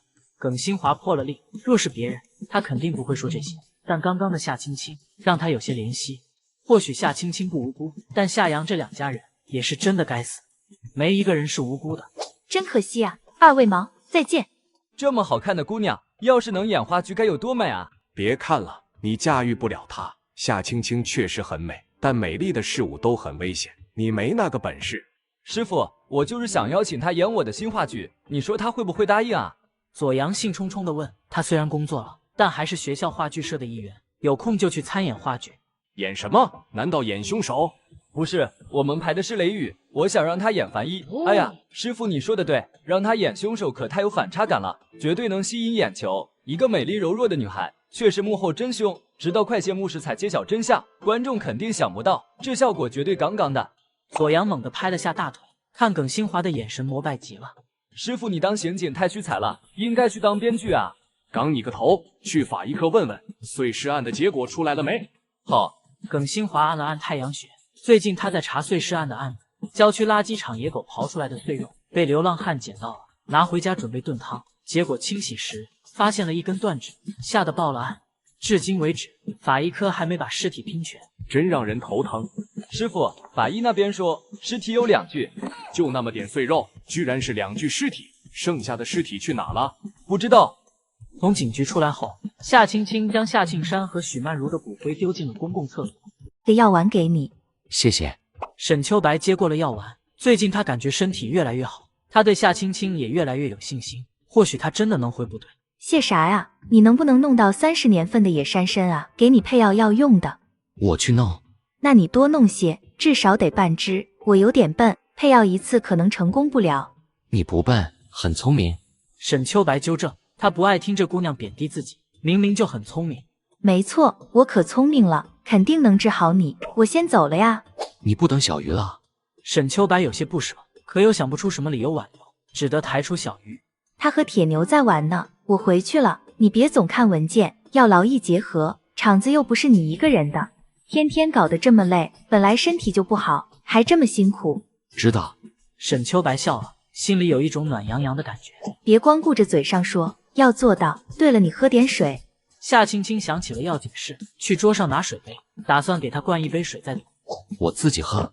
沈秋白连忙拿起杯子喝水。这姑娘比铁牛还蛮，对铁牛他还能拦，可对他舍不得拦，只得全喝了。他喝了一半，实在喝不下了，无奈道：一会儿我再喝，肯定喝完。一定要记得喝啊。夏青青说完就走了。沈秋白直直的看了许久。对，这里是昌隆贸易公司陈英俊。我是沈秋白，找你办点事。你终于给我打电话了，我还以为你要出家当和尚了呢。赶紧说啥事，不是哥吹牛啊，只要是这地球上的事，哥都能给你办了。话筒那边的男人兴奋的要发疯了，他是沈秋白的发小陈英俊，一个拥有有趣灵魂的生意人。给我弄支30年份的野山参。沈秋白嘴角上扬，高冷的表情都融化了些。自从他受伤后，就没怎么和兄弟们联系了，更不让兄弟们来看他。他不想让兄弟们看到自己狼狈的模样。老沈，你有人了。向来脑回路异于常人的陈英俊，第一反应就是兄弟有女人了，想吃人参补身子。你想喝人参直说啊，我现在就在东北，回头就托人去找。别说30年的，50年的都没问题，你当萝卜啃都没问题。不过这玩意儿可不兴多吃啊，万事都过犹不及。这样，我明天去趟长白山，去当地的采参人家里问问，他们肯定有。难怪你小子舍得给我打电话呢，说说吧，弟妹是啥情况？定个时间，大伙聚一聚呗。我做东，介绍弟妹给我们认识认识。我们也感谢弟妹收了你小子。陈英俊说话就像机关枪一样，都不带喘气的。沈秋白好几次想解释，都插不了嘴。你听我说。忍无可忍的沈秋白吼了声，再不打断，兴许他明天就要结婚的谣言，立刻就会以光的速度飞到京城，然后明天他父母的电话就会打过来。你说，你吼那么大声干啥？我又没聋。美女人，别在外面瞎说。你弄好了野山参，就给我打电话，钱你出。沈秋白一点都没客气。陈英俊是他们几个兄弟里最有钱的，多得花不完。他们作为兄弟，理所应当帮忙花一些。兄弟间别谈钱，30年的够不够？要不我找50年的。我的身体有希望恢复，需要人参配药，你一个字都别问。再废话，以后我不给你打电话了。你可别瞎搞，我已经托人找老中医了，调理身子咱们还得看老中医的，已经有信了。陈英俊担心他被人忽悠，自从沈秋白受伤后，他就满世界打听老中医，可惜那些年动乱，不少好中医都失踪了，找一个靠谱的中医太难了。好在他这边有了回信。老中医能让我回部队吗？那边说就算治好，也不可能恢复如常，但是能让你过正常人的生活。老沈，你听我说，人应该尝试多样性的生活，对吧？你都在部队待那么多年了，抛头颅洒热血，九死一生，在部队你已经很成功了，咱们是不是应该去尝试一下其他生活？你来我公司，我让你当老板，全都你说了算，怎么样？不怎么样，那边你回去了吧，我这边有更好的医生。沈秋白相信夏青青，他哪都不去，就让夏青青治。你从哪找的医生啊？不会是庸医吧？喂！陈英俊话筒里传出的是嘟嘟声，沈秋白已经挂了。国内有名的医生，我基本上都找过了，对沈秋白的身体都没把握。这小子找的是哪个医生？不会真是庸医吧？陈英俊不由得慌了，怕好兄弟被庸医坑了，本来就残了的身体变得更加雪上加霜。他赶紧拨了个好，想了许久，对方才接电话，是个有气无力的声音。喂，有屁快放！你干啥了？跟要断气一样。我刚做完手术，12个小时还活着都是世界奇迹，没事就挂了。司锦衣语气渐渐暴躁，他都快饿死了，现在只想泡一碗热腾腾的方便面吃。刚刚老沈给我打电话，说他找到了个能治好他的医生，我担心他求医心切上当，你去看看他，问问是哪个医生。陈英俊还说了沈秋白要用野参配药的事，他疑惑道：一开口就是30年的野参，钱倒是小事，我就怕老沈上当受骗。小花，这是你上点心啊？特么的，别叫老子小花，再叫老子弄死你！小花，你脾气咋越来越大了呢？小时候多温柔啊！周导还说要娶你呢，可惜这小子背叛了你，居然另结新欢了，真不是个东西。陈英俊语气调侃，每个字都在司锦衣的怒火沸点上蹦跶。周导也是他们的发小，他们4个都是穿开裆裤的交情。不过司锦衣小时候穿的是花裙子，因为他家没女孩，长辈们太想要个软软糯糯的女孩了。再加上司锦衣从小就肤白如雪，比洋娃娃还好看，也不知道是司家哪个长辈先动的手，给司锦衣穿上了一件花裙子，之后就一发不可收拾了。8岁前，司锦衣都穿的花裙子，陈英俊他们也都把她当女孩。周导还信誓旦旦地说，长大后要18抬花轿迎娶司锦衣。然后有一天，周导亲眼看到他心心念念的媳妇当着他面撩起了花裙子，用一种非常酷炫的姿势尿出了5-6米远。周导当场傻眼，随即崩溃大哭，非让司锦衣陪他媳妇，还要和他决战。自那之后，司家长辈们就不敢再给司锦衣穿花裙子了。但司小花这绰号却传到了今天，叫得最欢快的就是周导。他和沈秋白一样，都去了部队发展，在同一个军区，而且周导已经有了未婚妻，明年就会结婚。陈英俊，你给我等着，别犯在老子的手术台上。哎呦别，哥错了，锦衣你记得去找老沈啊。知道了。第二天，司锦衣就来了沈秋白这里。早上没吃饭，空腹别吃太多香蕉。我就是医生，那些养生的东西听听就行，别当真。你看有几个养生专家活得长的？老陈说你找了个庸医，他在外地都急死了，让我过来看看那医生是怎么回事。他一说完，铁牛带着小鱼回来了。看到司锦衣，小鱼愣了下，随即礼貌叫道：漂亮姐姐好。小鱼，他是公的，不是母的。铁牛，你是不是想上我的手术台？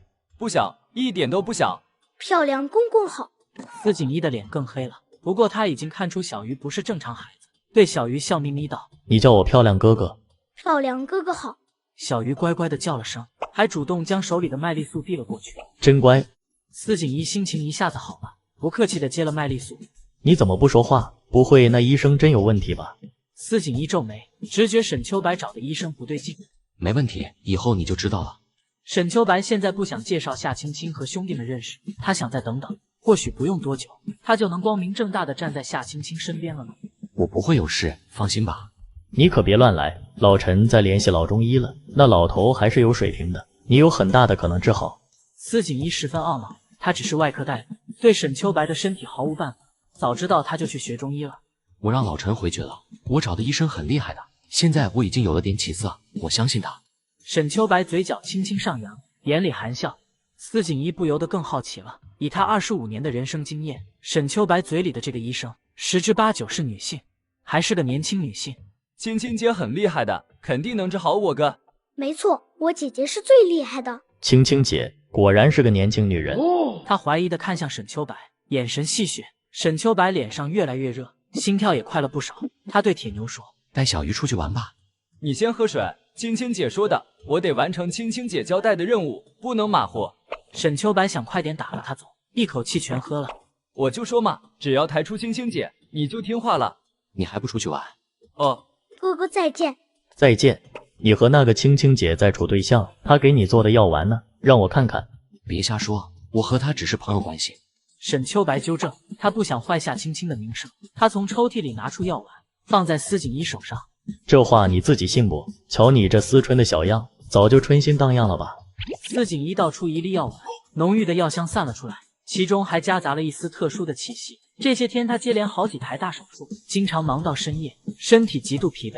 闻了这股气息后，立刻精神一振，神清气爽了。你这个青青姑娘有几把刷子，这药丸里绝对添加了宝贝，她对你可真舍得。司锦衣是识货的，这里面的那股特殊气息，绝对是个大宝贝，有钱都买不到的那种。这药很贵吗？不是贵的问题，是有钱都买不到。啥时候介绍我认识下这青青姑娘呗？司锦衣也想弄些大宝贝，给她自个调理身体。她是早产儿，打小就身娇体弱，现在虽然好了点，但也比普通人弱一些。她估摸着这个药丸里的大宝贝应该能提高人的免疫力，是调理身体的良药。我得先问过她，她同意后我再介绍给你。行，别给忘了。我回去了。事情解决好了，他就放心了。这香蕉你吃不吃？司锦衣指着桌上的香蕉问。没等沈秋白回答，他就拿了过来。你何苦还提串香蕉来看我？我自己吃啊，你这啥都没有。司锦衣眼神很嫌弃，他只要不动手术，牙就不能停，必须吃点啥。偏偏沈秋白除了1日3餐啥都不吃，他只得自个掏腰包买。沈秋白神情无奈，能治住你司小花的，也就周导的未婚妻朱曼琳了。监狱里的杨红兵还不知道家里人都死绝了。以前他爹隔3差5都会给他送吃的，可这回隔了1个星期，他爹都没来看他。杨红兵心里很慌，总感觉要出大事。等他走到自己工位上的时候，发现多了个新面孔，正是夏涛。你怎么进来了？杨红兵大吃一惊，他没想到会和夏涛在这个鬼地方重逢。夏涛精神不济，整个人都散发着颓废。他知道家里人死绝了，夏玲死之前来看过他，说有人想他们一家人死。他现在每天都生活的胆战心惊，生怕下一个就轮到他了。你家人也都死绝了吧？你他妈家里人才死绝了呢？对呀，我家里人都死绝了。夏涛脸上嘲讽的笑容渐渐变成了苦笑，看起来快要哭了。杨红兵愣住了，他心里的不安更强烈了。老大，我外面的兄弟说，段阿姨杀了杨国柱，被抓起来了，这活还干不干啊？当然干，钱都收了，段阿姨肯定要枪毙，答应死人的事可不能赖。那晚上动手。几个男人微微点头，就决定了杨红兵的死期。老大，我外边的兄弟又接了个活，要弄死夏涛，也在这里面关着。夏涛和杨红兵认识啊，刚刚还在说话呢。晚上不着急动手，想办法让他俩同归于尽。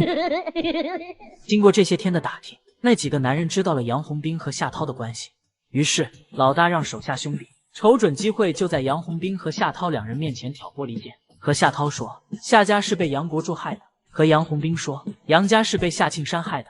挑拨了几天，两个头脑简单又脾气暴躁的人都被挑拨起了熊熊怒火，两人扭打成一团，然后又在有心人的帮助下，两人手里都多了把锋利的小剪刀。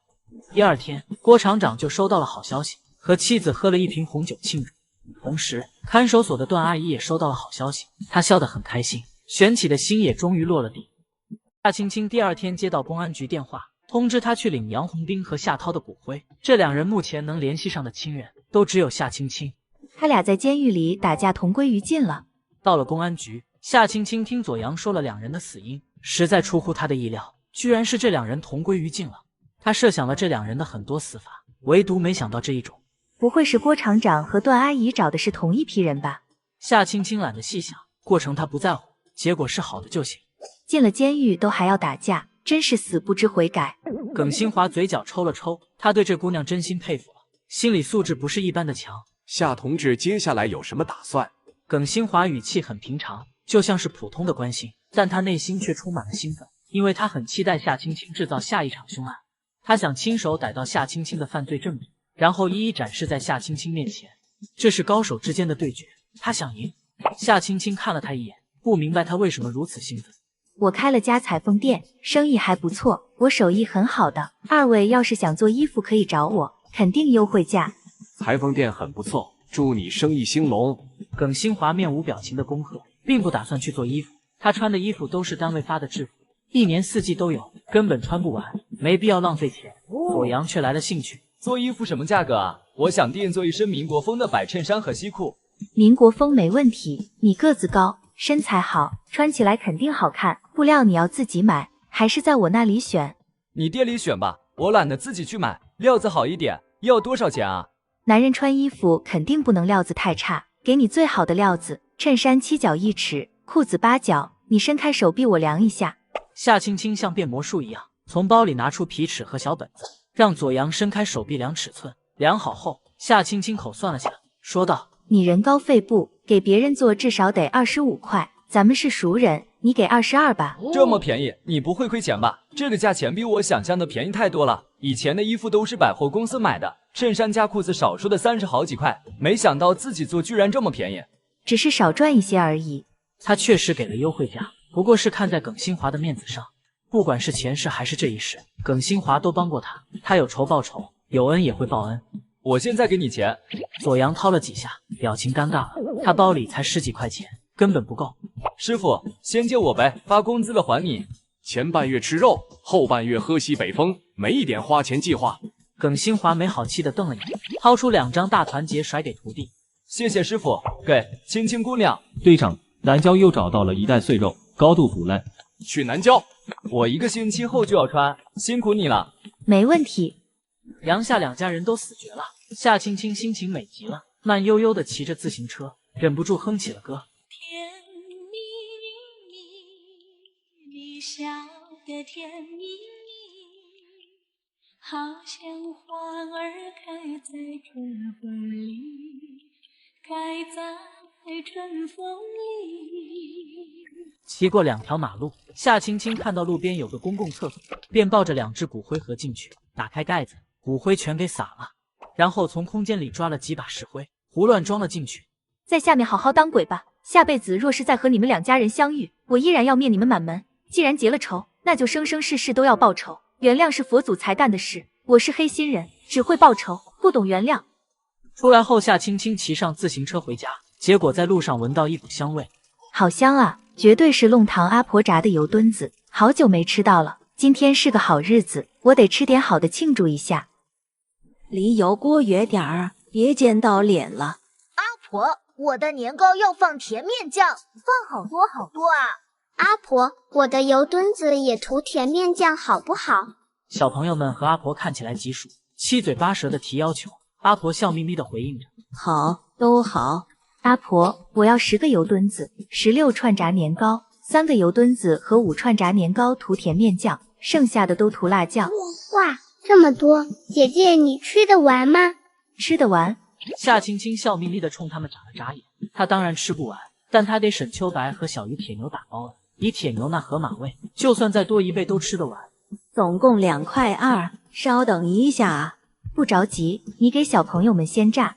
夏青青付了钱，站得无聊，四处打量风景，看到前边竖着的指示牌上写着宝庆坊，心不由得跳了起来，脸色变了变，但他还不确定这个宝庆坊是不是他知道的那条。夏青青走回摊位，同阿婆闲聊。阿婆，这里是宝庆坊啊？对，从这里进去全叫宝庆坊。我以前听人说，宝庆坊有个大军阀的姨太太在宝庆坊住过，是哪幢房子啊？还要往列走，266号就是那姨太太住的洋房了，换了好几个主人了。现在住的人养了2条大狗，凶得很，会咬人的。姑娘，你小心些。知道了，我去开开眼界。夏青青表现出很有兴趣的模样，骑着车往里去了。她的心情无比雀跃，因为266号就是前世在监狱认识的好姐妹萧映月的房子，但现在却被萧映月继父一家住着。想到前世萧映月的境遇，夏青青沉了脸，身上散发出杀气。我重生的时机刚刚好，3个好姐妹都还没出世，她们的命运都还来得及改变。去了就别回来，我辛辛苦苦养你这么大，你就是这么报答我的。你不是有志气吗？那就滚出去，以后都别回来了。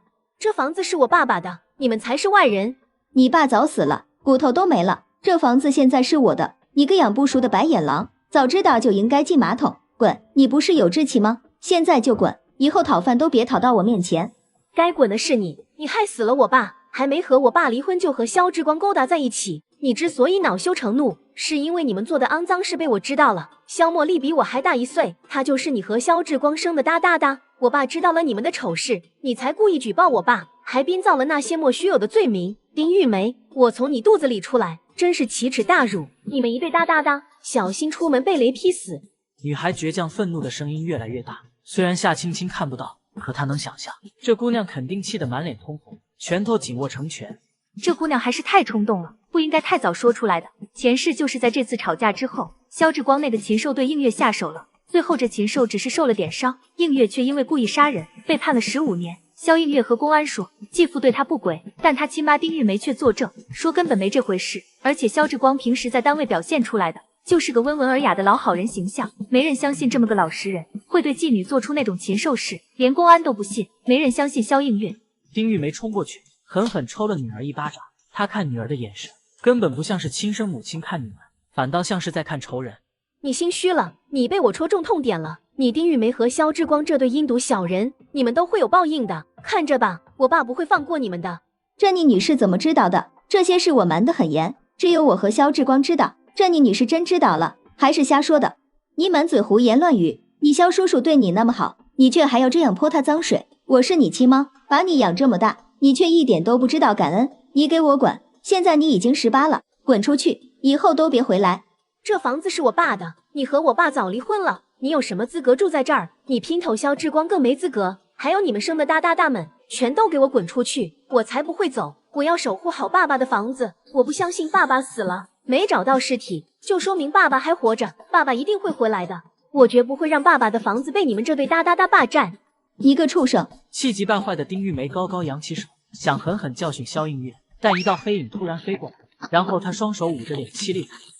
萧映月都做好挨打的准备了，见丁玉梅像疯了一样大叫，他不由眨了眨眼。我的脸！丁玉梅脸上火辣辣的，而且还渗出了黏糊糊的血，她的恐惧达到了顶点，叫的也更加瘆人了。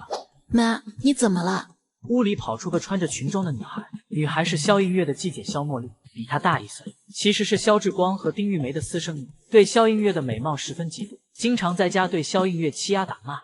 丁玉梅松开手，萧茉莉倒抽一口冷气，左边脸颊上有3道血淋淋的伤口，萧映月却痛快极了。刚刚她看得很清楚，是一只黑鸟抓的，真是只乖鸟儿。要是能给萧茉莉的死面馒头脸也来1爪子就更好了。像是能听到她的心声，之前那道黑影又飞了回来，速度极快。萧茉莉还没反应过来，脸上一阵剧痛，随即是火辣辣的疼。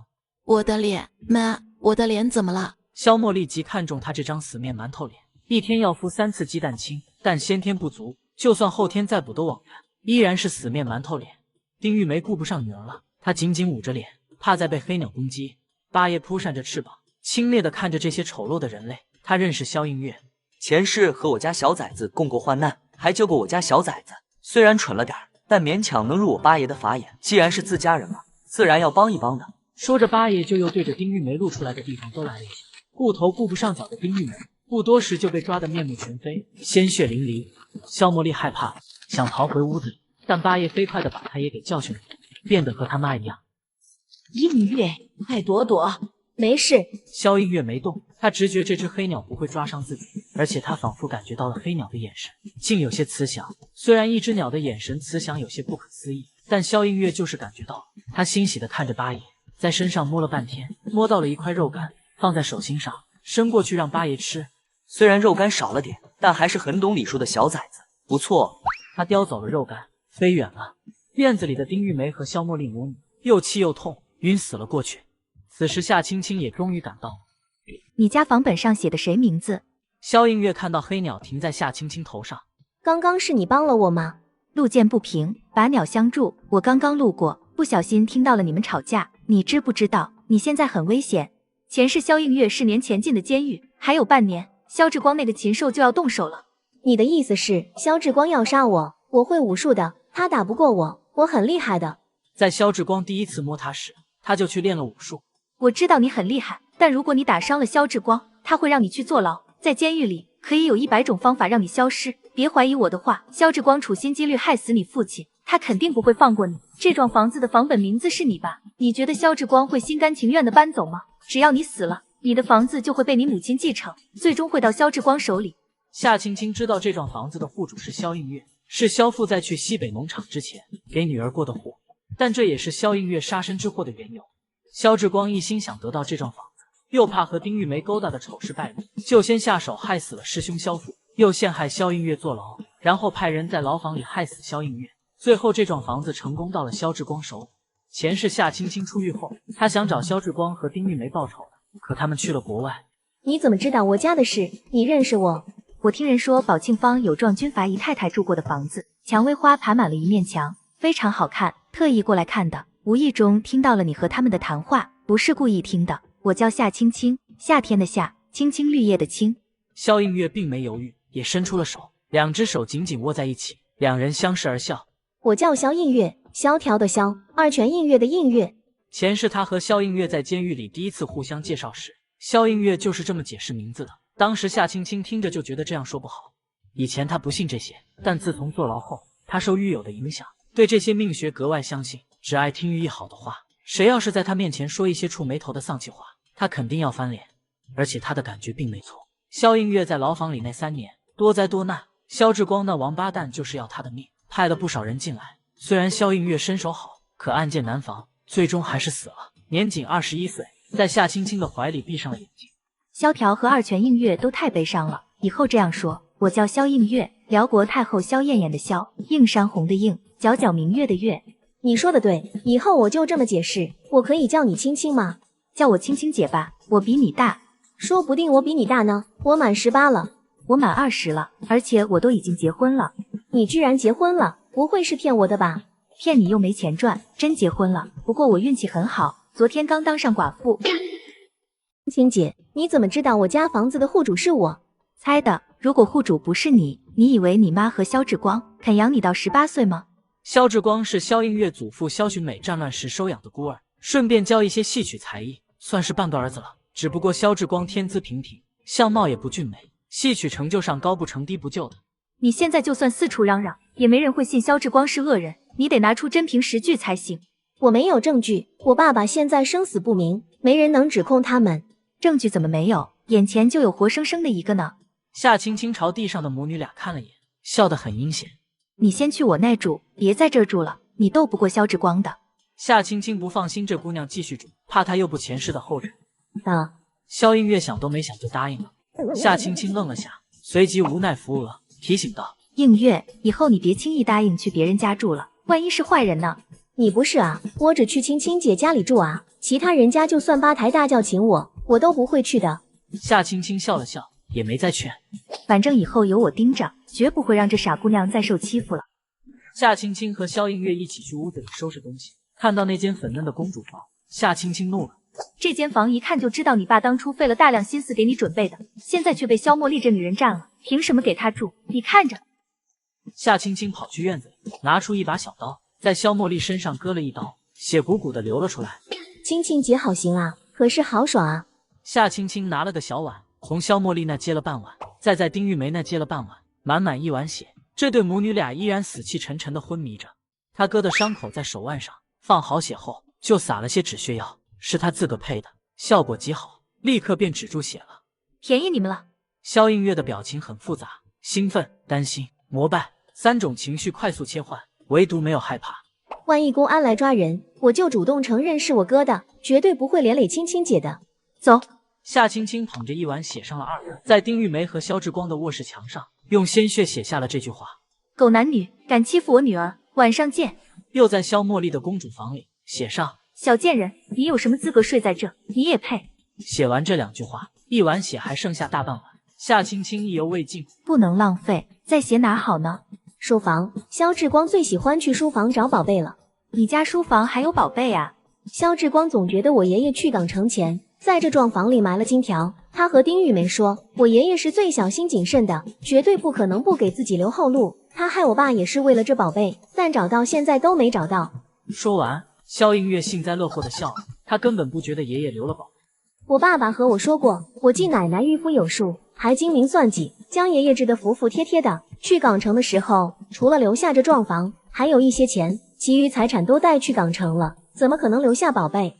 夏青青微微皱眉，她觉得萧志光说的有道理，这房子里说不定真有宝贝。前世萧志光和丁玉梅卖了房子，移民去海外了，他们哪来的钱？他没和萧映月说宝贝的事。现在不着急，先让这姑娘搬出去，弄死萧志光和丁玉梅这对狗男女后，有的是时间让映月来找宝贝。夏青青在书房里写了好几句话，大半碗血全都用完了。原本大气明亮的书房，被她画上这么一弄，立刻变得鬼气森林，就算在大白天都看得不寒而栗。完美。夏青青欣赏了会儿，对自己的作品12分满意。萧映月也很满意，痛快极了。她收拾了几件换洗衣服，还有房契，准备跟夏青青走。别急，再拿点东西。夏青青跑去了主卧室，一阵翻箱倒柜，翻出了200多块钱，还有一些珍贵的首饰。是我奶奶的，全拿走。夏青青又找了找，找到了存折和户口本，果然户主是萧映月，丁玉梅和萧志光一家都落在他名下。走，去银行取钱。青青姐，会不会有事啊？萧映月有点担心，这些钱毕竟不是他的。你是户主，取点自家的钱会有什么事？取自家的钱天经地义，天王老子来了都管不了。他们出来的时候，院子里的母女俩还昏迷着。萧映月站在大门口，不声不响地看了几分钟，两行泪水流了下来。很快你就能搬回来的，放心吧。我肯定会搬回来的，我爸爸肯定也会回来的。上车吧，我捎你。你终于来了，再不来都凉了，再炸一遍不好吃。阿婆看到他们松了口气，夏青青付了钱，东西却不来拿，她都急死了。映月，你和这漂亮姑娘认识啊？认识的，她是我老家的姐姐。你们姐妹都长得真漂亮。寡妇配光棍，天造地设。这是萧映月，我新认的妹妹。你好，我是沈秋白。沈秋白伸出手，表面看起来很平静，内心却在翻江倒海。这个萧映月我梦到过，是青青的狱友，也是个可怜的姑娘，只是坐牢第3年就被人害死了。青青果然也做了同样的梦。你好，人参已经在路上了，我兄弟们也想见见你，到时候去我房子那儿吃饭可以吗？行。那人参到了后我给你打电话。我现在100%确定，青青做了和我一样的梦，又或者现在的青青是来自那个梦的。我从未和人说自己在湖城有房，连铁牛都不知道。如果是正常的想法，青青应该会问我房子在哪，但她没有，而是很痛快的同意了，说明青青知道我的房子在哪，还有我不爱吃甜食的习惯，青青也知道。喜悦的沈秋白用了好大的力气，才勉强维持着平静，只是他翘起的嘴角，温柔宠溺的眼神，都让他看起来和以前大不一样了。因为沈秋白知道杨红兵死了，昨天耿新华就打电话通知了他。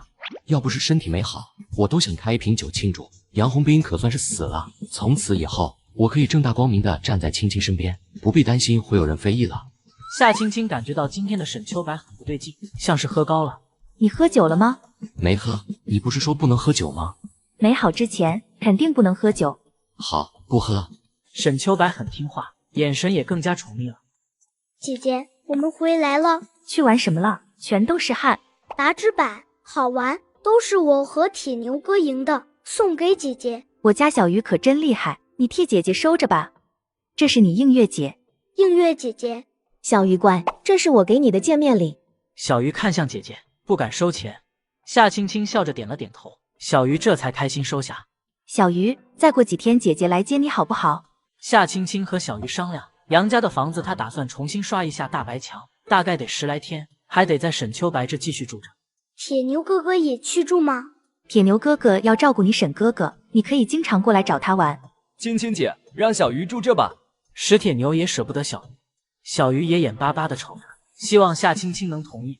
那你暂时就在这住着吧。好，我们去玩纸板。我和映月也先走了呀，还得去银行取钱呢。杨国柱老家还有兄弟和侄子，都不是好相处的。现在他们还没接到消息，你得抓紧时间。我曾经见过杨国柱老家的亲戚，杨家人都一个德性，贪婪狠毒无德。杨国柱和老家亲戚闹崩了，几乎不来往。但这些人迟早会知道杨家人死绝的事，他们肯定不会放过杨家的财产的。我知道了，下午就去找街道，必须早点把过户手续办好，免得夜长梦多。房管所有位彭主任，你可以去找他。行。夏青青也没客气，没问他和彭主任的关系，没把握的是沈秋白不会说出来。他既然提了彭主任，就肯定打通所有关系了。青青姐，你和沈厂长是不是在处对象？瞎说啥呢？我和沈厂长是朋友关系，让人听到又有麻烦了。夏青青自己无所谓，她怕给沈秋白带去麻烦。现在对领导干部的生活作风抓得特别严，一点捕风捉影的小事都会惹来上面的调查。能有啥麻烦？沈厂长又没老婆。你结我。夏青青本来想说自己结婚了，随即想到杨红兵已经死了，不由噎了下。好像是真的没问题啊。我是寡妇，沈秋白是光棍，寡妇配光棍，天造地设啊。青青姐，你男人不是死了吗？反正我看沈厂长肯定喜欢你，他看你的眼神火辣辣的，眼里只有你，容不下其他人了。我这么大一个人，他看都不看呢。而且你和沈厂长说话的感觉，就跟老夫老妻一样，不知道的还以为你们一起好多年了呢。夏青青面色变了变，心跳得更快了。前世我和沈秋白可不就是认识15年了？难道沈秋白也是重生的吗？青青姐，青青姐，你可算来了。梦洁看到他，如释重负的松了口气，随即是嚎啕大哭。后面又跑来4个男孩，和梦洁排排站着，齐声悲哭。梦洁皱巴着脸，悲伤的看着夏青青，那眼神就像是看负心汉。夏青青被他们看得莫名其妙。青青姐，你说1个月后给我们解死穴的，这都过去2个月了，我们肯定要死了。最近每天晚上都喘不过气。我心口疼，我肚子疼，我头疼，我屁股疼。夏青青眼神闪了闪，心虚的撇过头，她把死穴这事给忘了。只是1个月而已，死不了。这是我给你们设置的考验，你们都坚持了下来，打通了任督二脉，以后你们不管是学习还是练武，都能事半功倍。夏青青很快又给圆了回来，张嘴就是瞎话，但5个武侠迷男孩却深信不疑，颓废的脸立刻变成了狂喜。青青姐，我以后是不是能考100分了？我是不是能学会降龙18掌了？我要学九阳真经，我要当飞行员，我要当大将军。只要付出努力，你们的愿望都能实现。天才也是需要汗水的。夏青青面不改色的呼吁，5个男孩都兴奋的直点头。不管你们想干啥，学习都是第一，学习不好啥都学不会，连武林秘籍都看不懂。走吧。夏青青又叮嘱了句，然后她在5个男孩后背随便的拍了几下，表示死穴解了。5个男孩感觉到一股清新的气流传遍全身，如同醍醐灌顶一般，顿时神清气爽。我感觉现在充满了智慧和力量，能一口气做10张卷子。我回家写作业了。 5个男孩从未如此热爱学习过。我们现在可是打通了任督二脉的天才，小小的学习算什么？我们的目标是征服星辰大海。青青姐，再见。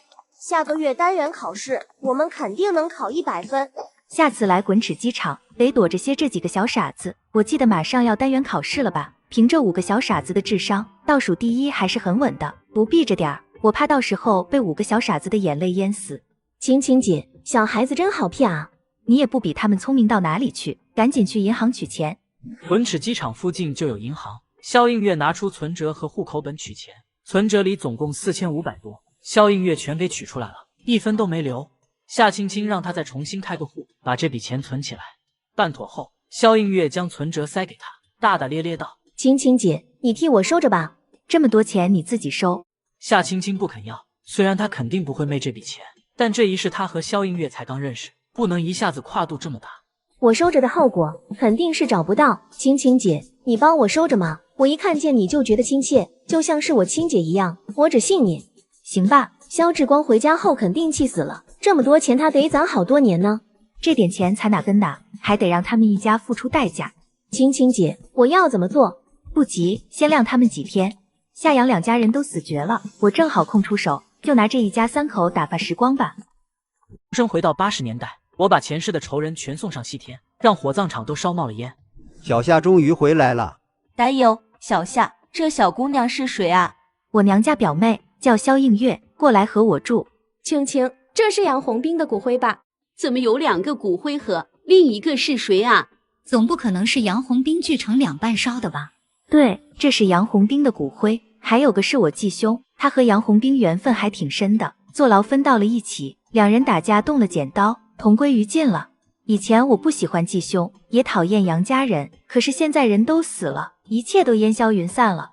夏青青装作伤心的样子，抬手擦了擦眼角的泪水，其他人也都被感染了，齐齐叹气。人死如灯灭，一切已成灰啊！杨国柱就算烧成灰也是黑的。青青，杨家人都不在了，你以后怎么打算的？大家都眼睛一亮，竖起了耳朵。死的人死了，活着的人还得继续。虽然杨家人对我不好，可百年修得同船渡，千年修得一家人。我打算办场豆腐席，送他们上路。应该的，毕竟是一家人。小夏，你有事只管张口。李大爷眼神嘉奖，他虽然不喜欢杨家人，但人都死了，要是夏青青不办豆腐席，就显得太冷情了些。我也有空的，小夏你只管开口。其他人也都纷纷表示愿意帮忙。谢谢大家，我还想把家里重新刷一下大白墙，有没有熟识的师傅介绍啊？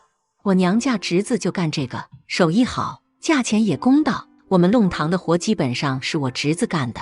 赵婶，那就辛苦你侄子了，我这边有点急，能不能先帮我弄啊？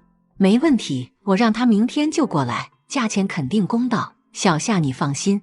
赵婶，你办事我放100个心。你们忙，我带妹妹先回去了。小夏有情有义，是个好姑娘啊。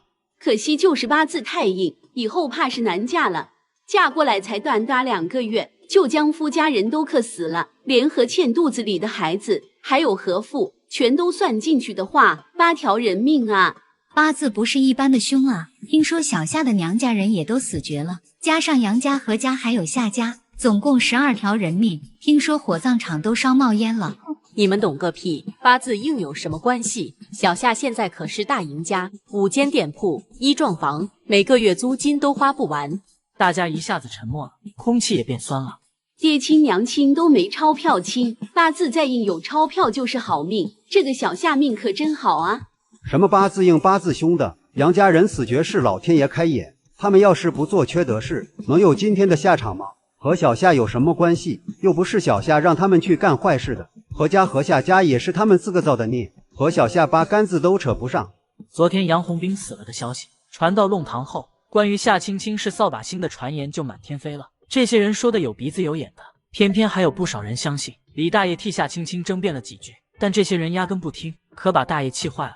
老李，你就说2个月死12个人，是不是真的吧？无病无灾的，一家人都死绝了。小夏这八字多少有点凶啊！再凶也杀不到你们，小夏又不嫁到你们家，你们操个狗屁心！就算小夏嫁过来，我家也不敢娶啊！钞票是好，也得有命花啊！几个大妈都变了脸色，连声拒绝。他们虽然眼红杨家的财产，但小命更重要。牛不知脚弯，马不知脸长，一个个也不撒泡尿照，照自个是啥货色？这边大爷大妈们议论得热火朝天。福尔摩斯富强提前下班回来了，他站在旁边听了半天，突然悠悠地插了句：“有没有可能杨家人死绝是有人故意为之的？”神，小妇你可别瞎说，吓死人了！小妇你是不是知道什么？是哪个故意害的？大家都吓了一跳，随即是兴奋。富强被大家的热情给吓到了，他只是随便猜了下，没想到会有这么大的反应，搞得他都不敢往下说了。我只是推理了下，世上没有那么多巧合，看似很巧合的事，很可能就是有人故意为之。那你说是哪个？我不知道是哪个，但按照谁利益谁嫌疑最大的原则，杨家人都死光了，谁得到的好处最大？富强说着说着，声音就消失了，他后背一片冰凉，脸色也渐渐苍白。卧槽，我好像发现了个不得了的大案子，真凶就在我身边，夏青青不会杀我灭口吧？我瞎说的，我胡说八道，杨家人就是恶贯满盈罪有应得，自作孽不可活，老天爷开眼了，我回家了。富强语无伦次的找补了几句，飞快的跑了，好像有鬼在追他。小妇撞鬼了，神神叨叨的，他哪天着调过？李大爷对富强一如既往的嫌弃。房子有点小，将就对付几天，等那边房子粉刷好，你就有单独的房间了。没事，你这比我的储藏间大多了。萧映月对房间没要求，就算睡地板都行。他对缝纫机挺感兴趣，还让夏青青教他。以后我教你，你一学就会。夏青青对他信心十足，前世萧映月学缝纫机就很快，干活又快又好，天生踩缝纫机的高手。你在屋子里休息一下，我出去办点事，等我回来再带你去吃饭。夏青青回到杨家，将房契和户口本找到，然后去将杨夏两家的户口销了，再重新办了个户口本，户主是夏青青，还将夏小鱼的户口迁到了他名下。办好后，夏青青马不停蹄地赶去房管所，找到了彭主任。彭主任也很给力，过户手续很快办好了，杨家的所有房产全都更名成了夏青青。谢谢彭主任，改天请你吃饭。夏青青道谢，要不是彭主任帮忙，他这过户手续肯定要拖几天，甚至10天半月，到时候麻烦不小。我让沈秋白请，他答应了的。彭主任很平易近人，他以前是沈秋白的战友，转业回来后，两人一直都有联系。第二天，夏青青给杨家人办了一场豆腐戏，街坊邻居都来了。青青，节哀顺变。是啊，小夏，不要太伤心了，人要向前看。我知道的，我会向前看的，谢谢大家。沈秋白也来了，毕竟杨老太婆是他名义上的表姐。恭喜发财！沈秋白沉声道，两人四目相对，眼里都多了些笑意。他和铁牛进了饭店，大家看到进来的沈秋白，都热情地打招呼。沈秋白在杨家住了几年，街坊邻居们都记得他。我表姐他们一家，自作孽不可活呀。虽然罪有应得，但也让人遗憾。是啊，好在小夏有情有义，替他们操办后事。夏青青订的是中等规格的豆腐席，反正花的是杨家的钱，他好事做到底，务必要留个好名声。虽然他不要脸，但有个好名声能省去很多麻烦。豆腐席结束后，夏青青有情有义的名声传播开了，有的甚至还给她和萧映月介绍对象。徐姐受人托付找夏青青打听。青青，你带回来的那个妹妹家里是什么情况啊？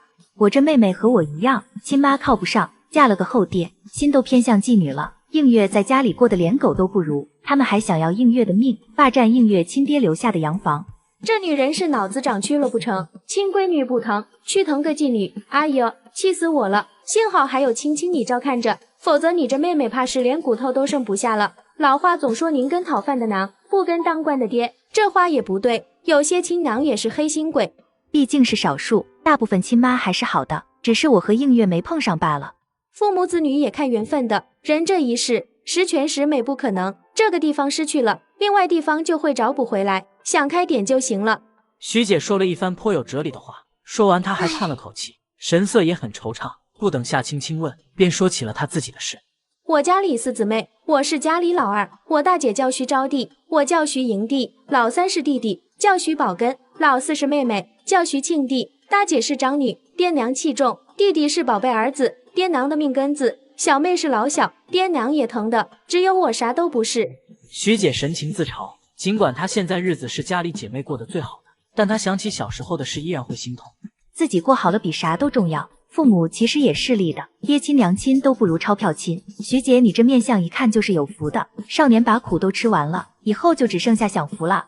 你这张小嘴可真会说，以后还不知道哪个男人有这福气呢。徐姐被他哄得心花怒放，试探着打听夏青青日后的打算。我现在只想赚钱养弟弟，还想去学习充电，其他的不想。映月年纪还小，也要上学的。夏青青说得很直接，她和萧映月都年轻漂亮，好多人都打起了他们的主意，索性今天全说明白。上学好，知识就是财富嘛。徐姐，你先忙，我回去了。夏青青前脚刚走，后脚就来了2个大妈。情况怎么样？别想了，人家压根没那想法。小萧才18，青青也才20，都还要上学呢。她都是寡妇了，还上学？寡妇怎么了？青青还是黄花闺女呢，人家姜太公7老80了还当宰相呢，青青怎么就不能上学了？真是好笑了！现在都新社会了，妇女同志顶半边天，凭啥不能上学？大妈被徐姐说得哑口无言。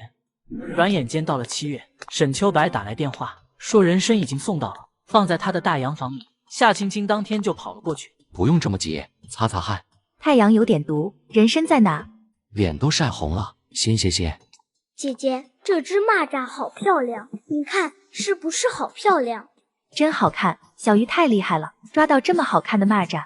铁牛哥帮我抓的，我要画下来。好了吃最好，这蚂蚱烤熟了香喷喷的，可好吃了。可是我想画也想吃，铁牛哥说好吃的东西肯定是真的很好吃，怎么办呢？夏青青一眼就看穿了小家伙的纠结，别人的脑子都是可以转弯的，但小鱼却只能打直球，一点弯都不会转。不了解小鱼的人可能会觉得他很烦，但其实小鱼很善良很懂事，从来不会主动给人添麻烦。小鱼你先画，画完了再烤，都不耽误。那我去画啦。小鱼开心地跑进屋子里，他带了画纸和颜料，是沈秋白给他买的。要是有番薯就好了，烤熟了贼香。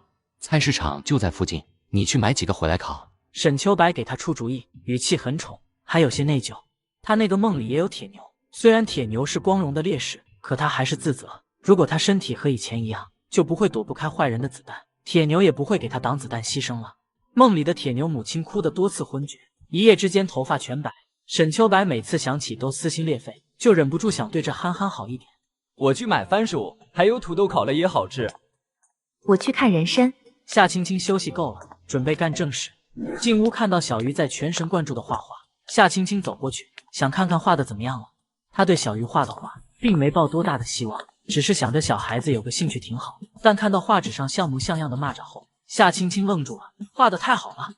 姐姐，我画的真好看，谁教你画的？就这么画了。她不知道画画为什么还要学，她想画就画了。是小鱼自学的，她在绘画上的天赋很高。那你怎么知道要这样画，还要这样上颜色？我不知道啊。她觉得这样会好看，就这样涂了。这就是天赋，知道了为什么就不叫天赋了。沈秋白笑着说，他第一次见到小鱼画的画后，也问过小家伙类似的问题，小鱼回答不出来。这个简单的问题把小鱼给问到了。沈秋白后来想明白了，对于他们普通人来说，这些五彩斑斓的配色很难，一不小心就会配出惊悚的效果。但对于小鱼来说，可能就如同吃饭睡觉一样简单。这样好看，和姐姐一样好看。我家小鱼真棒，姐姐给你找厉害的老师，以后我家小鱼当画家好不好？我托人在找了。他在发现小鱼的天赋后，就托几个兄弟去找老师了，还提了要求，必须住在护城，必须有名气，必须耐心好。小鱼情况特殊，耐心不好肯定不行，这一点最重要。我都没发现，我太大意了。你把小鱼照顾得很好，是最好的姐姐。热死了！护城的太阳比我老家还毒，土豆也卖得贵。小鱼，你画好了没？好了。青姐，你说肖志光和丁玉梅他们在干什么？怎么一点动静都没有？急什么？该来的总会来，等着吧。下午我陪你去宝庆坊那边的派出所报警。报什么警了？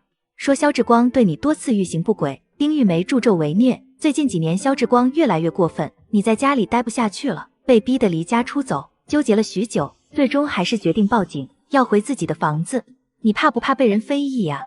虽然肖志光是继父，可毕竟是长辈，还养了肖映月这些年。老话说生恩不及养恩大，小辈告长辈就是大逆不道，所以肖映月这么一告，名声肯定会受影响。但名声这玩意儿，只有在意他才能伤人，不在意他啥都不是。不怕，就当他们放屁好了。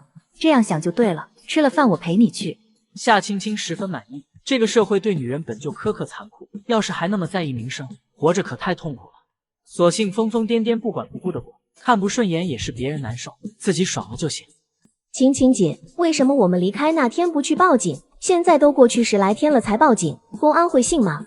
肖志光和丁玉梅再不是东西，但他们养大了你，你要是离家那天就报警，会让人觉得你无情无义，你痛苦纠结10来天才报警，别人会觉得你本性良善，报警也是被逼无奈，不得已而为之，只会同情你。去了派出所你使劲哭，没眼泪别怪我扎你哦。夏青青手指里多了根银针，寒光闪闪，肖映月吓得使劲点头。青青姐你放心，我就算咬破舌头，都会哭得很伤心的。下午夏青青便带着肖映月来到了宝庆坊这边的警察局。想象一下你要偷派出所里的钱，贼头贼脑鬼鬼祟祟那样就行。肖映月一下子就悟了，走到派出所门口往里瞄几眼，然后跑远，过几分钟又跑回来瞄几眼，表演的相当到位。徘徊了40分钟，两人的鬼鬼祟祟终于引起了一个公安的注意。原本还以为是可疑分子，但出来一看是俩年轻姑娘，老公安严厉的表情就缓和了不少。有事进来说，外面太阳那么大，别晒中暑了。肖映月躲到夏青青身后，将怯弱纠结给表演的淋漓尽致。夏青青站了许久，才下定决心，拽着肖映月走进派出所。有困难就说，别害怕。班玉明觉得这俩姑娘年纪和他闺女差不多大，又这么倔，肯定是遇到什么难处了，能帮他肯定会帮的。我没事，是他有事。夏青青捅了肖映月一下，让他说话。我。肖映月支支吾吾半天，愣是没说完一句话，还羞愧地低下头。你真是个窝囊废，我帮你。夏青青恨铁不成钢地骂了句。肖映月头垂得更低了，眼泪簌簌地掉了下来。这是他们在路上商量好的剧本。到了派出所，肖映月只需哭和摇头点头，不用说话，让夏青青先开口。为了哭的逼真，肖映月还借了根银针，捏在手里，关键时候扎自己一针。你哭什么哭？没出息的东西，自己的东西都看不牢。夏青青嫌弃地瞪了眼，然后深吸口气，鼓起勇气对班玉明说：“是这么回事，他的房子被别人霸占了，也不是别人，就是他亲妈和继父，还有继父的孩子。那房子是我朋友亲爹留给他的，在宝庆坊266号。现在我朋友有家不能回，只能住在我家。”你朋友满18岁了吗？上个月就满了。公安同志，不是我朋友容不下他们，是他们很过分，从小虐待我朋友，不给他饭吃，还让他睡储藏室，经常打骂他，这些我朋友都能忍的。可是在我朋友12岁后，他那个继父就经常对他动手动脚，最近2年更过分，要不是我朋友机灵，清白都保不住了。夏青青说着说着眼睛就红了，她想到了前世肖映月的惨死，眼泪便流了下来。肖映月则想到了这些年自己受的苦，还有生死不明的父亲，哭得更加伤心。班玉明眼睛也酸涩，暗骂这个继父畜生不如。我朋友和他妈说了这事，他妈骂他胡说八道，还骂他小年纪就学那些堂子的做派。从此以后，那畜生继父更肆无忌惮了，半夜都会摸进他房间。幸好我朋友学了些功夫能自保，可天天这么提心吊胆，他根本睡不好，不得不去我那住。你们是想告他继父欺负未遂吗？班玉明微微皱眉，这种案子不好办，一般都当成家庭纠纷，很难在法律上对这种畜生制裁，甚至还可能毁了女孩的名声。不是，我朋友就想要回房子，他说他妈和继父毕竟养大了他，他不告，就想要回爸爸留给他的房子，让这一家人搬走，以后不要打扰他的生活。夏青青说完，悄悄捅了下还在哭的萧映月。萧映月赶紧抬起头，抽噎着说：那房子是爸爸留给我的，爸爸是他们害死的，我刚刚才知道，可我没证据，我不能再让他们住在爸爸的房子里。公安叔叔，求你帮帮我好不好？说完，萧映月就扑通跪在地上，冲班玉明磕头。快起来，咱不兴这样。你说你爸爸是他们害死的，这是怎么回事？班玉明表情十分严肃，涉嫌谋害，这就不是普通家庭纠纷了。萧映月便将父亲被狗男女陷害，发落到农场改造惨死的事说了。班玉明表情变得无奈，这种事那些年数不胜数，除非有证据证明丁玉梅和萧志光诬陷，否则根本没法翻案。姑娘，你有证据吗？没有，我偷听到的。我现在只想他们搬走，不要再住在我爸爸的房子里，这样可以吗？公安同志，房子的户主是我朋友，你看。夏青青从包里拿出户口本，户主一栏的名字就是萧映月。你已经成年了，从法律上来说是可以让他们搬走的，但这事得街道管。这样吧，我帮你们和街道反映一下。班玉明知道街道办肯定不会做这个恶人，决定帮这可怜的姑娘。公安同志，我朋友以前和街道反映过，他们不信，还说我朋友忤逆不孝，连长辈都诬陷，没办法了，我们才找到这的。班玉明皱紧了眉，街道办这样的反应，他一点都不奇怪。这是我和街道那边说，你们留个联系电话，有事我通知你们。谢谢公安同志。夏青青和萧映月连声道谢，实诚的萧映月又要磕头，被班玉明拦住了。他们留下了小卖部的电话，便走了。班玉明叹了口气，萧映月的事对他感触很深。没爹护着的姑娘真的可怜啊，我可一定要长命百岁，护着我家那傻丫头。老班，那俩姑娘报什么案？你自己看，简直是畜生不如的东西。继父欺负继女未遂，亲妈虐待，继父亲妈谋害亲爹，这姑娘也太惨了。真的假的？应该是真的，俩姑娘演不出来。班玉明相信自己眼光，他当了20几年公安，这点眼力还是有的。这案子不好办，没证据，顶多算家庭纠纷。夏青青和萧映月前脚刚走，萧志光后脚就来了警局。公安同志，我要报案，有坏人故意勾走了我继女，10多天没回来，我很担心。说一下家庭地址以及报案人姓名。宝庆坊266号，萧志光。听到这个地址，班玉明眼神一下子就变冷了。你说你继女被混混勾引离家出走，平时也忤逆不孝，和不三不四的人一起玩？萧志光满脸无奈，长叹了口气，想说什么，可又闭上了嘴，将一个无奈、担忧又气愤的继父表演得淋漓尽致。如果没有之前萧映月的报警，班玉明肯定会同情萧志光，觉得离家出走的继女太不懂事。但现在班玉明只觉得萧志光心思深沉，虚伪恶毒，难怪会把萧映月逼得离家出走。公安同志，都说家丑不可外扬，可我是真的没办法了。映月这孩子已经失踪10来天了，他妈急得起不了床，我也担心的没心情上班，没办法才找你们帮忙。萧志光说的真情流露，眼睛都红了，见了都会以为他是个忠厚老实的好人。再加上这一番表演，这些年街坊邻居们就是被他这么哄骗了。你继女叫什么？萧映月，2泉映月那个映月。这孩子18岁了，打小让人头疼，我养他比养自己孩子操心的多，毕竟不是亲生的，打不得骂不得，就怕外人。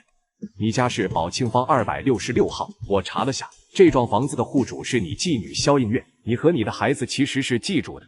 班玉明打断了他，还问起了房子。萧志光表情愕然，随即又变得羞恼，但都只有几秒，很快就又恢复了慈父的模样。是的，房子是映月的，他亲爹是我师兄，当年说了些不应该的话，以前的事不提了。班玉明朝他看了眼，压下了内心的嫌恶，说道：我这里有个案子正好要找你，你继女来报案，说你多次对她欺负未遂，还和你妻子丁玉梅联合虐待毒打她，她才不得不离家出走。萧映月找到我们，说她已经满18岁，不再需要你们监护，她看在你们养大她的情分上，不追责你和丁玉梅的过错，只要求你们一家4口搬走，以后不要再打扰她的生活。那小贱人居然敢报案！妈的，要不是萧志飞说萧寻美藏在房子里的金条，他只说给了这小贱人，我早弄死他了。其实这只是理由之一。随着萧映月越长大越漂亮，萧志光面对美的像花一样的妓女，早就起了邪心。公安同志，天地良心啊！我怎么会做这种丧尽天良的事呢？萧映月是我女儿啊，我那样做和禽兽有什么区别？萧志光大叫冤枉，还挤出了几滴老鼠眼泪。有人报案，我们公安就要查案，这是我们的职责。你放心，我们不会冤枉好人，当然也不会放过坏人。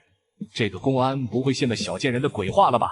不对，小贱人没这个脑子，怎么会突然来报案？难道是他结交了新朋友？萧志光心里更不安了，他很了解萧映月，冲动易怒，没一点脑子，但这萧映月却极听他爹的话。这些年将那张房契藏得严严实实，嘴也牢得很，不论他和丁玉梅如何威逼利诱，都不肯说出金条藏在哪儿。其实萧映月压根不知道金条，他爹萧志飞也不知道，只是故意说出来勾萧志光上当的。萧映月最听他爹的话，萧志飞去西北农场之前，再三叮嘱女儿2点：一是藏好房契，二是咬死家里有2箱金条，是他爷爷留下的，但绝对不能说出来。他把爸爸的话牢记在心，这才在萧志光和丁玉梅的手下保住了命。萧映月现在很安全，她已经是成年人了，有人身自由。至于你和丁玉梅虐待毒打萧映月，还有你多次对萧映月欺负未遂，我们都会调查。公安同志，我真没有啊，我冤枉的呀！是不是冤枉的？你说了不算，等我们查了才知道。我身正不怕影子斜，你们只管查就是。还请公安同志给映月那孩子传个话，就算他再不待见我这继父，亲妈总得认吧？他妈都下不了床了，饭也吃不下，让这孩子回家看看他妈。萧志光装模作样的说完，唉声叹气的走了，背影佝偻，看起来十分委屈可怜。老樊，这对父女到底谁说的是真的？怎么看起来这萧志光更可怜呢？其他公安都泛起了嘀咕，实在是萧志光演得太真实了，衬托的萧映月就是个忤逆不孝的逆女。而且自古以来，长辈和小辈相争，大家都会下意识地指责小辈，觉得小辈大逆不道。谁真谁假，去查了就知道。明天去宝庆坊那边问问。班玉明内心是相信萧映月的，这姑娘眼神干净，不是个心眼多的孩子。而萧志光一肚子心眼，嘴里没一句真话，谁真谁假一目了然。找到那死丫头了吗？她还不肯回来啊！别提那小贱人，妈的，竟然敢去派出所告我！这小贱人身边肯定有高人指点。那天她到底和谁一起走的？就一只乌鸦，没看到人。这死丫头既然不肯回来，随她的便。你先带我和茉莉去医院看脸。上次那大夫不行，药一点用都没有。明天不行，再请假，领导要批评了。你和茉莉自己去医院。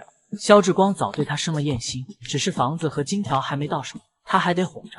再者，丁玉梅也不是善茬，萧志光不敢和她撕破脸。妈，我的脸怎么办啊？都流血了，我会不会脱相啊？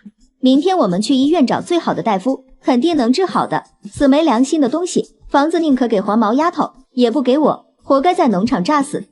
丁玉梅低声咒骂，她没想到萧志飞会早早把房子过户到女儿名下。妈的，老不死的把东西藏哪了？萧志光气坏了，他在这间书房里找了10来年，连根金丝都没找到。耗了老子几十年，这些金条老子一定要弄到手。还在幻想的萧志光没发现窗台上停着一只黑鸟，盯着他看。夏青青和萧映月则忙着踩缝纫机，业务太多，根本忙不过来。映月，歇会儿。青青姐，你说公安会把萧志光他们赶走吗？不会，我们让他们主动搬走，不仅搬走，还要他们的贱命。青青姐，我该怎么做？用不着你动手，你踩缝纫机就行。八爷，您请吃糕。看到八爷，萧映月恭恭敬敬地献上糕点。自打八爷救了他后，他对八爷的膜拜就如同黄河之水，滔滔不绝了。八爷嘉奖地看了他一眼，啄着糕吃了起来。吃完后跟夏青青汇报萧志光家的情况。萧映月听不懂八爷说话，就去踩缝纫机了。缝一件衣服，夏青青给他2块钱工钱，他现在特别高兴。咱们晚上去吓他们。夏青青打算晚上行动，不叫萧映月，免得暴露空间。你那相好的药啥时候配？你会不会说话？我又不是你，到处都是相好的。夏青青害羞了，她和沈秋白还没正式处对象呢。虚伪的人类，我们这叫礼仪，哪像你们鸟，见面就上，那叫野蛮。和你说了也不懂。抓紧时间配药，有奖励哦。上等到萧映月和小鱼都睡着后，夏青青来到了萧家别墅。人都要倒了，进去吧。萧家人都睡得死沉沉的。丁玉梅和萧茉莉脸上自从上次被八爷抓伤后就惨不忍睹，夏青青又撒了些加速溃烂还留疤的药粉。你那爪子还挺毒的。那必须的，凤凰那龟孙都是老子的手下败将呢。你和凤凰还打过架？这世上真有凤凰啊！夏青青好奇死了，她还以为凤凰只是传说中的鸟。大人的事，小崽子少打听，赶紧干活。不会你才是凤凰的手下败将吧？一只乌鸦怎么可能打得过万鸟之王的凤凰呢？吹牛都要吹上天了。老子特么不是乌鸦，你个蠢丫头！再说老子是乌鸦，老子一爪子拍死你！八爷气得飞到他头顶，用爪子拍了几下他脑袋，力气还不小，拍得夏青青脑袋嗡嗡的。行行行，你不是乌鸦，我才是乌鸦嘴。夏青青赶紧说好话。八爷轻哼了声，飞离了他脑袋。八爷，请问你是什么物种？夏青青心里痒痒的。传说中厉害的鸟，除了凤凰就是朱雀，但朱雀肯定不会是八爷这黑漆漆的模样，凤凰更不可能。自己动脑子想，我这么神奇的大人物，死丫头居然想不起来，刚刚就应该多拍几下。夏青青悻悻地闭了嘴，来到萧志光房间。夏青青拿出小刀，在萧志光手腕上割了一刀，接了一碗血，再撒点止血药，拿着毛笔在卧室的墙壁上尽情挥毫。想找到金条，你来18层地狱，我就告诉你，敢欺负我的音乐，以后我天天晚上来找你们。卧室写完，他又去书房里也留下了些血字，都是以萧志飞的口吻。一碗血写完了，他又拿出了一碗黄鳝血，早上让菜市场的黄鳝摊主特意留的。来到大门口，将黄鳝血撒在大门上，守在旁边等着。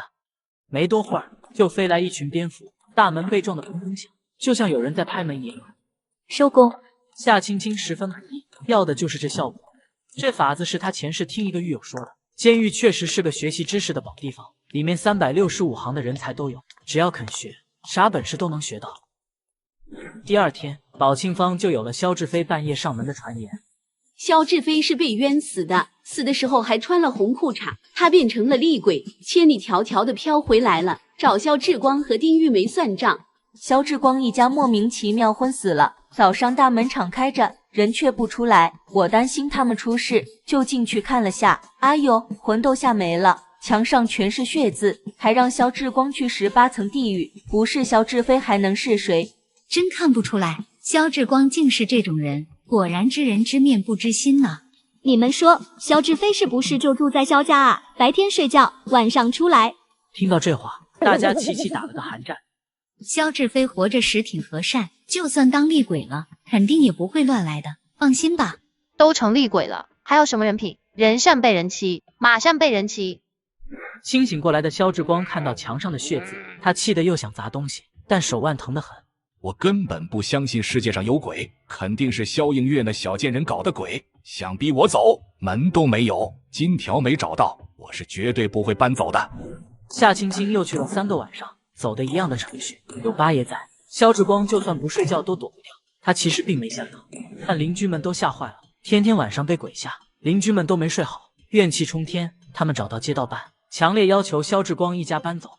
主任，萧志光又不是户主，以前萧映月没成年，他们一家住这还有点理由，现在萧映月都成年了，萧志光还霸占着妓女的房子，这就说不过去了吧？萧映月当户主的都不敢回家，这事要是传出去，别人还以为咱们宝庆坊住的都是强盗呢。主任，咱们宝庆坊还得凭文明街道，不能让几粒老鼠使坏了事。大家都没提鬼这事，封建迷信要不得，他们只拿文明街道说事。而且班玉明这些天也找了街道办，虽然没直接说，但话里话外都是敲打。街道办早对萧志光不满了，只愁没个合适的理由。现在这难题被大家伙给解决了。萧志光尽管有3寸不烂之舌，还脸皮厚，但架不住他惹起了众怒。当大家的利益都受到了损害时，他们肯定会团结一心解决麻烦的源头。过了几天，萧映月接到了班玉明打来的电话，通知他萧志光一家都搬走了，他可以回家了。萧映月高兴地跳了好几下。别高兴得太早，萧志光肯定不会那么容易放弃房子，先过去看看。班公安应该不会骗我吧？班公安当然不会骗人，但萧志光搬家这事并不是公安的工作范畴，而是你的家务事。就算萧志光死皮赖脸不肯搬走，班公安也不能抓他去坐牢。而且班公安工作那么忙，没时间天天盯着萧志光搬家。我猜这萧志光10之8九是骗了街道，先把你骗回去再说，肯定没搬走。夏青青说的还是委婉的，他知道萧志光100%没搬走，不过是缓兵之计，先答应搬走，把萧映月骗回去，再威逼利诱。如果没有他在旁边参谋，萧映月这傻姑娘肯定会上当。那我去找班公安说，别给班公安添麻烦了，这事咱们自己解决。打上门嘛，咱们先礼后兵，走，先回去看看他们搬没搬走。夏青青和萧映月来到宝庆坊的时候，果然看到9岁的萧文斌还在院子里玩。他是萧志光和丁玉梅结婚后生的儿子，喂养的骄纵刁蛮，会走路起就以欺负萧映月为乐。果然是骗我回来的，王八蛋！青青姐，现在怎么办？先找几个人，都已经在公安局和街道办那儿过了名录。萧志光不肯当人，那就别怪我们不客气了。夏青青带着萧映月按照前世的记忆来到了一个地方，在紧闭着门的房间停了下来，从头上取下发卡，捅进了锁孔里，鼓捣了几下，门就开了。里面的人都齐齐转头，画面像是定格了一样，十分安静。狭窄的房间里开了2桌麻将，除去打麻将的8人外，还有个端茶递水的女人，20出头，颇有姿色，嘴下角有颗媒婆痣。你咋进来的？你啥人啦？马春花反应最快，冲到夏青青面前质问。别紧张，你们继续打，我来找春花姐。去隔壁说。你谁啊？赶紧走！你们不仅聚众赌博，还介绍卖淫，要是让公安知道了……哎呦，咱们去隔壁说，是谁在外面造老娘的谣？老娘是那种人吗？妹子你可别听那些人胡说八道。马春花立刻变了脸色，亲热地拉着夏青青去隔壁屋子。妹子喝茶，这是今年的明前龙检。我要几个人撑场子，1个小时，劳务费每人1块，请春花姐帮忙。听到不是来找麻烦的，马春花立刻笑盈盈道：要几个？具体干啥？见血不？姑娘，这见血的价钱可不止1块，得加钱。撑场子不见血就1块，8个人，干不干？啥时候开工？现在。等等，我去叫人。大金，你去找6金，让他叫7个兄弟过来，有个撑场子的活，1人8毛。好嘞。前8金没多会儿就叫来了8个壮年男人，气势相当足。夏青青付了5块定金，带着8个打手去轰人。走之前对马春花说道：你们这已经被公安盯上了，趁早收手，否则等着吃枪子儿吧。我就只是叫几个朋友来家里打麻将，然后抽点成而已，这也要枪毙啊？你这是聚众赌博，还介绍卖淫，罪加1等。夏青青也没多说，前世她和马春花交情不深，提醒1句就够了。青青姐，我们现在去干啥？轰人。半小时后，他们来到了宝庆坊。今天是礼拜天，萧志光和丁玉梅都在家，街坊邻居们也都在。萧映月走在前面，后面是夏青青和8个大汉，场面十分壮观。有邻居看到了，好奇的跟了过来看热闹。你还有脸回来？打死你个吃里扒外的贱人！放开我！你们是谁？放开！萧茉莉被人架住了，像疯子一样大喊大叫。她挣扎的动作太大，脸上的口罩掉了，露出了还没完全愈合的脸，浓汁散发着恶臭，两边脸上的伤口看着像鬼一样。哎呦，今天百日撞鬼了，姑娘得加钱哦。拦着萧茉莉的正是前6金，她是真的吓了一跳，活了20几年，还是头一回见到比鬼还丑的人，只有金钱才能弥补她心灵受到的伤害。这里的人都轰走，给他们半个小时收拾东西，时间一到就轰人。你们干什么？这里是我家，小心我报公安。映月，你终于回来了，你妈都病得下不了床了，你这孩子真是的，出去这么多天都不给家里打电话。我和你妈担心你交不三不四的朋友，天天提心吊胆，没办法我才去报公安找你。回来了就好，你妈脾气不好，有时候说话是过头了些，我已经说过她了。萧志光表面上是在担心萧映月，其实是在告诉外人，是萧映月忤逆不孝，和母亲吵了几句就离家出走，一走就是10几天，和不三不四的那些朋友也不知道干了啥坏事。你天天演戏不嫌恶心吗？萧志光，你和丁玉梅就是对狗男女，萧茉莉是你们生出来的狗杂种，你们还丧尽天良，害死我爸。这幢房子是我爸给我的，你们没资格住，全都给我滚蛋！你个白眼狼，怎么和你萧叔叔说话的？成天和外面不三不四的人乱搞，好好的人都学坏了，在外面胡说八道，造我和你萧叔叔的谣。萧映月，你还有没有良心？丁玉梅破口大骂，还要打人，不过她也被拦住了，和萧茉莉一样。早知道你是这么个白眼狼，生出来就该掐死你。这房子是我的，你给我管，以后都别回来。萧茉莉不是你和萧志光生的狗杂种吗？你敢对天发誓吗？你根本不敢。这幢房是我爸留给我的，我有房契，户口本上的户主也是我。如今我18了，你丁玉梅和萧志光狼狈为奸，害死我爸，还想害死我，你们没资格住在这儿。你胡说八！丁玉梅还想骂，但嘴被堵住了。还剩15分钟，再不拿走你们的东西，我全都扔垃圾桶。映月，真要做的这么绝吗？我就算不是你亲生父亲，对你也有养育之恩吧？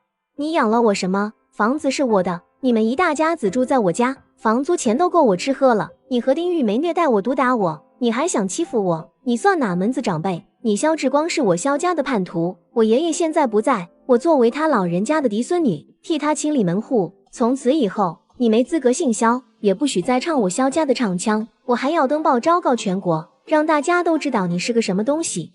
萧映月一口气说完，这些都是夏青青教他的。萧志光是萧老爷子的义子，还是徒弟，在戏曲界最讲究门派。如果萧映月动真格，虽然不能真的逐出萧志光，但影响肯定不小。果然，萧映月说完，萧志光就变了脸色，阴沉沉的看向没出生过的夏青青。他能肯定，夏青青就是萧映月背后的军师，这些天的事都是夏青青搞出来的。半小时到了，钱六金毫不留情面，将萧志光一家4口都给插了出来。家里的存折和首饰都被你拿了，还来。什么存折？那是我爸留给我的钱，首饰也是我奶奶的。我没问你们收这些年的房租，已经仁至义尽了，赶紧滚！丁玉梅哪甘心就这么走？存折里有4000多块，还有那么多首饰，她还想把那些首饰给萧茉莉当陪嫁。要点脸吧，农村的母狗都没你骚，潘金莲都没你毒，再不走别怪老子不客气了。钱六金听了个七七八八，大概知道咋回事了。看丁玉梅多了些嫌恶，和兄弟一起将这一家子不要脸的给插到了马路上。流氓，臭流氓！今天百日你可别乱泼脏水啊，也不撒泡尿照照自个儿。就你这鬼见愁的模样，我还对你耍流氓，我特么宁可对他耍，都比你眉清目秀3分。钱六金一把拽过旁边的兄弟，确实眉清目秀，还白净。你拿我和他比，你是在侮辱我。这个叫钱六金的是个妙人，反应也快，适合做一些在道德和法律边缘的事。萧志光一家终于走了，萧映月心情十分愉悦。萧志光一家赶走后，萧映月将他们的衣服和被子都扔了出来，让钱六金他们拿走了，都是好东西，能卖不少钱。丁青姐，谢谢你，要不是你帮我出主意，我肯定永远都赶不走他们。革命尚未成功，萧志光肯定不会善罢甘休，我们还得有其他准备。夏青青还有后续计划，她要的是萧志光一家的命，不过这些她没和萧映月说。没事，我把这幢房出租，要是能租给洋人就好了。萧志光肯定没胆闹，洋人哪那么容易找？而且这房子里说不定有金条呢，万一让别人找到了怎么办？根本没金条，那是我爸诓他们的。我爷爷早把金条带走了，要是有的话，萧志光找了这么多年，怎么什么都没找到？不一定哦。夏青青打算让八爷来找宝贝，她在心里呼唤八爷，没多久，头上就沉甸甸的，神出鬼没的八爷来了。叫老子干啥？八爷语气不好，他刚认识了只漂亮的小黄鹂，正打情骂俏呢。你帮忙找找，这屋子里有没有金条？八爷没吭声。夏青青拿出3串漂亮的玻璃珠串，再狠狠地拍了一通马屁，总算哄好了八爷，答应去找金条。其实八爷早知道金条在哪了，是耗子告诉他的，他没和夏青青说，就是等着他孝敬。2楼厕所马桶后面有个暗格。夏青青拽着萧映月去2楼卫生间，这幢洋房是欧式风格，卫生间里都是抽水马桶，还贴了瓷砖。他在马桶后面的瓷砖上敲了几下，用工具把瓷砖给撬开，露出一个大箱子。青青姐，你怎么知道这里有暗格啊？我聪明呗。你猜里面会是啥？金条，我爷爷最喜欢买金条了。我猜还有其他宝贝。夏青青打开了箱子，一道道金光射了出来，差点闪瞎眼睛。我爷爷居然留了这么多宝贝，他为什么不和我爸说呢？或许是怕你爸走漏了风声吧。我猜你爷爷在走之前肯定交代你爸不能卖房子吧。我爷爷确实交代过，那些年动乱，这幢房子差点保不住，还是萧志光托了关系保住了。萧志光虽然居心不良，但也算间接做了件好事。你把这一箱宝贝存放在银行，然后找人租房子。至于萧志光一家，暑假结束前肯定得解决掉。好，青青姐，我都听你的。转眼过去好几天，萧映月依然住在夏青青那，天天踩缝纫机，每天都能挣20-30块钱，他都存在夏青青那儿，生活费从里面扣，馋零食了就问夏青青要，小日子过得幸福死了。只不过他幸福的小日子很快就没了。我不去上学，我就踩缝纫机。由不得你，我已经和学校说好了，你9月开学就去学校念高3。我成绩烂得很，去学校纯属浪费钱。所以让你好好学呀，别人又没比你多长个脑袋，人家能学好，你肯定也能。实在不行，请1对1家教，就算你是一坨烂牛屎，也能糊上墙。夏青青苦口婆心的教育。前世萧映月非常后悔高中没能好好学习，还说如果能回到过去，他一定要考上大学，因为他爸希望他能上大学。别人是没多长个脑袋，但脑袋和脑袋能一样吗？我还想长个爱因斯坦的脑袋呢，这是想想就能有的吗？你爸希望你能上大学，你难道不想圆你爸的梦吗？萧映月变了脸色，表情很纠结，过了许久才沮丧道：我没本事，让我爸失望了。打起精神来。夏青青看不下去了，一巴掌用力抽在他脑袋上，萧映月疼得一个机灵，顿时精神百倍。旁边躺着看连环画的小吓得连忙直起身子，将连环画拿远了些，用极标准的坐姿看。你文化成绩确实烂了些，但可以走艺考路线啊，你形象和艺术专业都没问题，只要文化分能考及格就行，1年时间给你复习，要是连艺考分都考不到，你弄根面条上吊得了。夏青青早给萧映月安排了学校，就考护城的戏剧学院。这家学校出了不少著名演员，实力相当雄厚。萧映月父亲就是实力相当强的演员，而且萧映月从小跟着萧父学习昆曲，打小练好了底子。如果不是萧父出事，萧映月绝对可以成为专业的戏曲演员。不过戏曲错过了，可以走影视路线。夏青青还打算以后他赚了大钱，就开一家影视公司，就捧萧映月，啥规则在他公司都不好使。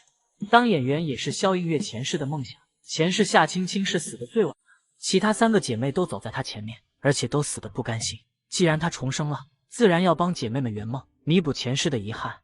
演戏我没问题，小时候我还在爸爸的电影里客串过呢，剧组的叔叔阿姨都夸我有灵气。这就对了嘛，不要总是说自己不行，你要相信自己。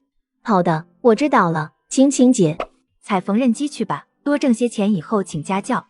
说完了正事，夏青青立刻变成了铁面无私的资本家。周扒皮都没你狠。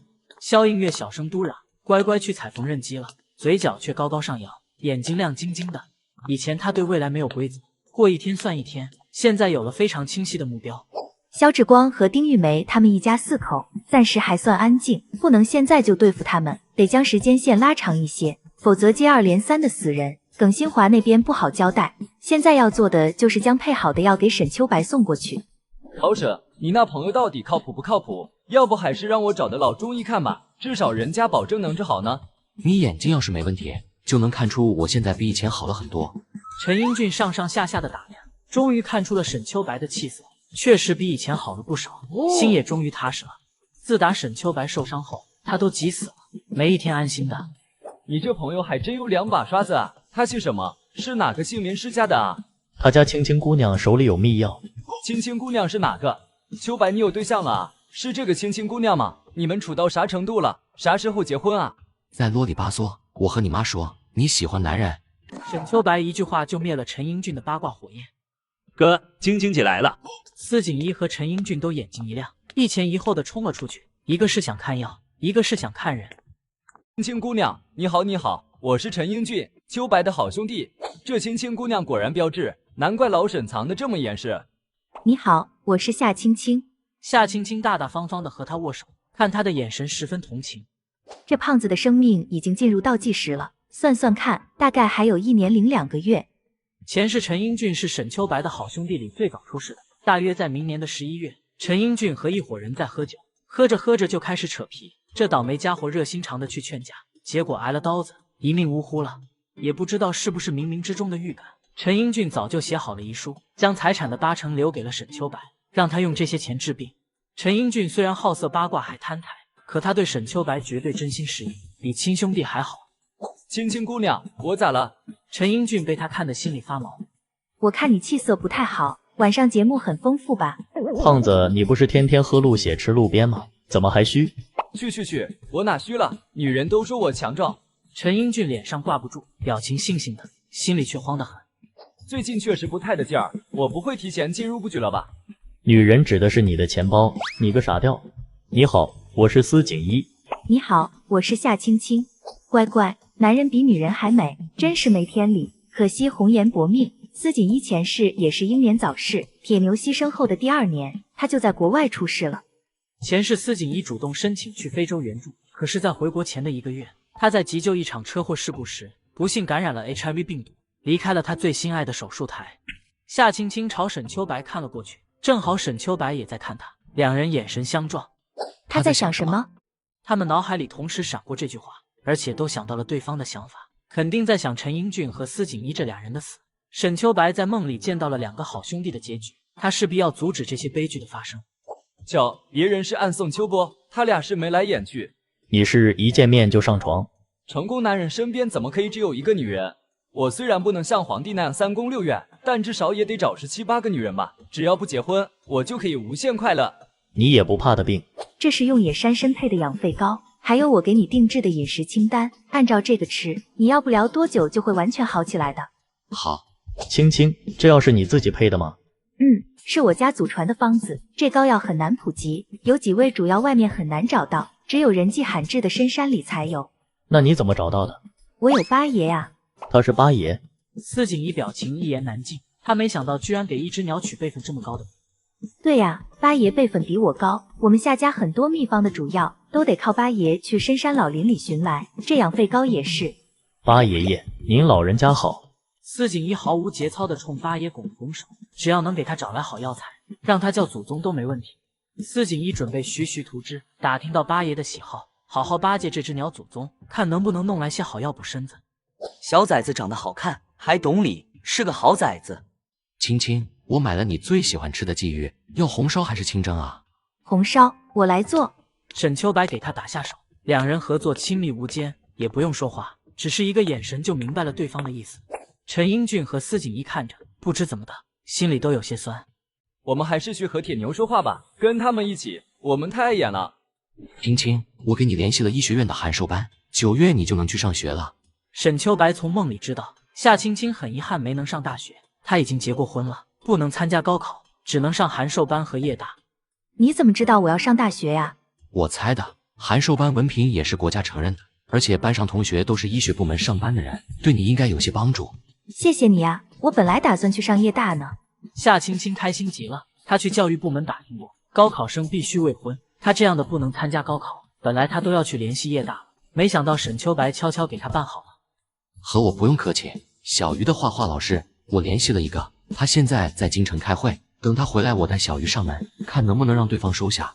我不会跟你客气的。夏青青有些不敢看沈秋白的眼睛，也不知是不是她的错觉，自打杨红兵死了后，这家伙的眼神好像越发炙热了。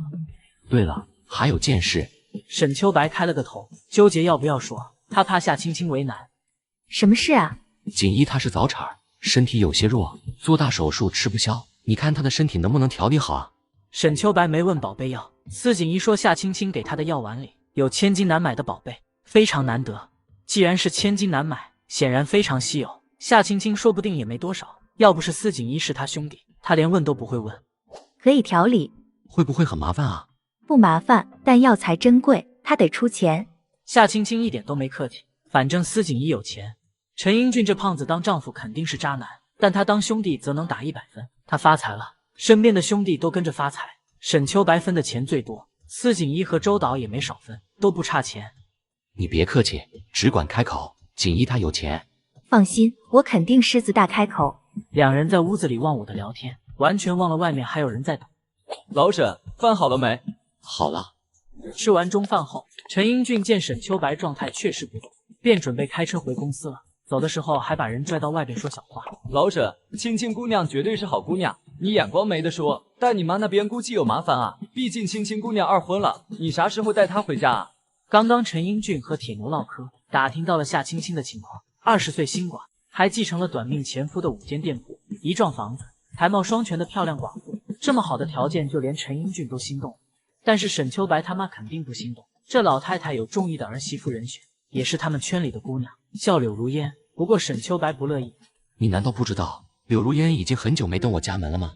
柳家现在在走下坡路，自从她变成废人的消息传到京城后，柳如烟就没再登她家门了。这女人比她妈还势利，对她也没感情，不过是贪图沈家的权势罢了。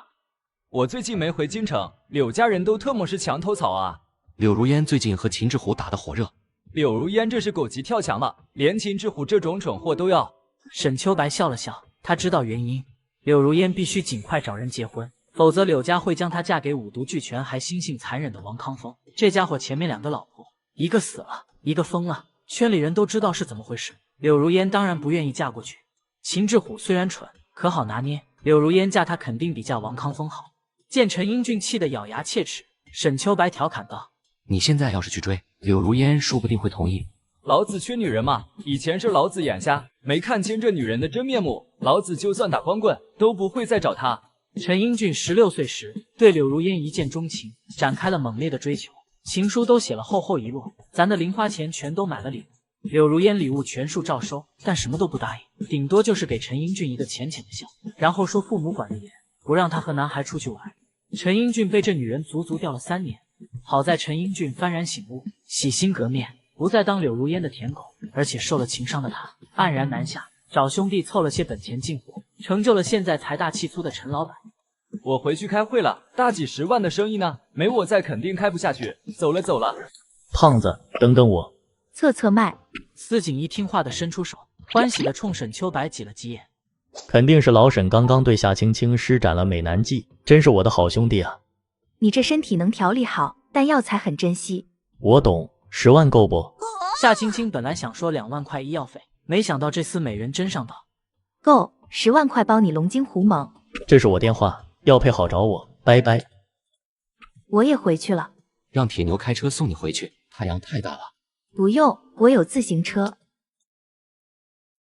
沈秋白那里回来后，夏青青很快将司锦衣的药配好了，叫他来拿。结果他带来一个不认识的人。青青，快拿张纸来。夏青青找了个牛皮纸，司锦衣折成了个袋子形状，堵住了男人的口鼻，那股子狠劲儿，像要杀人一样。猫呀，这可是光天化日啊，就不能等天黑了再动手吗？夏青青一开始也有些受到惊吓，不过她很快就想到原因了，这男人应该是呼吸性碱中毒。司锦衣堵住口鼻，让男人多吸入2氧化碳，这是正确的急救方法。放松，别紧张，跟着我呼吸。男人在司锦衣的指导下，四肢放松，呼吸变慢，果然状态好了不少，还睁开了眼。谢谢，我叫朗月，谢谢你们。先别谢，先劳劳我的车。瞧瞧，为了躲你瓜老大1块7，刚提回来的新车，才刚上路，你说说怎么赔吧？司锦衣救这男人不是出于善心，而是为了索赔。这男人差点撞上他摩托车，害他急转弯撞到电线杆上，新买的摩托车给刮了好大1块7。对不起，我赔多少钱啊？不就是刮破了1块7吗？我给你涂，不要钱。你涂个屁！我这是日照香炉生紫烟的紫色，你调得出来这颜色吗？司锦衣没好气瞪了眼，他特意找了高人调的紫色，一般人可调不出这色。那高人收了他5000块，还说是优惠价，这要是再去补漆，肯定还得宰他一笔。这不就是紫色吗？有啥难调的？我不和傻子说话，浪费我宝贵的时间。朗月已经恢复的差不多了，准备下车看看是啥颜色，他应该能调出来。你骂谁呢？别以为你长得好看，我就不揍你呀！白瞎你这一身好皮了，嘴跟吃了屎一样。好凉哥哥，我帮你涂。小鱼拖着颜料盘过来了，里面是他调好的颜色。司锦衣还没来得及阻止，小家伙就用毛笔在刮去的地方涂了起来。司锦衣索性等他涂完再说，只是涂着涂着，他眼神变了，这颜色和旁边的紫色一模一样。这色彩掌控力简直就是为画画而生的呀！涂好啦，哥哥。谢谢小鱼，你涂的真棒，特么的连个小孩子都能调出来的颜色，那龟孙居然收我5000块。这是我的联系电话，你补漆的所有费用都由我来付。我还想请诸位吃饭，感谢你们的救命之恩。去哪吃？司锦衣对他的态度还算满意，而且他真的饿了。我对护城不熟，你们选餐厅可以吗？你是画家？司锦衣看了眼名片，有些意外，名片上写着朗月是欧洲著名青年油画家，而且还是护城美术学院的教授，自己还开了一家画廊。是的，刚回国。请问先生贵姓？免贵姓朗明月，朗朗乾坤的朗，明月的月。我其实是护城本地人，5岁时和父母出国，最近才回国。原来是朗月啊！前世他听说过这个画家，在欧洲名气不小，不过是死了后才出名的。朗月的死因有各种传言，夏青青也不知道他是怎么死的，但可以确定朗月还能活2年。最终夏青青做主，在附近的一家饭店吃饭。这道面筋塞肉好多年没吃到了，国外的面筋和肉做出来不是这个味道。国外的猪都不腌，肉骚得很，肯定没国内的好吃。司锦衣胃口极好，已经在吃第3碗了。他有好几次出国学习的机会，但他都拒绝了，就是因为舍不得国内的美食，他怕自己这破身体到了国外后饿死。我也是因为想念家乡美食才回来的，还有就是想和国内的画家交流学习。夏小姐，你弟弟天赋很好，要不要让他和我学画画啊？我弟弟他和正常孩子不太一样，你确定要收吗？小鱼这样的孩子才更适合学画画，不会受外界干扰，能画出有灵气的画。夏青青心动了，但沈秋白前几天说已经联系了个画家。我考虑一下，3天后给你答复，可以吗？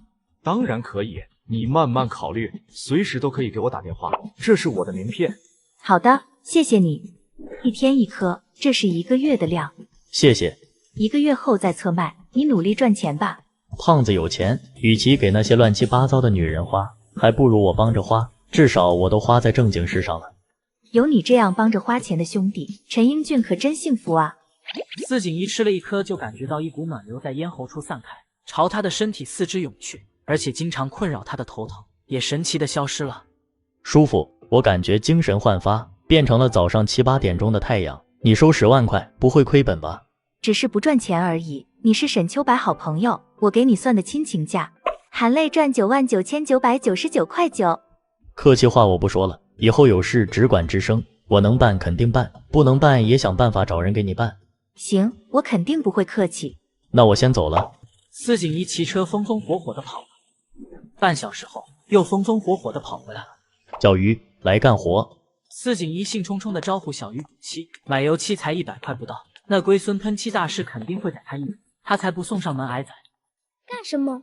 把这里补漂亮些，要特别漂亮，好多车子里最漂亮的1辆，你听懂我的意思了没？最漂亮的。对，要最漂亮的。个漆而已，至于搞成这样吗？你们也带上，非常有必要。油漆有毒，闻多了会刺激血液病变，经常闻油漆的人得血液病的几率比普通人大很多。油漆真的这么毒啊？我不想戴面罩，太闷了。他没骗你，现在的油漆大部分是化工产品，闻多了有得白血病的风险。夏青青戴上了面罩，她好不容易重生，对小命可爱惜了。肖映月对夏青青的话深信不疑，也戴上了面罩。我们医院有个女病人，就是因为长期处在化工环境得的白血病。她是在印染厂上班吗？夏青青忍不住问，因为她前世的好姐妹之一庄红叶，就是因为在印染厂上班，长期接触染料，才得了白血病。你怎么知道？你这个女病人叫什么名字？你知道她家住哪儿吗？夏青青强眼激动，可语气依然有些急切。她这些天都在托人打听庄红叶，可到现在都没消息。前世她们4个姐妹在监狱里都很少提到过去，因为过去的经历太痛苦，她们谁都不想回忆。肖映月年纪最小，也最单纯，她提家里的事最多，所以夏青青最先找到她。庄红叶话最少，从早到晚都不会开口。可这个美得夺目的姑娘，却是手上有16条人命的重案犯。她被判了死刑，但并没等到执行枪决，她就和欺负夏青青的2个狱霸同归于尽。这俩狱霸收了夏家和杨家的钱，故意针对夏青青。如果庄红叶没出手，她也会和这俩狱霸同归于尽。庄红叶抢在了她前面，只因为她给了这姑娘1块巧克力吃。前世在监牢里，庄红叶从不说她的案子，大家只知道她杀了16个人，一家老中小3代全被她灭了。庄红叶死后，夏青青托沈秋白打听她的案子，才知道这姑娘得了白血病。她杀的那一家，害死了她的父母和哥哥姐姐。她当时年纪虽小，却将仇人记在了心里，一直没忘报仇。查出白血病后，庄红叶就开始实施复仇，趁仇人一家中秋团圆时，一把火将他们烧成了灰。青青姐，你怎么了？你那个女病人叫什么名字啊？叫庄红叶，一个很漂亮的姑娘，可惜了。庄红叶，这名字真好听，为什么可惜啊？她得了白血病，还不配合治疗，快死了。果然是红叶。中秋节10月1号，还有1个半月，来得及。青青姐，离中秋还早呢，你帮我个忙。你先说什么忙？查庄红叶的家庭住址。医院档案肯定登记了病人资料，司锦衣一查就能查到。不行，这违反规定。下个月药丸打8折。回去就查。庄红叶病情怎么样？不太好，我同事建议她去国外或者港城治疗，那边有目前最先进的药物和治疗手段，但治疗费很昂贵，手续也有点麻烦。庄红叶她没钱，而且她并不想治疗，检查出白血病后，她就再没来医院过。这姑娘压根就没想治，她完全不配合治疗，病情会越来越严重，顶多拖1到2年。夏青青心里沉甸甸的，她知道庄红叶根本不想活。她12岁时就失去了家人，要不是报仇的信念支持，她早寻死了。这一世她会帮庄红叶报仇，不用那种同归于尽的法子。仇人的死，庄红叶也得好好活着。回头她进空间找一下有没有治白血病的药方，而且有灵叶在，她有信心治好庄红叶。夏青青安心了不少，只要知道人在哪就行。还剩下一个宋春兰了。宋春兰是他们4个里年纪最大的，23岁，在娘家时不被父母爱护，还被亲姑姑哄骗，嫁给了畜生不如的男人，最终坠入万劫不复的深渊。杀了那畜生后，宋春兰被判了死刑，前世也是因为保护夏青青而死的。喂，小鱼好厉害啊！小鱼你真棒，哈哈，骑着这车我绝对是路上最拉风的。小鱼真厉害，以后你想画什么就画，姐姐支持你。姐姐，这里能画吗？他老早就想在围墙上画画，怕被姐姐骂。能，你画吧。我去画啦。油漆干了，司锦衣迫不及待地开走，他最喜欢这种骚包的东西。傍晚，司锦衣打来了电话，庄红叶留的是以前上班的印染厂的地址，我打电话去问了，他很早就没在印染厂上班了。是哪家印染厂？司锦衣报了印染厂的地址，就挂了电话。夏青青打算明早就去找人。这天晚上，很少做梦的她梦到了庄红叶和宋春兰。红叶、春兰姐，我肯定会找到你们的。第二天，夏青青吃过早饭就准备去找庄红叶，刚到小卖部门口，徐姐青青你来了，正好有你电话。打来电话的是钱六金。上次去轰肖志光一家时，钱六金的表现很不错，夏青青便托他去找人，每天2块钱工钱。这桩业务没通过钱六金嫂子马春花，免去了中间商抽成，钱六金净赚2块，干得特别卖力。你要找的宋春兰打听到了，在红星农场，她日子过得很不好，刚被男人打得流产了。钱六金语气很气愤。我们都娶不到媳妇，可这王八蛋有了这么漂亮的老婆，却不懂得珍惜，老天爷和月老都特么瞎了眼。宋春兰现在怎么样了？很不好，她身体虚得很，没养好就要下地干活，婆婆还骂她下不出蛋，男人天天打她。你现在在哪？夏青青改变计划，庄红叶要中秋才动手，没那么急迫。现在宋春兰这边比较急，她得先去救宋春兰。在红星农场这儿。我现在过来找你，你再打电话叫几个兄弟，都是2块。成。夏青青很快来到了红星农场，我叫了6个兄弟，快来了。钱六金没想到他来的这么快，赶紧解释。一会儿到了农场，对张建国别留情，只要不打死就行。夏青青掏出15块，塞给了钱六金，比说好的工资还多1块。放心，打人我们最在行，绝对不会出事，不过的师出有名吧。钱六金说话还文绉绉的，让夏青青对他有点刮目相看了。没想到居然还是个有文化的混混。你和宋春兰是老乡，就说是他娘家人。成。